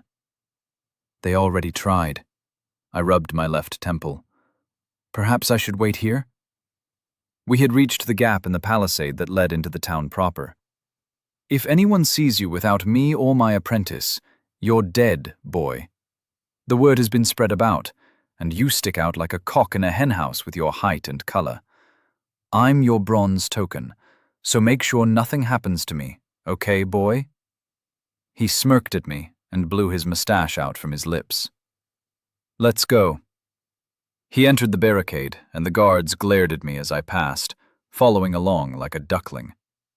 They wore leather vests over their tunics, some kind of armor, I assumed, and thick cloth caps on their heads. The stone maces hung at their hips, and they leant on 6-foot staves that they carried in addition to daggers and stone maces. They all sported the clan mullet. The dreamer led me to one side almost as soon as we passed the watchman. We threaded our way through the tents, and I kept having to carefully step over guy ropes that my companion avoided without apparent thought. We circled around the perimeter until we reached a yurt set just inside the barricade of wagons. It was perhaps 15 feet across and made of some sort of thick material. I brushed a hand against it as I stooped to pass through the door flap, and it felt like matted plant fibers. Inside was a dimly lit space. A small fire at the center let out a curl of smoke that dissipated before it reached the hole at the peak of the tent. On one side was a small bed, a low platform heaped with furs, and on the other was a crude set of shelves. On the shelves were small vials, clay pots, scrolls, and, honest-to-God, books. A few primitive wooden chests lined a couple of the sides. "You're literate?" I asked in surprise. "Ah, that will be a nice change. The warriors view books as dead weight, firelighters, or shitwipes. It will be nice to discuss the written word again." "Gedrick!" He screamed the last word, and I heard some mumbled, high-pitched swearing from behind the far wall of the tent. A few moments later, a disheveled boy scurried in through the entrance and bowed to the dreamer. "Master?" he asked, keeping his head low. His clothing was green, like most of the people, but it looked ragged and dirty. His skin was streaked with muck as well, and the snot he repeatedly wiped from his nose with the back of his left hand had created a line across the dirt on his right cheek, which appeared to be the cleanest part of the boy. "Food. And get the fire going again. Bloody lazy little shit of an apprentice." The boy scurried out as fast as he'd come in response to the dreamer's yells. "That's another giveaway, you know." He stared at me without blinking. I didn't react, simply meeting his fierce gaze flatly. "You don't have the habits of a peasant, boy," he explained. "I carry a bronze blade, not stone. You see the color of my tunic and stare me in the eyes like you're my equal. We aren't like the serfs in Helipokin, but the lower classes here still show deference to their superiors." "What's your name?" I asked. He smirked at me and waved a hand around his tent. "You only prove my point once more. No master, no ridder, not even a sirah. No honorifics at all, and you can see my wealth all around you. I own 3 prime bulls and a dozen heifers out with the herds as well. I'm of what passes for the nobility in this part of the world, and you are oblivious. My name, boy, is Haku-Krill. You can call me Krill. And what is your name, if I might be so bold?" I paused for a moment. The ramifications of using my real name could be significant if any of my competitors ever heard it, especially as it was so out of the ordinary when compared to the locals. But the old bastard had known I was lying about having seen cities without even being able to see my face. I had magic now. Perhaps some of the locals did, and this wrinkly specimen was one of them? "Raymond," I said softly, erring on the side of caution. "A pleasure, Raymond. Where the hell did that boy go?" Krill made his way to the tent flap and stuck his head out. "Gedrick! Get your ass moving, boy!" He came back in and went to sit on his pile of furs. "Take a seat, Raymond." Krill waved a hand at a spot by the barely lit fire, and I sat down, stretching my legs out to the side. I still ached all over, but it was starting to pass. I'd need to drink more soon. "What are you planning to do with me?" I asked. "Gedrick is a lazy shit. He needs some competition, and me keeping you around will piss the king off." Another cackle. It seemed to be the man's equivalent of pausing for breath. "But I have some questions of my own." "Ah, thank Eresk. What took you so long, boy?" Gedrick had ducked through the flap and had a bowl of something that smelled divine in each hand. "I had to get permission. Sorry, master," said the boy, keeping his head down again and refusing to meet Krill's eyes as he put the bowls down in front of him. "Get out for now. I want you back here at sundown. You will learn the difference between crushed fennel seeds and powdered dandelion root, or I will beat you like your absent father ought to have done. Understand?" The boy nodded jerkily and ran back outside, letting the flap fall behind him. Kids these days. "Eat." Krill gestured at the bowl closest to me as he bent down and picked up his own. I moved over and took mine, sniffing cautiously at the contents. The rich aroma made my stomach rumble. It was almost a soup rather than a stew, despite the lumps of meat and vegetables floating in it, and I found a thick slab of unrisen bread soaking up the liquid. I ate ravenously and felt better for a moment, before my stomach cramped painfully. Krill had barely eaten half his bowl, and he laughed as I groaned. He took his time, mopping up the juices with his bread, whereas I had tipped them down my throat. 3 days since you ate. You should have been more careful." He rose and picked up a clay jug, pouring water into a pair of crude cups, and passed one to me. Despite my latent suspicion of my new master, I drank gratefully, but made sure to sip the liquid slowly. Damn the boy, he forgot about the fire. Krill rose and walked over to his shelving, taking down a leather pouch. He picked up a leaf-wrapped package that I recognized as one of my own. "Do you have the rest of my things?" I asked hopefully. "I do, but not here. Tell me, Raymond, Why were you carrying these?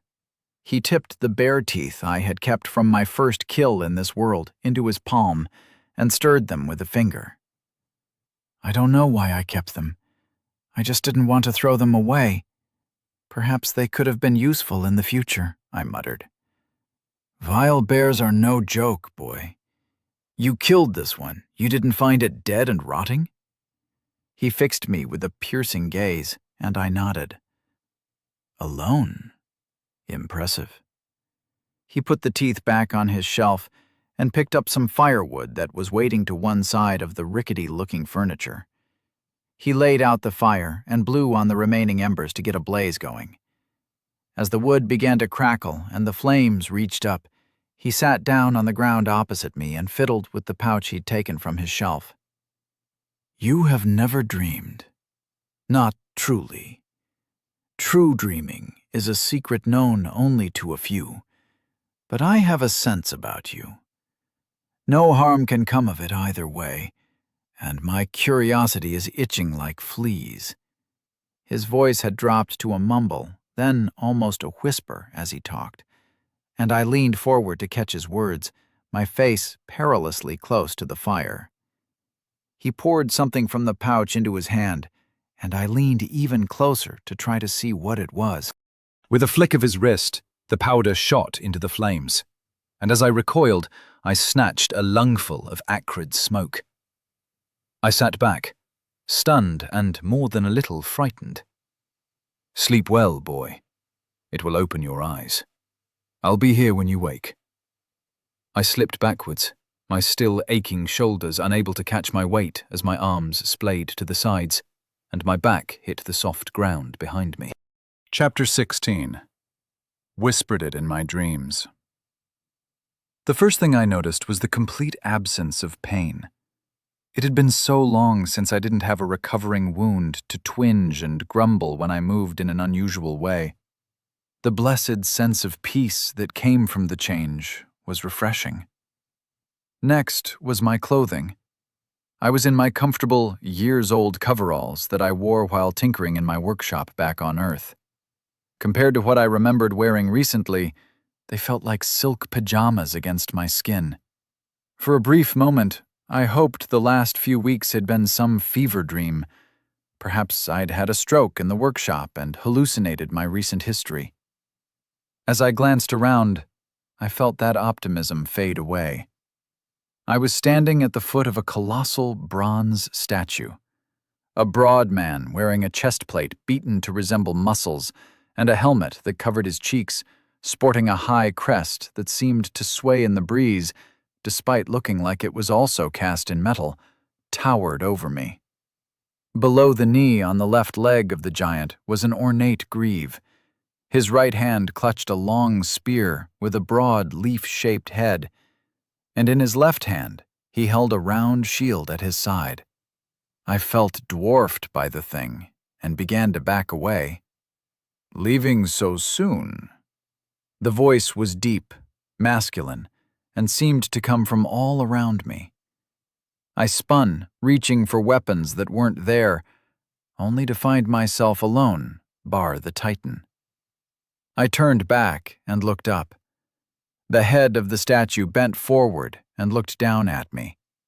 I wanted to shiver as an aura washed over me, but I was locked in place, unable even to blink. It felt similar to the one I'd felt from Poseidon when she had revealed her power in the smoking room. It was different, though. Hers had felt like the pressure in the deep ocean, unstoppable and unfathomable. This felt like the clash of weapons against shields, armor refusing to break under a brutal assault, like being penned in by your comrades in a shield wall or phalanx.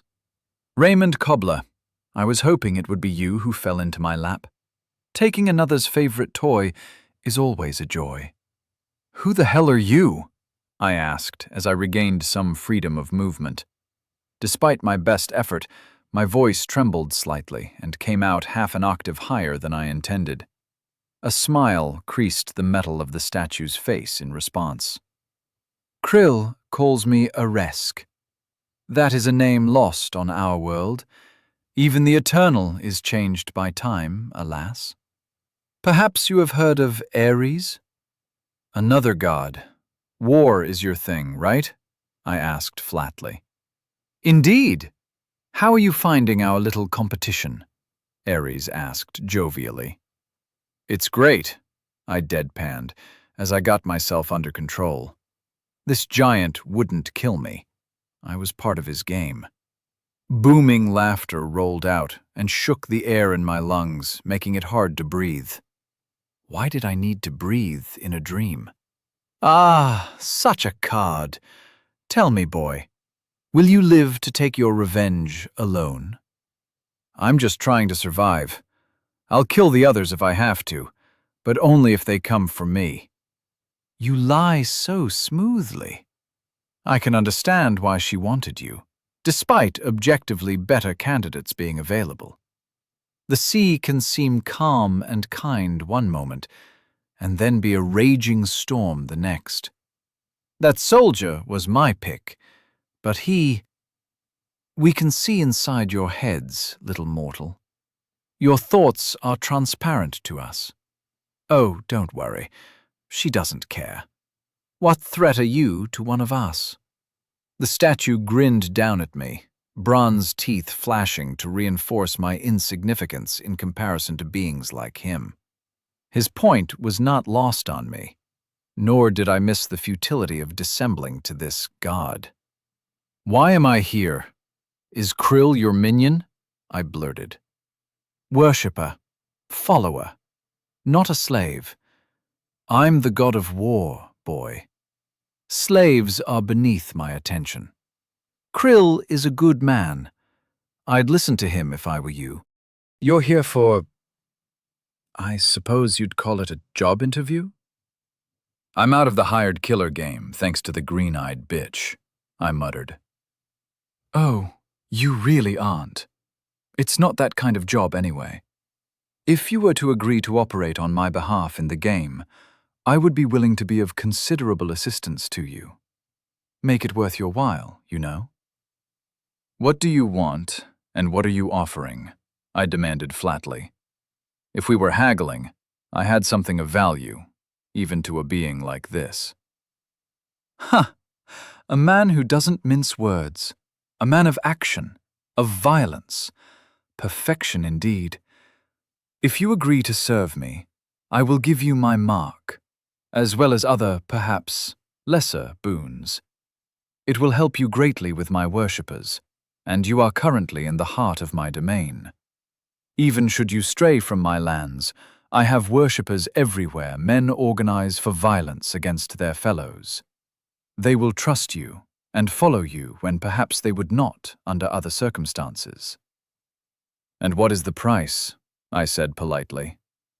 I was almost certain I was going to be sent back to Krill's tent one way or another. I needed every advantage I could get. The booming voice had become warm and friendly, and I had no wish to piss off this god in his own little world, so manners were in order. Dedicate your victories to me. Say my name as you slay your competition. That's all I ask. Ares or Eresk or something else? Any will do. As long as you mean to refer to me, it will work. So we have a deal? I paused to think. Any advantage I could get was tempting, and seeing as this god's name was woven not only into the name of the tribe I was with, but the language group that they spoke, suggested I was indeed deep in territory controlled by this being. Can you tell me anything about the others? I asked. I can tell you a little, if you agree to my perfectly reasonable requests. Let me sweeten the pot. When you reach level 50, I will give you a boon. What more could you ask for? A gift from the god of war, boomed Ares. I agree, I said simply. Excellent. Now, my new favorite mortal needs his mark. The statue bent down, the right hand releasing the spear that stayed perfectly upright in defiance of gravity. The aura returned, but stronger this time, freezing my body completely. I felt like invisible men pressed in on every side to lock me in place as part of a unit dedicated to violence. A bronze finger reached down and stretched out to rest against my left shoulder. Light flared, and my old friend pain returned. A burning agony coursed through the top of my arm, and my coveralls ignited, burning away across my left side. I stood still, unable to even scream as the fire burned me for what felt like an eternity. Then the finger pulled away, and the statue resumed its original stance.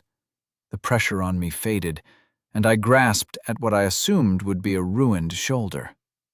My hatred burned hotter than that damn finger had.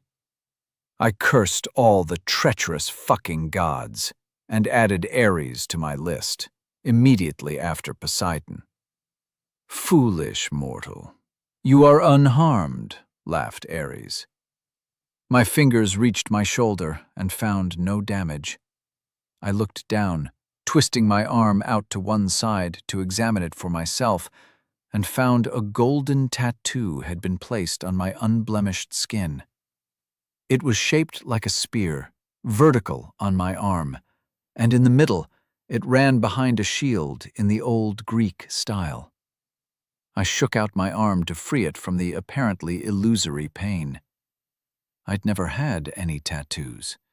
No permanent markings to make identifying me easy. I'd never felt the need, even back when I was a foot slogger killing for the government. Now, as to your colleagues, I cannot tell you too much. Even such as I, in my unlimited glory, must obey the rules. However, I'll say what I can. My soldier has gone pirate and now serves Hades. The mogul is setting up a new business empire, and slavery suits his purposes. He's dedicated to the Lady of the Waters. Perhaps she didn't have so much faith in you. The influencer is working with the scholar for now, but their alliance is fragile at best. The warrior has found his new octagon. "Where are they?" I ground out, letting my arms drop to my sides. "That I cannot say. But you were heading in the right direction before old Hakabin waylaid you," said Ares. "I could keep you longer. I'd love to hear you tell your war stories from Earth. But the dream smoke is starting to fade, and to hold you might damage you. Remember, speak my name when you slay them. If you do, we will feast and boast of our exploits when you die. If you don't, you'll curse the day your mother opened her legs to your father for all eternity." Ares boomed, and a final squeeze with his aura reminded me I was in no position to challenge him. The world vanished, and I was once again in that disembodied state I had experienced when I was exiled to my new world. It only lasted a moment this time, and then I opened my eyes. Back then, and touched. I can feel it. "What did the old bastard say?" asked Krill's voice from off to my right. I sat up slowly, feeling the lingering ache that had been pleasantly absent in the dream. "You do that a lot?" I asked, carefully rubbing the back of my neck. "I never needed the powder. He usually ignores my powder dreams. I've been there before, though. A giant bronze statue garbed for war, correct?" I felt his eyes on me and turned to look at him. His gaze was bright, almost feverish. I nodded at him in confirmation. "Erisk's balls! Where is it?" Krill gasped. He rushed over and began patting me down like he was looking for a weapon. "What?" I pushed him away, using more strength than I intended to, and he stumbled backwards. He didn't seem to care, and moved back towards me and started tugging at my tunic roughly. "The mark! Where did he touch you?" "Ah!" He caught a glimpse of gold from my left sleeve and yanked it up over my shoulder. The spear and shield tattoo glowed golden at the top of my left bicep. Krill ran to a chest by the tent wall and rummaged through it. He pulled out a strip of cloth and ran back to me. I need to wrap this. Most of the tribe cannot see it until you're ready. The king, for sure. It would mean your death. He began to wind the fine cloth around my arm and shoulder to cover the godly tattoo. Once I have my strength back, I won't need to worry about your king, Krill.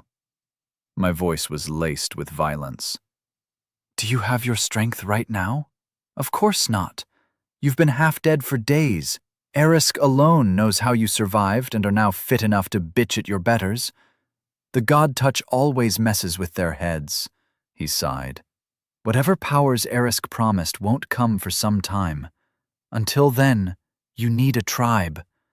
The Eriskin can be that tribe, but you will have to earn their respect. I don't want to join these fucking savages. I want to kill Hakubin, and then I have a job to do in the south, I snapped. If you flee, you'll be hunted, just like if Hakubin dies.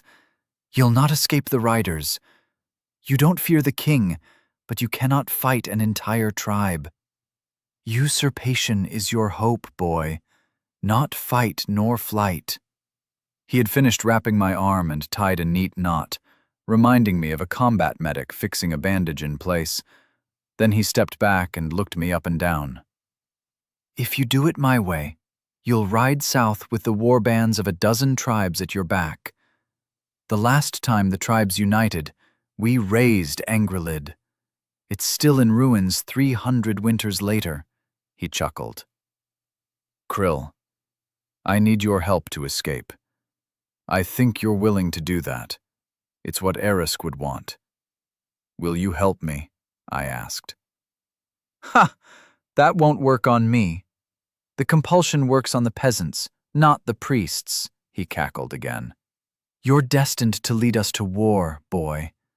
Erisk has whispered it in my dreams for years. Chapter 17. Tapped in the Head. I had slept by the fire on some furs Krill had given me.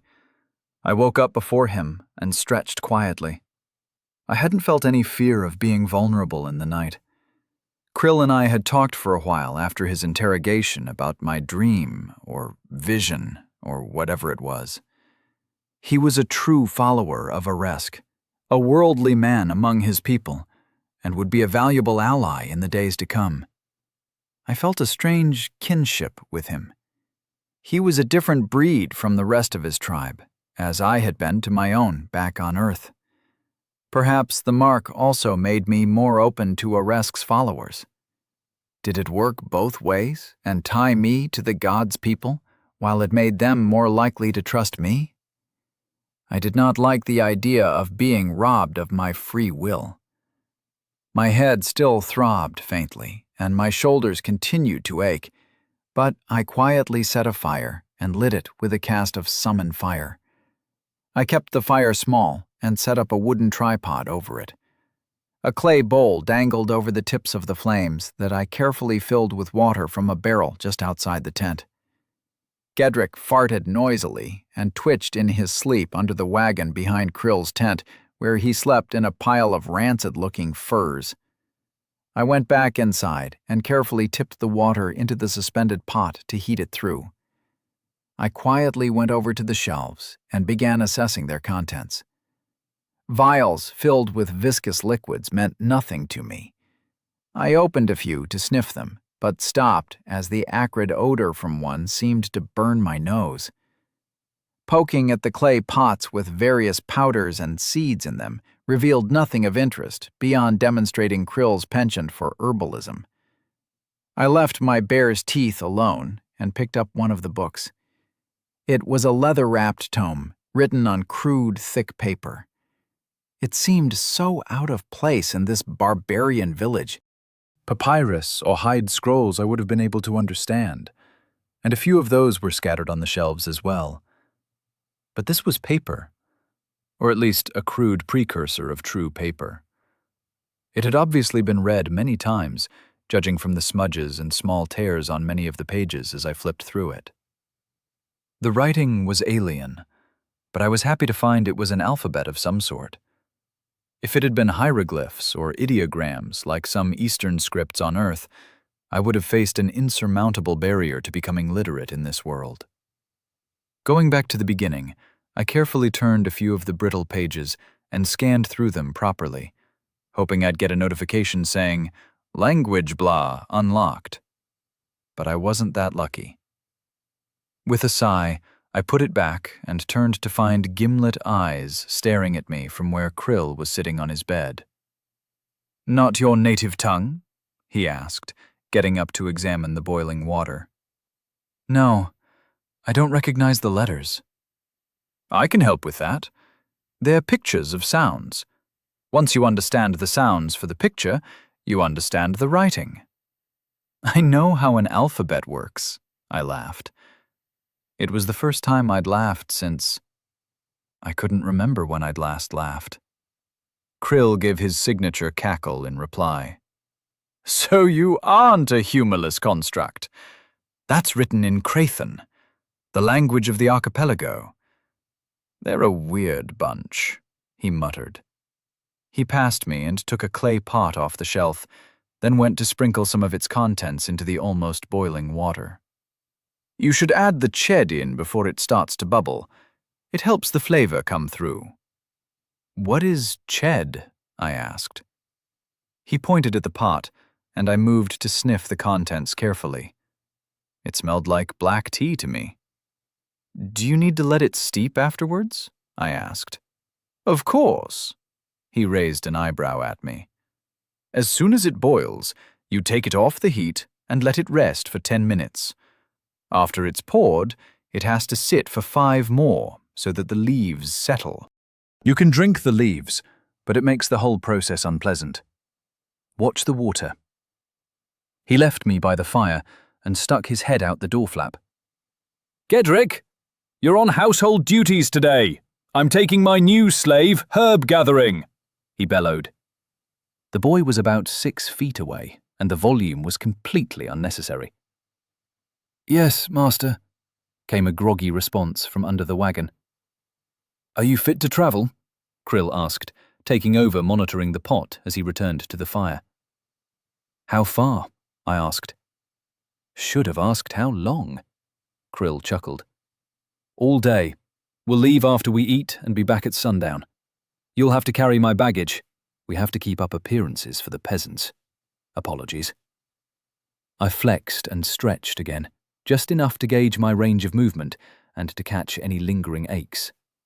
My shoulders were still sore, and my head throbbed if I moved too quickly, but otherwise I was feeling a lot better. "I can manage that." After a delicious cup of ched, which I found was indeed similar to black teas from Earth, we ate a brief meal of dried meat. I filled a pair of waterskins, recognizing them as the ones I had paid souls for in the shop, from the barrel by the tent. Krill gave me a pair of large canvas sacks, thankfully empty for now, that I hung from each shoulder with a slight wince. He gave me 2 walking staves that came up to my chest, and we made our way to the palisade, skirting around the center of the camp that was still quiet, none of the bustle and chatter having begun quite yet, but the first stirrings of the camp wouldn't be far off. "Dreamer," said one of the watchmen politely, while shooting an angry look at me. "I need a pony. I'll take that one." His voice was back to androgynous, wheezy, and high-pitched again. Krill pointed at the last horse on the line, a sorry-looking beast in need of a good brush and probably a few bags of oats. The guard bowed his head in respect and fetched the horse for Krill. The other guard spent the time walking slowly around me, eyeing me like a diseased animal. "Dreamer, shouldn't you take an escort in case you have to drag that filth back?" "I'd be happy to volunteer," guard number 2 said. "This slave is no threat to me. He knows full well what you men will do should we not return by sundown. Don't you, slave?" I nodded. I was really starting to hate this society. "I would prefer," guard number 1 began, but Krill cut him off as he took the reins. "Oh, shut up, Jittik," Krill muttered as he mounted. I eyed the guard. This was the slinger who had damn near killed me? He must have sensed something as he flicked his head my way. "What are you staring at, slave? Bow your head in my presence," he barked. I glowered, but slowly nodded my head, not breaking eye contact with the man. "Come along, slave," said Krill blandly, as he trotted his pony between us. I turned and followed, using the body of the pony to break eye contact with the guard without backing down. It was petty, but this slinger was almost at the top of my immediate shit list. I owed him one hell of a headache at the bare minimum. Once the encampment was considerably behind us, Krill kicked his heels into the horse and took off at a canter. I sighed and picked up my pace. My long strides quickly ate up the lead he had gained, and I ended up pacing the horse comfortably. My head was pulsing at the exertion, but I wasn't going to be left behind by the only person who could ensure my safety in town. "You shouldn't be able to do this," Krill called as he urged the horse into a gallop and increased his speed. I sped up, matching him for a minute or so, before slowing down and falling behind. He pulled on the reins and brought the horse back so he was facing me. As he brought it to a stop, he let the reins fall and slid off. "Have a drink," he instructed, voice back to normal, as he began looking around in the undergrowth nearby. I took a long gulp from a water skin and held it out to him. He glanced up and shook his head, turning back to sorting through various grasses and shrubs. "Not possible. When Aresk gave you the mark, what did he say?" Krill asked absently. I opened my mouth to say that he had called me foolish and told me I was unharmed, but my voice wouldn't work.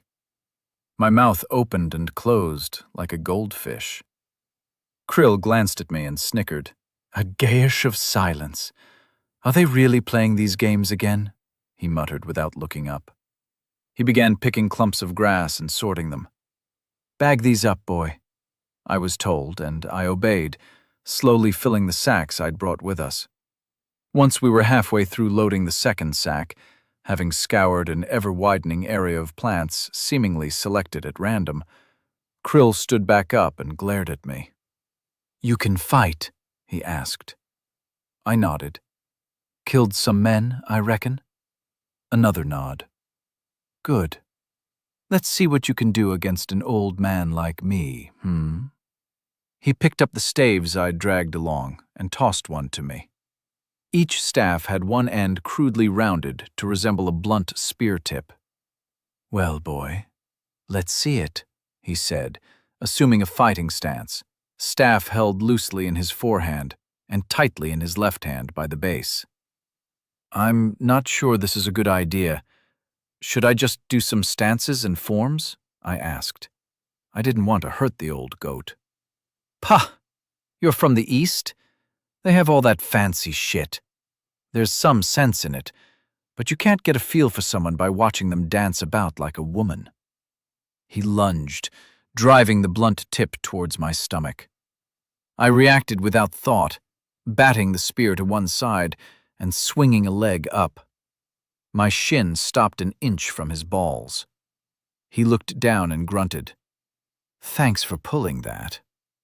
He sat down cross-legged and laid the staff across his knees, then gestured for me to sit as well. "Too strong, too fast," he muttered. Then his eyes almost glowed as I failed to hide my reaction to that particular choice of words. "Not the first time you've heard that. Graben?"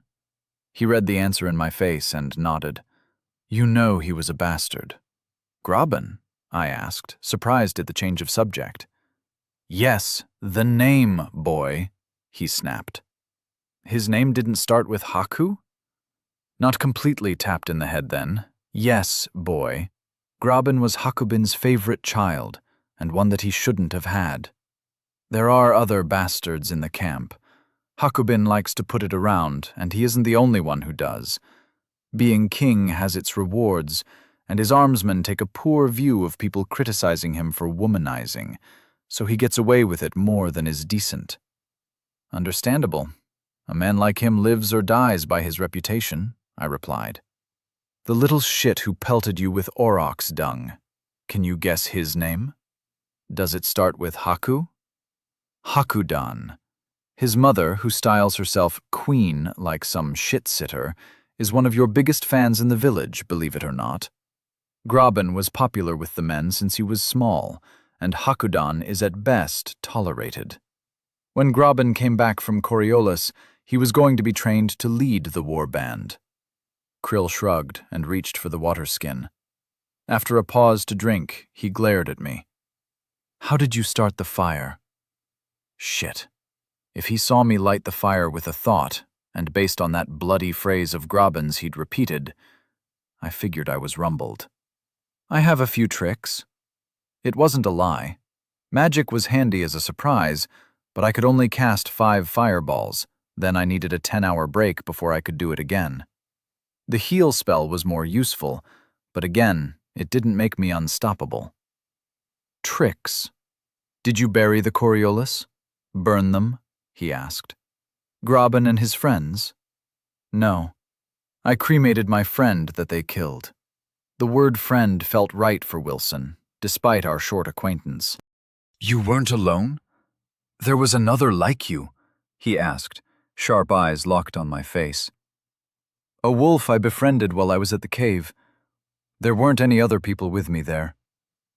But you didn't come here alone. How many of you came? He asked sharply. The man was too smart for his own good. I'm not a threat to you.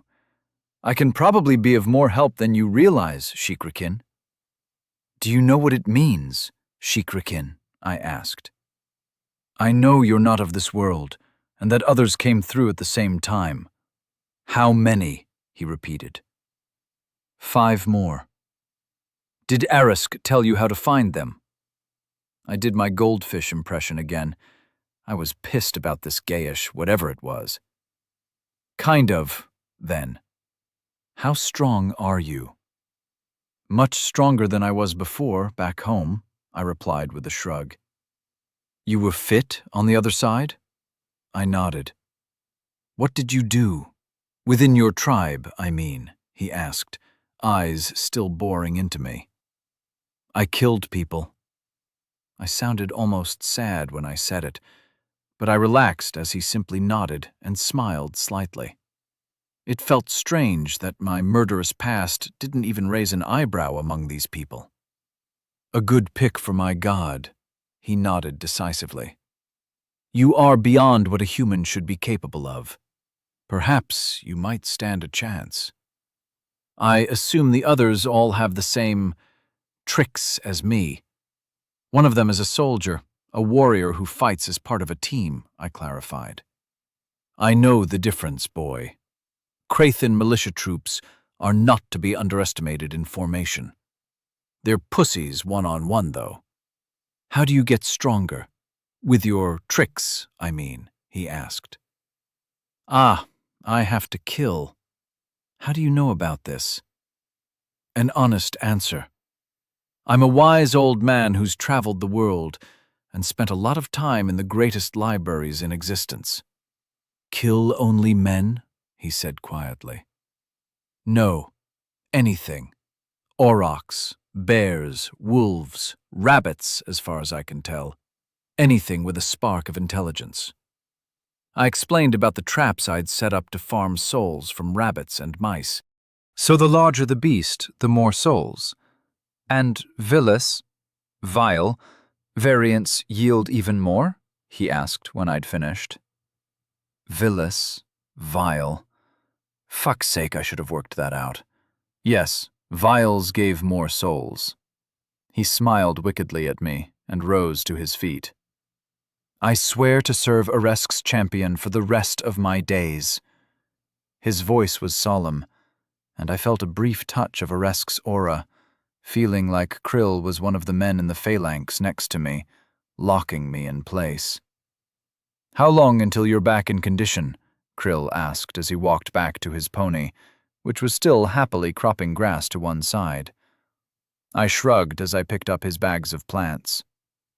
A few more days for the aches and pains to fade? Why? I've got some things you can kill. Big things, he chuckled. He kept the pace slow as we made our way back to the village, for which I was grateful. Chapter 18. The offering.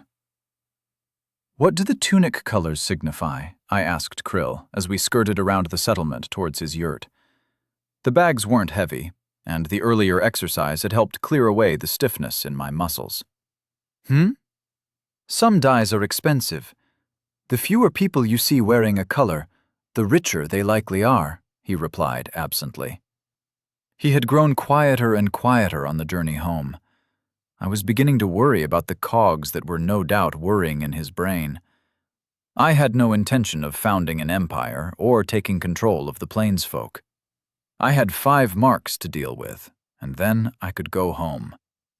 However, the advantage of spending some time with a local scholar and leader who had sworn to serve me couldn't hurt. That he also seemed to have a plan to help me rapidly gain some souls was too good to pass up. So red is high caste, yellow, green, and blue are low caste, I asked. More or less. Brighter colors cost more, too, so dull colors tend to represent lower status folks within each class. If you ever see someone wearing even a dull purple, they'll be a powerful man. Or married to one. He hurried us through the encampment and immediately screamed for Gedrick as we reached his tent. The boy appeared from under a different wagon to his usual nest and bowed his head. He shot me a scowl as he did so. "Refill the barrel," Krill snapped, and the boy hurried away towards the center of town. "Come in, boy. We need to talk." By talk, Krill meant interrogating me exhaustively about my magic and the system. His eyes were wide and bright when he finally felt he'd dragged everything he could out of me. "You can buy materials in the shop?" he asked, like a giddy schoolboy. "Sure. They're all too expensive to be worth it, though," I replied. "I'd rather spend the points on levels or magic." A wise serves his future self, not his immediate desires. Boy, how much do you think this is worth? He pulled out his bronze dagger, and the edge glinted in the dim light from the smoke hole above. What currency do you use? In my world, it wouldn't be worth much. Certainly not the... I checked in the shop for an equivalent. 70 souls it would cost me. Currency is for city dwellers. Shit-sitters, the tribes call them. Little clay tablets and metal trinkets. Here, a man is valued by the size of his herd. I told you I had 3 bulls and a dozen heifers. That makes me rich, boy. It would take a pair of heifers, good milkers, mind you, for me to sell this blade. He slipped it back in the sheath at his belt. Where is your wealth? The herds are just wandering about the plains with a few kids guarding them. Don't they get lost or eaten by vile bears? Pah! We're good at what we do. A few are lost to predators, but this is tame land. It'll be different where we'll be going, though. Another cackle split the air. What's your plan, Krill? I'd be happy enough to set some traps and gather souls that way. Idiot. You're thinking small. First, we go north and hunt the great tusks. If we can find a herd of vile pachyderms, you'll be able to grow so strong that Hakubin and his armed men will have to give you respect. On the way, the tundra and forests will provide rich pickings for your traps. He sounded so sure of himself, I found I was nodding along with his words. Just you and me in the wild, hunting herds of giant elephants? Alone I could manage perhaps, but I can't promise to keep you safe. I'm no woman, boy. I can care for myself. We wouldn't go alone anyway. We would need a kend, and you, my God-touched friend, are in luck. It will help establish you as a man and justify your emancipation when the time comes. You plan to free me? Why not just do that, and I'll head south? The mob would be against it, and, as a result, against you, fool. We need to gradually reveal your abilities to a few chosen members of the powerful families. Back to the fucking point, boy. You can buy bronze weapons. What about the raw material? It's 150 souls for an ingot of bronze shaped like a hide. I can get copper and tin ingots for 70 each. For 300 souls, you could buy half the herds of every family in Areskit. We have no smiths here. Shit-sitters don't let smiths come north to trade with us directly. The Jagon clan to the south has one, last I heard. Sulk has a strange story, and he's mad as all smiths are, but he might be. You said you cannot imbue your magic in items bought from the shop, so you must craft them yourself or find talents to do it for you. He fixed me with a beady stare. You need us more than you think, boy. I work best on my own. It was a simple fact. I'd never used a team for jobs back home, and any support I'd required was a one-off and done kind of deal, used only when absolutely necessary. Not anymore. Do you need anything urgently? I have things to organize, and Aresk hates time-wasters. No? Should I just stay here? I asked, looking around the tent. For now. I won't be long. You'll have a busy evening, though. Krill rushed out of the tent, muttering to himself too low for me to catch all of what he was saying, but I did catch the word feast at least twice in the seconds it took his ramblings to fade away as he ran from the tent. I sat down with my back resting against the wooden lattice that made up the internal supports for the yurt, and rested an elbow on the chest next to me. Krill seemed like a godsend, quite literally, but I couldn't shake the feeling that I didn't want to play the game as the gods thought I should. If I could find the others, it would be a simple enough matter to assassinate them. The only one I was genuinely concerned about was Gallagher. Unless I caught him completely unawares, it would be tough to kill him. Then the worries set in. What if the others were already stronger than me? I'd wasted so many days since I arrived, either injured or unconscious, or now as a sort of slave. Maybe I needed Krill's help more than I was willing to admit. I wasn't happy at the thought of going north, but I was the last to arrive in this world. Aresk had as good as told me the others were south of here. Then again, the Vilebear had been worth 16 souls, and I began to speculate how much I would get for killing what sounded like woolly mammoths. Master? I was lost in thought, so I ignored Gedrick's soft voice. The tent flap to my left lifted slowly and cautiously. The boy crept in and went directly to the far wall where one of Krill's chests was placed. He lifted the lid cautiously and snuck a hand in, pulling out a small pouch. He tipped some of the contents into his palm and turned to leave. He jumped as he spotted me and thrust both hands behind his back. "What are you doing, slave?" he snapped, but he wasn't able to keep a quaver out of his tone. "The master has told me to get you to refill the barrel. Outside, now!" His high-pitched voice had firmed up. I rose to my feet, head brushing the roof of the tent as I was near the edge. "What was that?" I asked, pointing towards the chest. "Master asked me to fetch something for him. It's none of your concern, slave. Come along." He marched out of the tent. I sat back down and waited. "Slave! One cry from me, and a dozen warriors will be here to slay you," Gedrick snarled as he burst back into the tent. Whatever he had stolen, he must have hidden away somewhere nearby, as both hands were animated now as he blustered back into the tent. "Gedrick, what did you steal?" I asked calmly. "Slaves don't interrogate free men." "You're a boy," I scoffed. He bristled in response. "Still higher than a slave." "I'll tell you what. How about I fill the water barrel as a token of goodwill?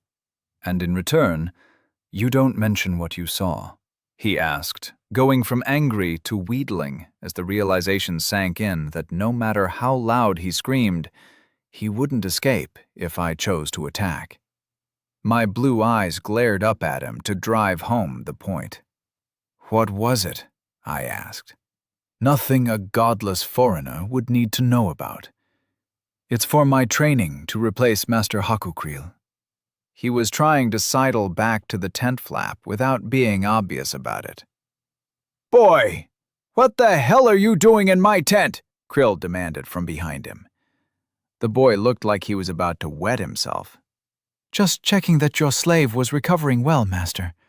I was offering to prepare some herbs for him should he need them, Gedrick squeaked. He turned pleading eyes on me. I don't think that will be necessary, boy. I notice the barrel isn't refilled. Krill's voice was cold. The boy squeaked and fled the tent. Useless brat, Krill muttered fondly after the boy had fled. I have a job for you tonight. The word job stirred up old habits. Was the target a criminal? Would my code let me take the money? Who's the mark? I asked automatically. The mark? Krill looked confused as he sat down on his furs. The target, I said flatly. Oh, she's a right bitch. A great big lump of evil and mean, Krill smirked. I hadn't seen anyone in the encampment who matched that description. One thing these steppe people didn't have a problem with was obesity. The queen? I guessed in a suspicious voice, and Krill broke into cackling laughter. An aurochs, you fucking idiot. We're throwing a bit of a celebration, and I decided to make it a night to remember. A few hours later, I was clean and freshly shaved. Krill had insisted on cutting my hair. The fringe had been sliced short, and the sides of my head were shorn down to the skin. A fresh tunic, pure white this time, had been provided, and I felt very strange. Why the white? No one wears white, I asked as Krill fussed around in his chest looking for something. It's part of the ritual. Look, all you have to do is say for Eresk as you slit the heifer's throat. It's not that hard. Ah, found it. He brought out a slim package wrapped in leather. He unwrapped it and revealed a bone dagger almost as long as my forearm. The polish on it gleamed in the firelight. This is what you'll use. I'll carry it for now.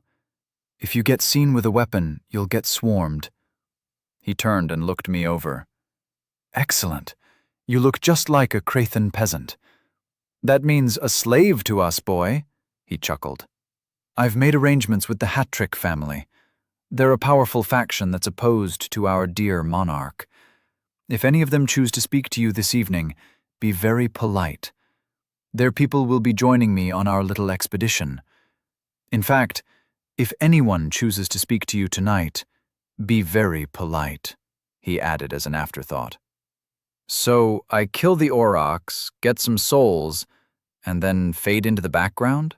I asked hopefully. Only if you're lucky. Our noble ruler will be in attendance, and some of his armsmen might single you out.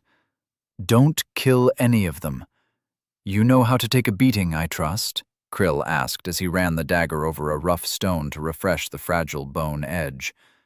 I nodded as he glanced up. Better to just take it tonight than fight back. We'll be gone by noon tomorrow. As I was led through the tents, it felt like I was going to be on the receiving end of the sacrificial knife. Whatever word Krill had spread, it had gone round the close-knit group quickly, and everyone was making their way towards the clearing at the heart of the encampment. Walking behind Krill, I kept my eyes low as I'd been instructed. A long fire pit had been dug, and it was already filled with glowing coals.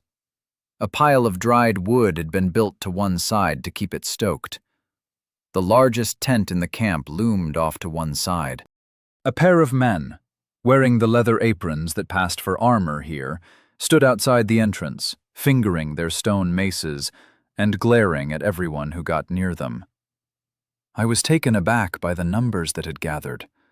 A few hundred people would be nothing back on Earth, but even at home, I'd rarely attended large gatherings outside of work. And when I was working, I tended not to stick around after the job was done, for obvious reasons. Krill had me stand too, at something like attention, with Gedrick slouched next to me as he made a speech. Noble brothers, ladies of the tribe, I have been blessed with a true dream.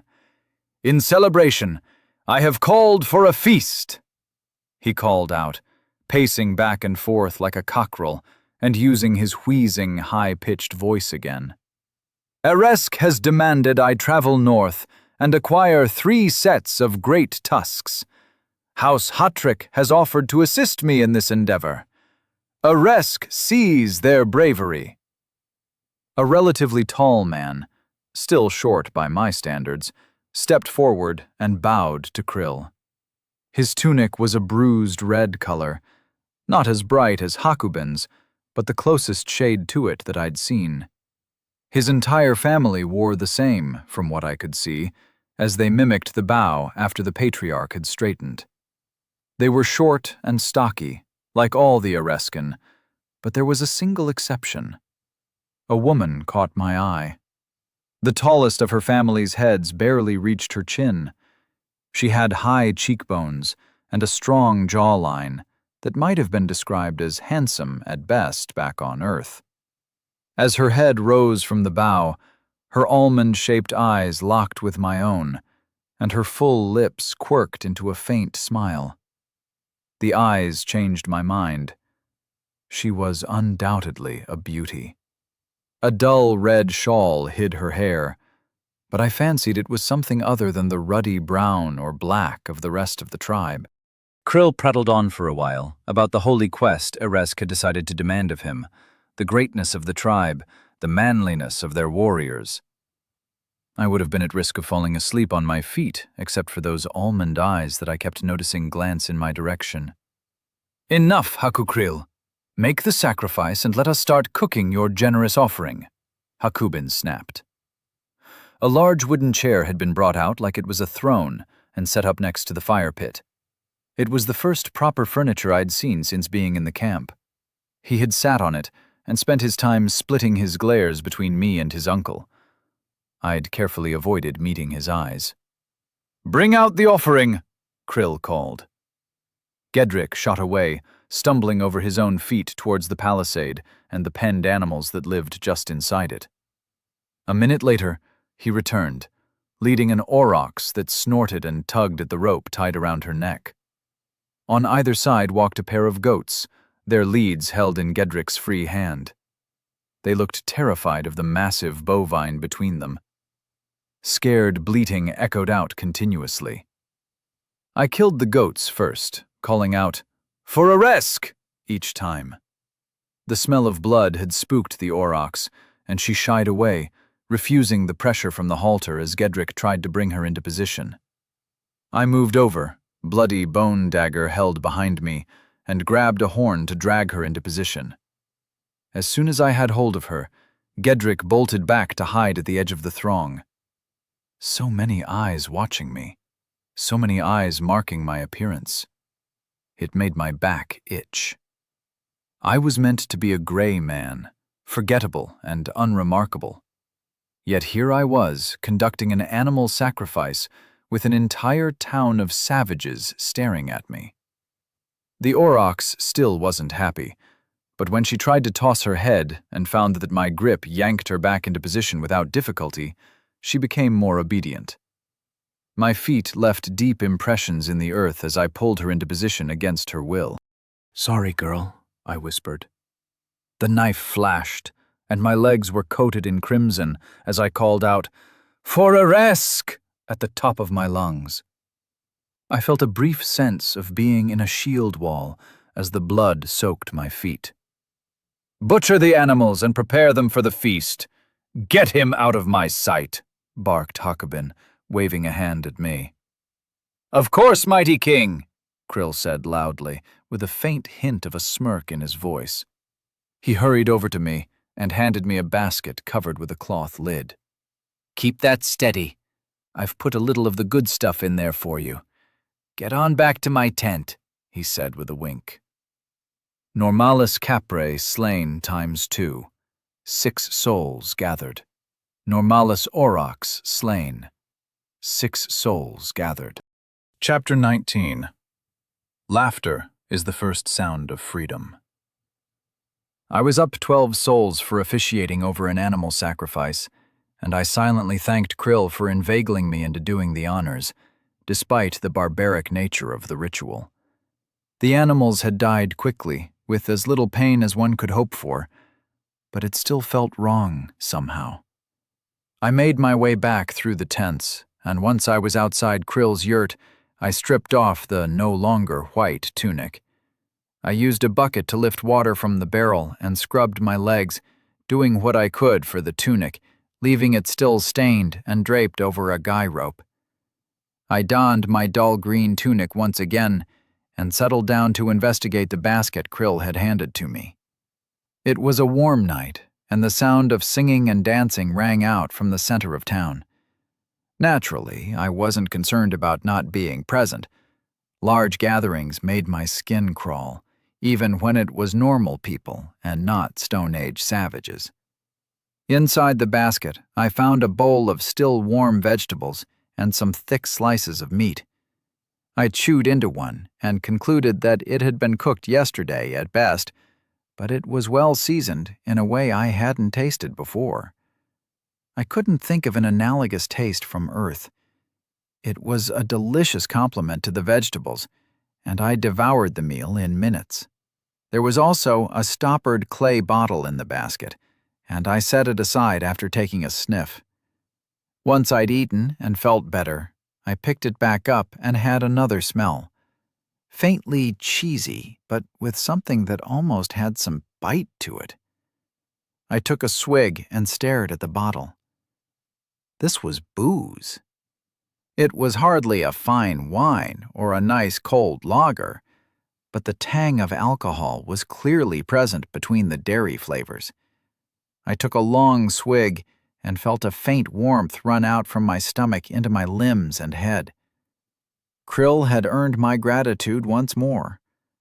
The bottle contained something like 1.5 liters of the fermented milk, and before I was halfway done, I had a pleasant buzz going. I put the stopper back in carefully and lay back on the grass, staring at the star I had worked out was this world's equivalent of Polaris. Going north felt wrong. The job I had to do was simple enough, in theory. Getting to the marks would no doubt involve some work, but none of them had any experience with people like me from back home. Honor and fair play were words other people used to complain after you had won. I had no compunctions about slipping a blade between their ribs, or shooting them, with an arrow, I supposed, in the back, without warning. I took another swig of the milk, and continued to watch the stars turning slowly above me. Off to one side there was a faint rustling sound, and I cocked my head over to look. Gedrick had returned, and retreated into his cozy lair of furs under a nearby wagon. I turned back to the stars, and started trying to pick out recognizable shapes. The total absence of light pollution made the night sky a brilliant diorama of pinpricks of light. Some flickered and pulsed like Sirius had on Earth. Others were stable and constant. To the east was a shape that resembled a bow, a large D shape in the sky, composed of over a dozen brighter specks. To one side of it, something that reminded me of a bird stood out, roughly shaped wings crowned by a trio of stars to form a beak. I took another swig and continued to watch the sky, until gruff cursing from nearby disturbed me. "Fucking ropes," a man muttered. "Are you okay?" I asked. I felt remarkably at peace and relaxed. Krill hadn't been joking about the good stuff. I didn't get a reply, but the footsteps came closer until a man in a long leather apron stumbled around the next tent along. As soon as he saw me, he started in my direction with narrowed eyes. "I saw you watching her.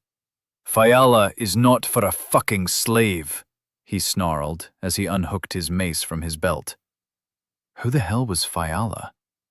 Who the hell was this Priya? As he got closer, I recognized Jitik, the slinger whose stone had knocked me out when I was captured.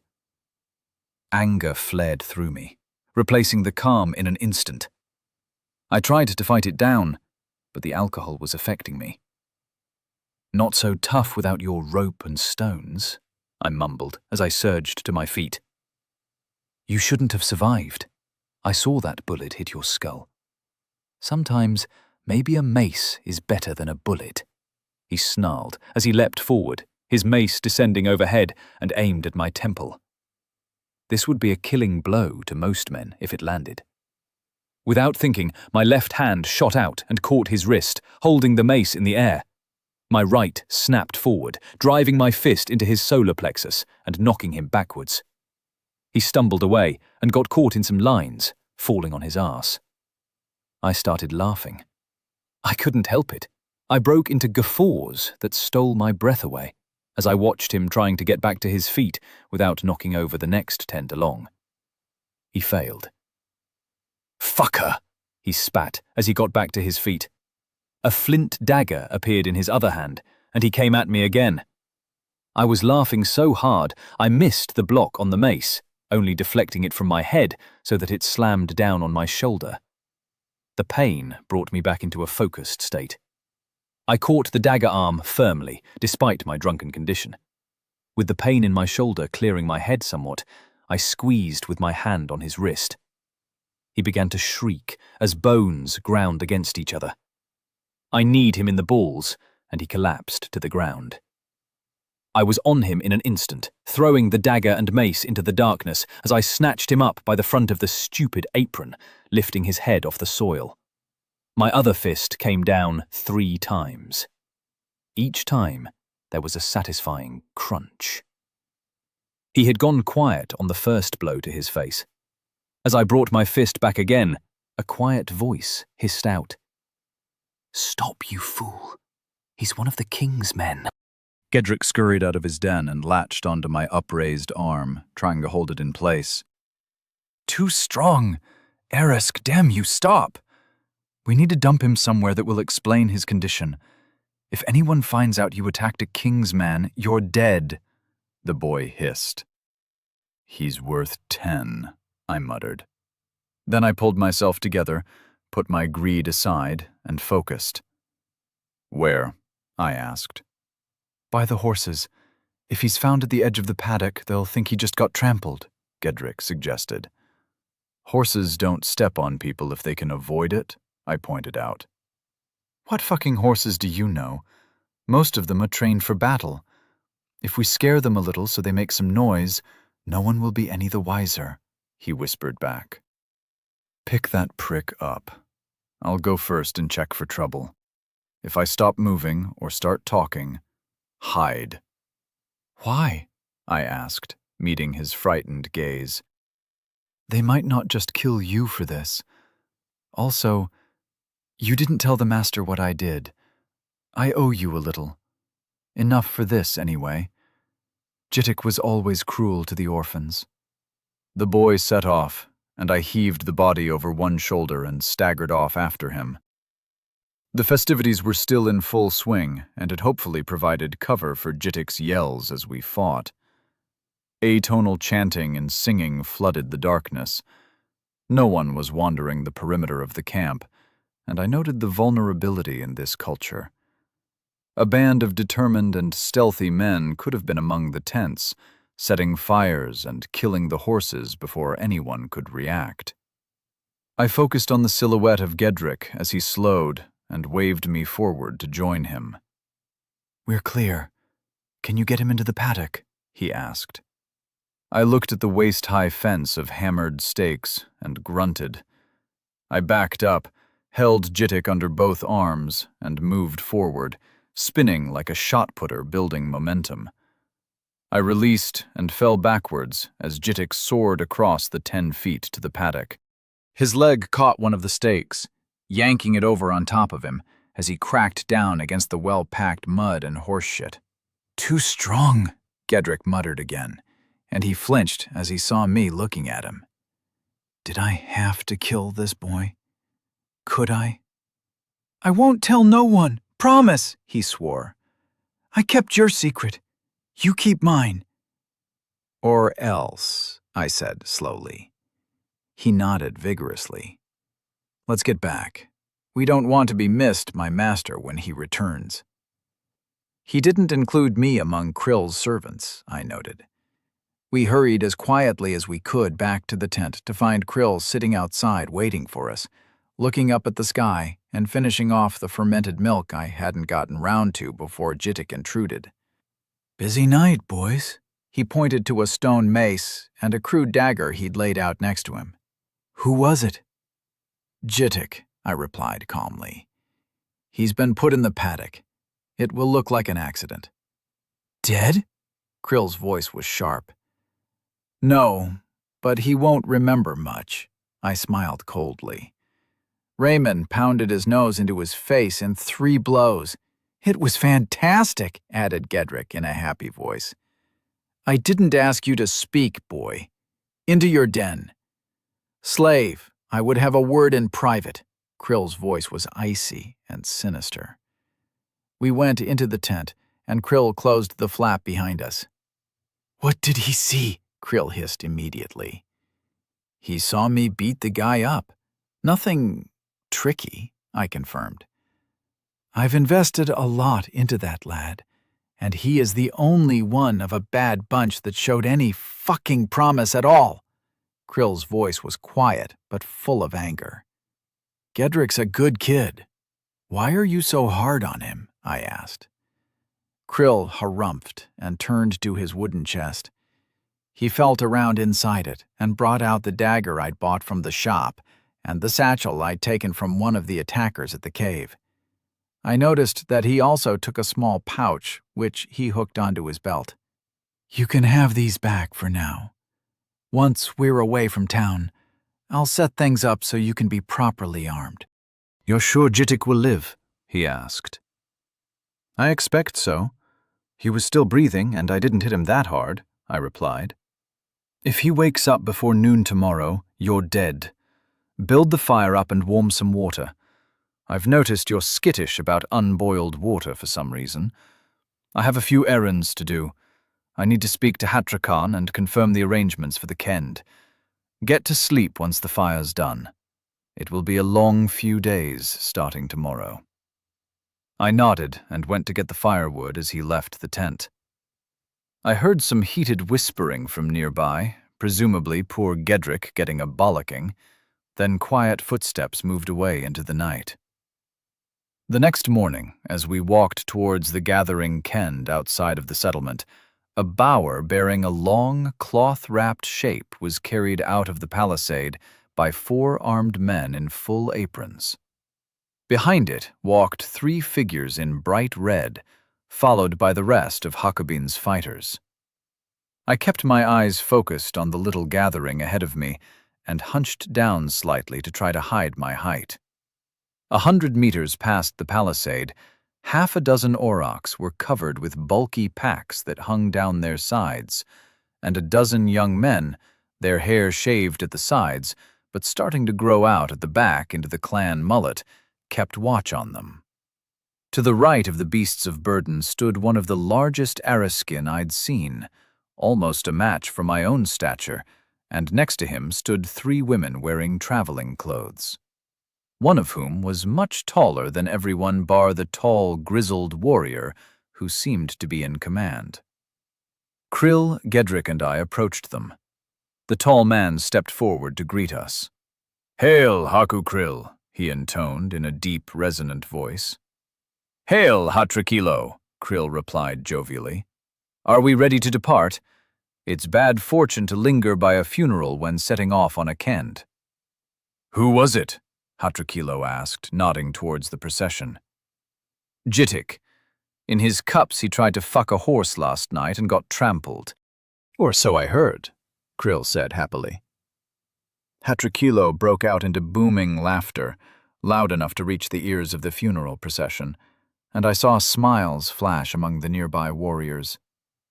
"Laughter is the first sound of freedom. Let's go find some great tusks," Hatrakilo boomed. I made a mental note that my murderous mentor and temporary master was not a man to be taken lightly. Chapter 20. Lady Fayala. As Areskit gradually blurred into the horizon behind us and became lost in the vast expanse of the plains, A weight lifted from my shoulders. I was essentially unburdened, carrying only my satchel and knife, which I had tucked into the wide leather belt Krill had given me. Now I was away from the town and the riders. My freedom was only a decision away. 3 of the younger men walked alongside the cattle, long, flexible sticks flicking out to guide them. The rest had spread out into the long grass and carried their spears point first, the butts propped over their shoulders and ready to throw. Easy enough to evade them if I had to. Hatrakilo, Krill, and I walked a short distance behind the beasts of burden, the women just in front of us, and Gedrick was sulking along in the rear. I fought down the urge to ask how far we had to travel and looked for something else to break the amiable silence. "Krill, can I get a spear, please?" I asked. "You want to carry the weight?" He glanced at me. "We've a long way to walk." "It will be fine," I replied. I was twice as strong as any man I'd ever known, and confident it wouldn't be an issue. It would also be nice to be properly armed again. "Strange to speak so to your master, slave," said Hatrakilo, with a glare in my direction. I opened and closed my mouth. I wasn't sure how to respond to that. If this man were a die-hard traditionalist, he might attack me for being so disrespectful. He started chuckling, a deep, booming noise that spooked the cattle and elicited a series of whip-like thwacks as the prods were deployed to steady them. "Don't fret, boy. Krill has told me a little about the nature of your relationship. Why don't we introduce ourselves? We'll be spending a few months with no one else around, so we might as well start this off correctly. I am Hatrakilo, brother and heir of Hatrakan, who is head of the Hatrak family. Loyal servants of Eresk and mighty warriors. Our brightest talents are our escorts. They are named Hatrakul, Hatrakos, and Hatrakend." He gestured at the tallest 3 of our escorts moving through the grass 50 meters away. "Hatrakip is leading the Aurochs. Hermont, Hermoon, Hermald, and Jandak make up the rest," he continued. The last 3 were close by and turned to us, crossing their arms across their chests in some kind of salute. "4 brothers and some close allies?" I asked. Krill snorted. "Something like that, boy. The Herm family has been tied to us for generations. They are cousins," rumbled Hatrakilo.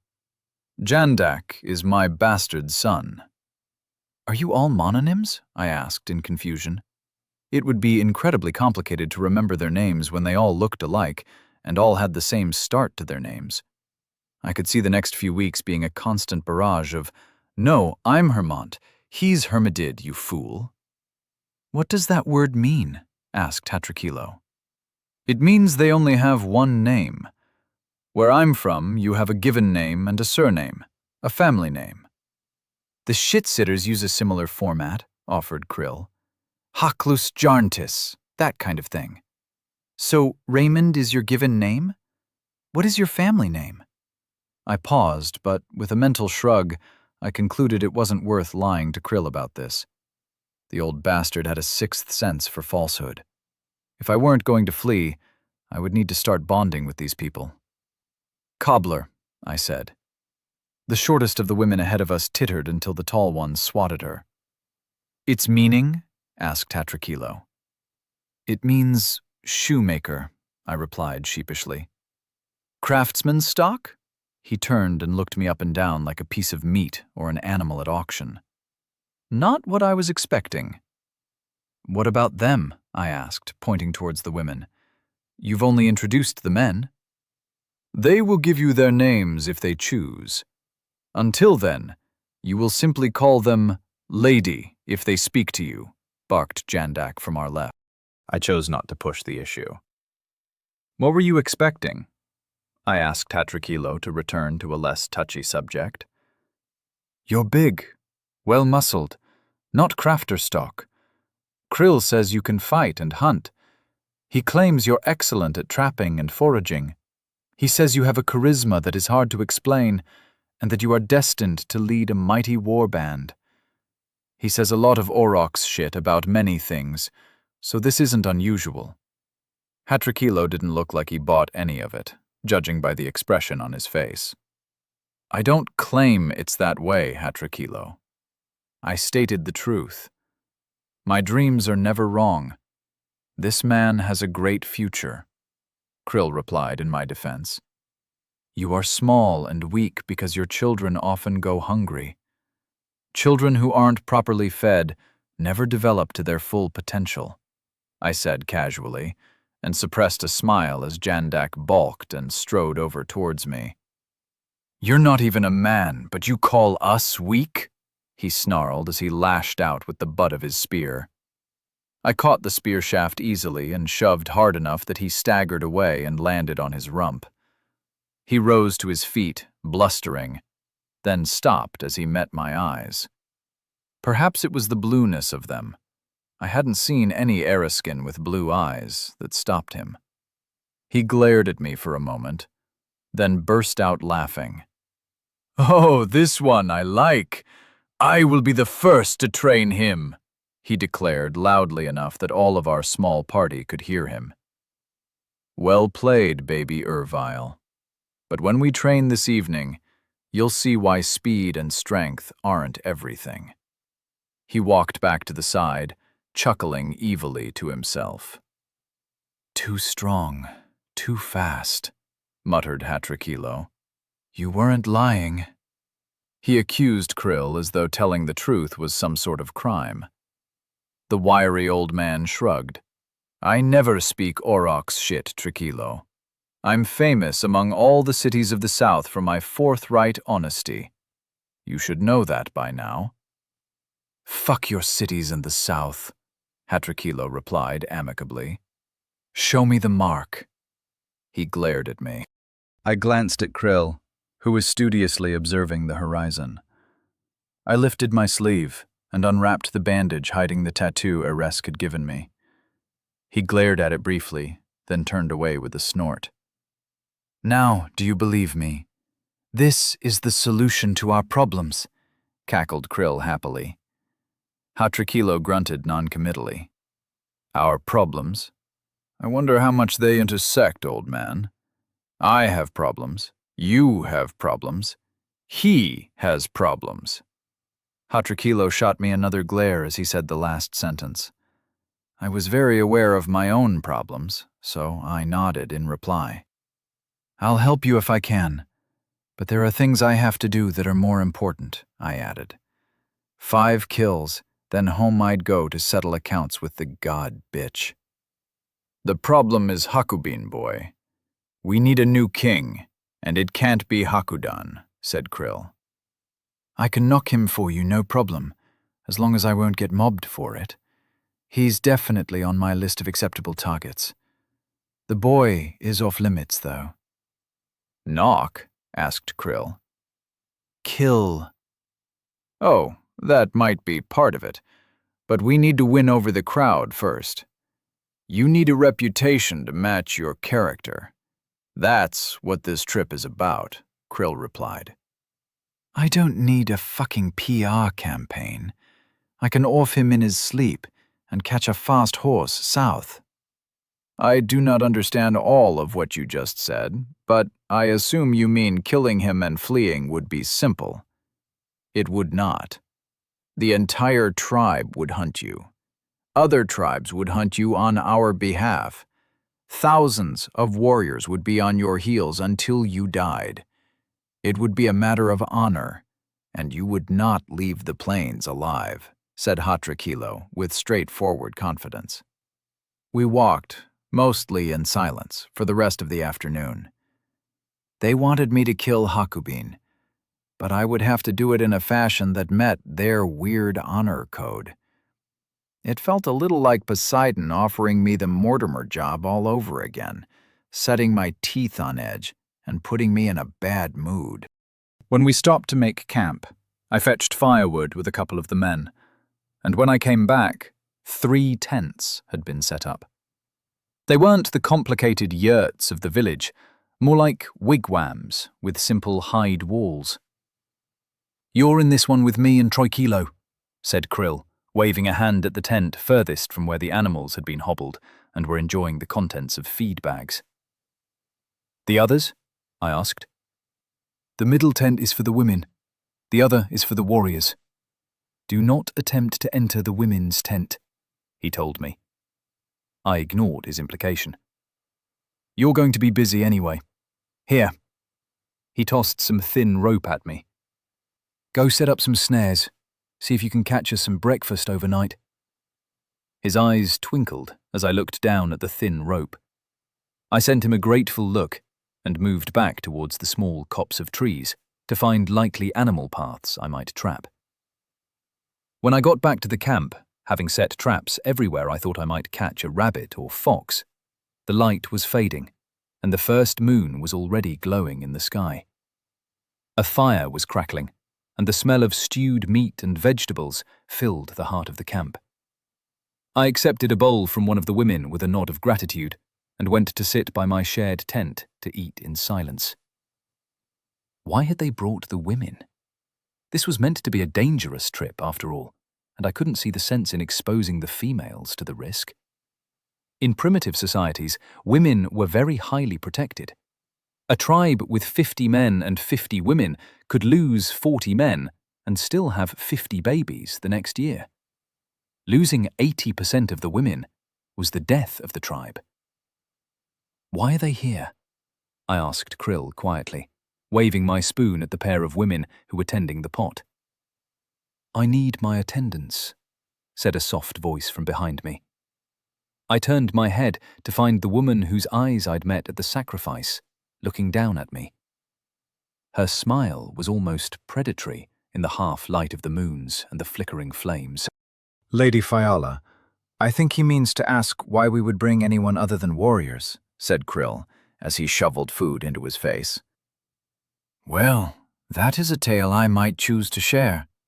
I would want some answers myself in return, she said. Her voice was like a cat's purr, rough and smooth at the same time, and very pleasant to my ears. What would my lady ask of her humble dreamer? Replied Krill in a deadpan voice. Not you, she laughed. Raymond Cobbler. Such a strange name. Are all your people named so? She lowered herself gracefully to the grass. Beneath her long dress, I saw flashes of tight leggings that only exaggerated the shapeliness of her limbs. In my culture, yes. There are others with different standards. She arched an eyebrow, and I once again noticed the color of her eyes. Hazel. Coupled with their almond shape, it gave her the gaze of a bird of prey. And where are you from? She asked pointedly. You wouldn't have heard of it. Suffice to say, it's a long way away, and all I want to do is get home and settle some debts, if I can. She glared at me, her lips pursing in annoyance. One day I'd like to hear of your home, Raymond. She rose to her feet, said goodnight to Krill, and went into her tent, calling out to the other women, whose names I discovered were Halen and Gardell, to clean up the meal quickly and join her. Halen, with her pink cheeks and bright eyes, was constantly shooting coquettish looks at Jandak, who smirked and winked at her every chance he got. Boy, you need training. Come with us, called Hatricolo, as three of the warriors, including Jandak, rose to their feet and grinned at each other. I followed behind, ignoring the teasing and insults as we moved away from the fire a short distance. Krill shifted around so he could watch unobstructed and pulled out strips of dried meat to munch on like they were popcorn. We will begin with fist and foot. You have training in such fighting? Demanded Hatricolo in a no-nonsense tone. I nodded. I'd spent years learning various martial arts on top of the training I'd received in the military. I was competent, at best, in my estimation. Why fight with fists when knives are more effective? Why use a knife when guns are a thing? A professional should always use the most effective tools available. Firearms are often too noisy, too attention-grabbing, so knives and close-in fighting had played a major part in my activities back home. Jandak shrugged out of his tunic and threw it to one side. He was short, but covered in wiry muscles that bore a patchwork of scars. Most of his skin seemed to be made of scar tissue from what I could tell. "Stop ogling me, I'm not into that." "Come on then, let's see your form," he laughed. I removed my own tunic and, wearing just my rough shorts, I stepped into the arena formed by our audience. He rushed me. His form was good. He went straight for a takedown, crouching low to hurl me off my feet and remove my range advantage. My fist slammed into his temple as soon as he was in range, knocking him face first into the dirt. He didn't move immediately, and I worried I'd struck too hard. He lifted his head slowly and spat out a mouthful of dirt and grass. "You're going to pay for that," he muttered as he slowly climbed back to his feet. One-on-one, none of them were a match for me. Even if I toned down my speed and strength to something merely human, my decades of sophisticated training and experience shone in the face of their brutal autodidactism. Once this became clear, Hatrakilo ordered them to pair up against me. This was more challenging, but not terribly so. Then he ordered a third to join in, and it became increasingly difficult for me to dominate. The warriors worked reasonably well together, creating openings for each other to land blows, and soon I was having to strain to hold them off. They tended to go for glory, though, and this gave me chances to exploit the weakness in their teamwork. I was battered and bruised when Hatrakilo finally called a stop, but I had emerged victorious in the end. Jandak smiled broadly and nodded his head deeply in my direction. "Tomorrow we fight with staves, yes?" he chuckled as he walked back to the fire with a slight limp. The others all seemed excited to try themselves against me with weapons they assumed they knew better than I did. I looked forward to disabusing them of the notion. Chapter 21. Spent them lavishly. 3 weeks passed in a fashion that soon became humdrum. I would wake to notifications of kills from my snares, gather the bodies and gleefully hoard my souls. Then a quick breakfast and a long, long walk. Each evening I would set traps once more and then fight against the other warriors. I carefully limited my strength and speed in our training bouts. I wanted to learn what I could from them, and I quickly began to pick up their fighting styles with maces and spears. They favored simple striking blows to the head, knee, or elbow with the blunt weapons. Their spear technique was more complex, as they tended not to fight in ranks like European spearmen in an army might have done. They favored a flowing style, where the butt was used as much as the tip, and the spear seemed like a living thing in the hands of the most talented of them. Jandak was far superior to the rest, so he and I sparred regularly. I felt a lot more confident with the weapon now than when I had faced down the bear. In terms of knife fighting and hand-to-hand, I was the reluctant master, and they quickly fell into the roles of students. I was far from a master by the standards of Earth in unarmed combat, but here I was, a passable journeyman training relative novices. With the knife, I was a terror. None of them could match me. Knives are nice and quiet, so a blade in the dark had been my modus operandi for a lot of jobs back home, and I felt completely at ease with the short dagger in my hand. We had headed steadily northwest to skirt around the worst of the hills, one of which had been where I arrived on this world. Fording the river, known as the Grethnillik according to Krill, had been a challenge. Keeping the cattle together as they waded knee-deep across the shallowest stretch had taken everyone working as a team. I'd been taught how to guide the aurochs, taking my turn at handling the long, whip-like branches that were used as goads, as well as more mundane tasks like the cooking and cleaning with fire ash. We were all travel-stained now. Our tunics were dirty and marked by the filth of the journey, but we had gelled together as a group. The distance between the women and the men was a marked difference from what I would have expected on Earth. Their culture was highly stratified by sex, and while the warriors now all joked with me and called monde to mimic my habit of skipping the family denominator in their own names. The women had remained aloof from the camaraderie that had come to dominate our conversations. I was no longer considering ditching them and running south again. The idea of mammoths, extinct for so long back home, also intrigued me. After passing the river, we switched to heading directly north, and the land began to change. The grasslands and tiny forests began to be dominated by larger trees. Krill assured me the forest would fall away behind us when we reached the ice plains.